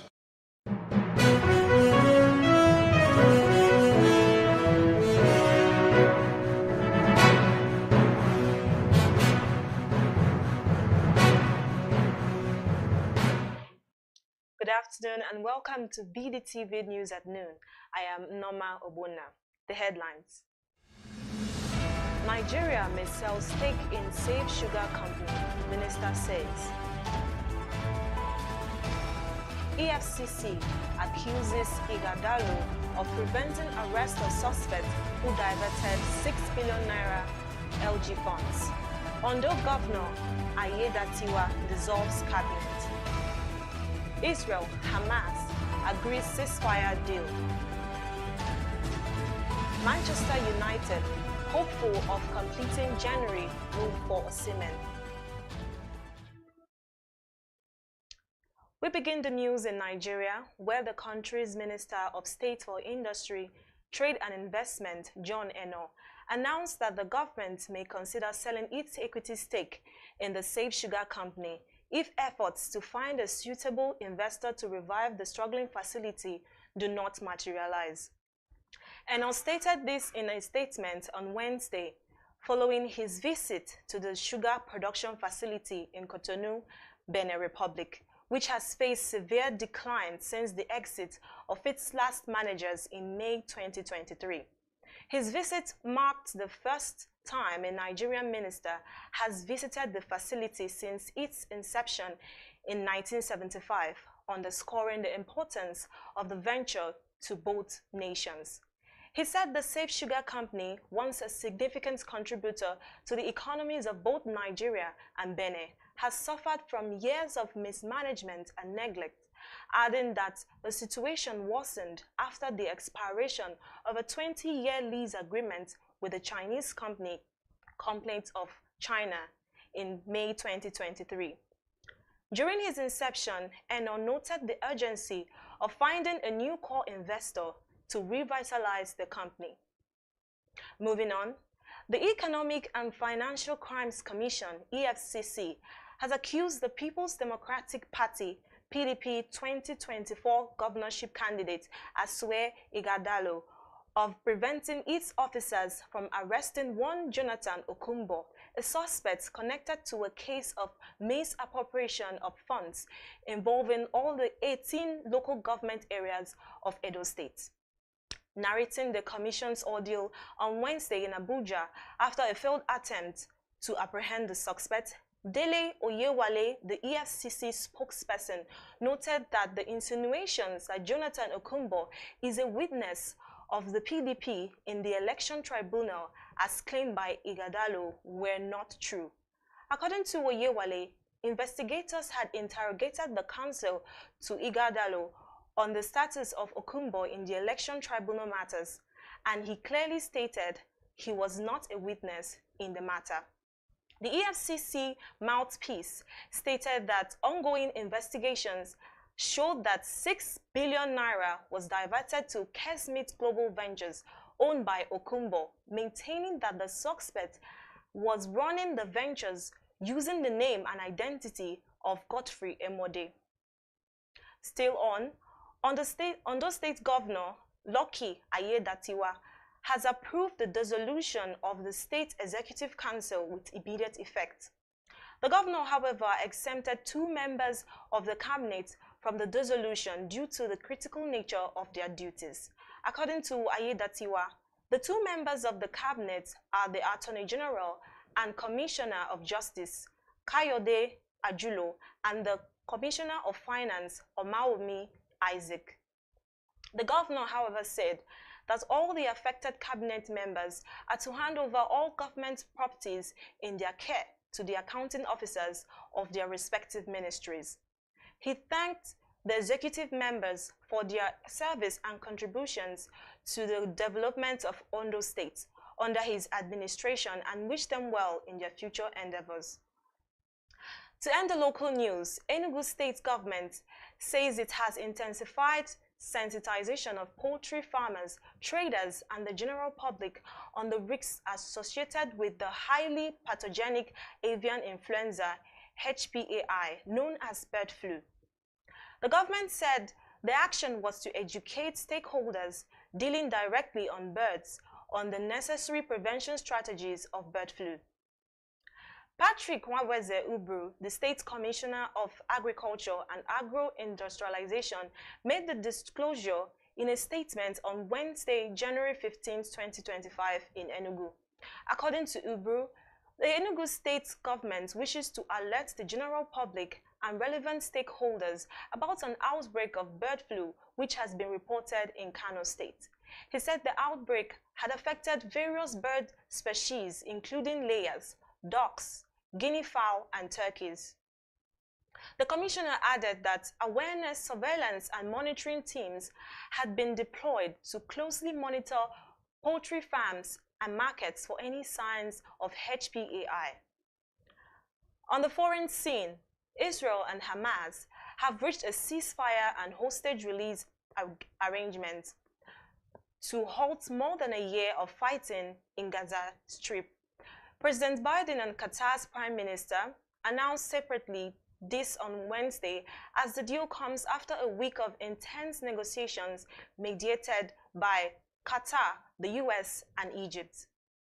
This deal will halt the fighting in Gaza, surge much-needed humanitarian assistance to Palestinian citizens, and reunite the hostages with their families after more than 15 months in captivity. Russia launched scores of missiles and drones to Ukraine on Wednesday, targeting gas infrastructure and other energy facilities in western region in a new barrage against the struggling power system in the depths of winter. President Volodymyr Zelensky said that the Russian forces launched over 40 missiles during the morning attack and used more than 70 drones overnight. Ukrainian air defenses shot down 30 missiles and 47 drones, and another 27 drones were lost, in reference to Kyiv using electronic warfare to redirect them. The capital, Kyiv, also came under attack, with hundreds of residents taking shelter in underground metro stations across the capital. Now to sports. Manchester United, one of the Premier League giants, remain optimistic about completing a major transfer for Nigerian striker Victor Osimhen. According to football transfer experts Ben Jacobs, Osimhen, currently on loan to Turkish side Galatasaray, was the subject of widespread transfer speculation last summer, with Chelsea, Paris Saint-Germain, PSG, and Saudi Arabian clubs vying for his signature. However, the Nigerian forward turned down a move to Saudi Arabia, while negotiations with Chelsea and PSG failed to materialize. Napoli subsequently loaned him to Galatasaray, where he was impressed with 13 goals in 17 matches this season. To end the news, the Confederation of African Football, CAF, has postponed the 2024 African Nations Championship, CHAN, initially scheduled for February 1st to 28th, citing the unpreparedness of the host nations, Kenya, Uganda, and Tanzania. However, the tournament's draw proceeded as planned yesterday, January 15th, in Nairobi, Kenya. CAF, in a statement, said good progress has been made in Kenya, Tanzania, and Uganda with the construction and upgrading of stadiums, training fields, hotels, hospitals, and other infrastructure. However, the CAF technical and infrastructural experts advise that more time is required to ensure the facilities meet the necessary standards for hosting a successful tournament. Thanks for joining us on BDTV News at noon. I am Norma Obona. Stay tuned.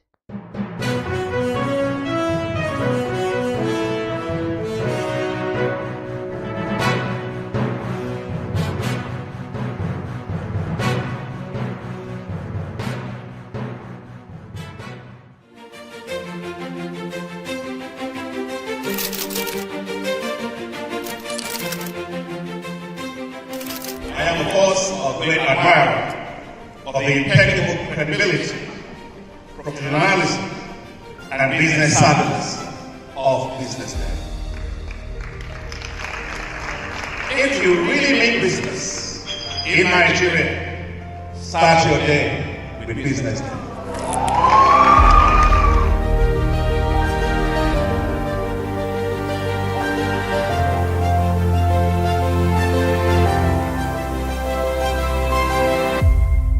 Business Day is West Africa's leading provider of business intelligence and information, delivering premium content across diversified media platforms, including online, mobile, and print. Since its inception in 2001 with a weekly newspaper production, BusinessDay has expanded its reach to provide exclusive content accessible through print, mobile, and online channels. Our premium offerings are further enriched with syndicated content from esteemed sources like the Financial Times, The Economist, and the Harvard Business Review. At BusinessDay, our mission is clear: to be the foremost provider of business and financial content, empowering readers to make informed decisions in Nigeria and Africa.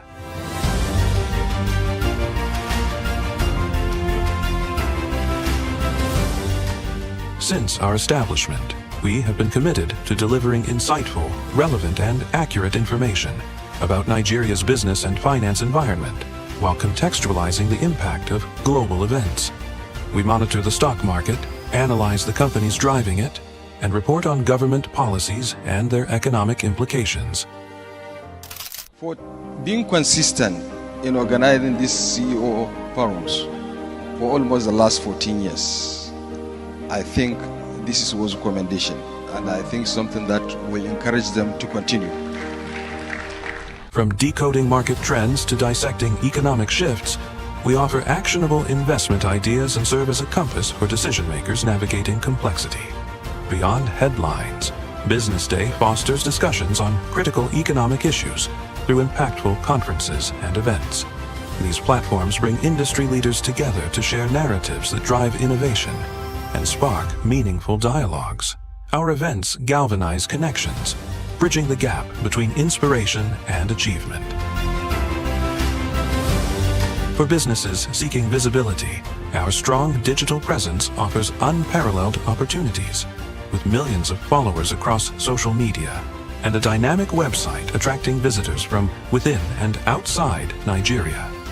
BusinessDay is the ideal platform to boost visibility for your products and services.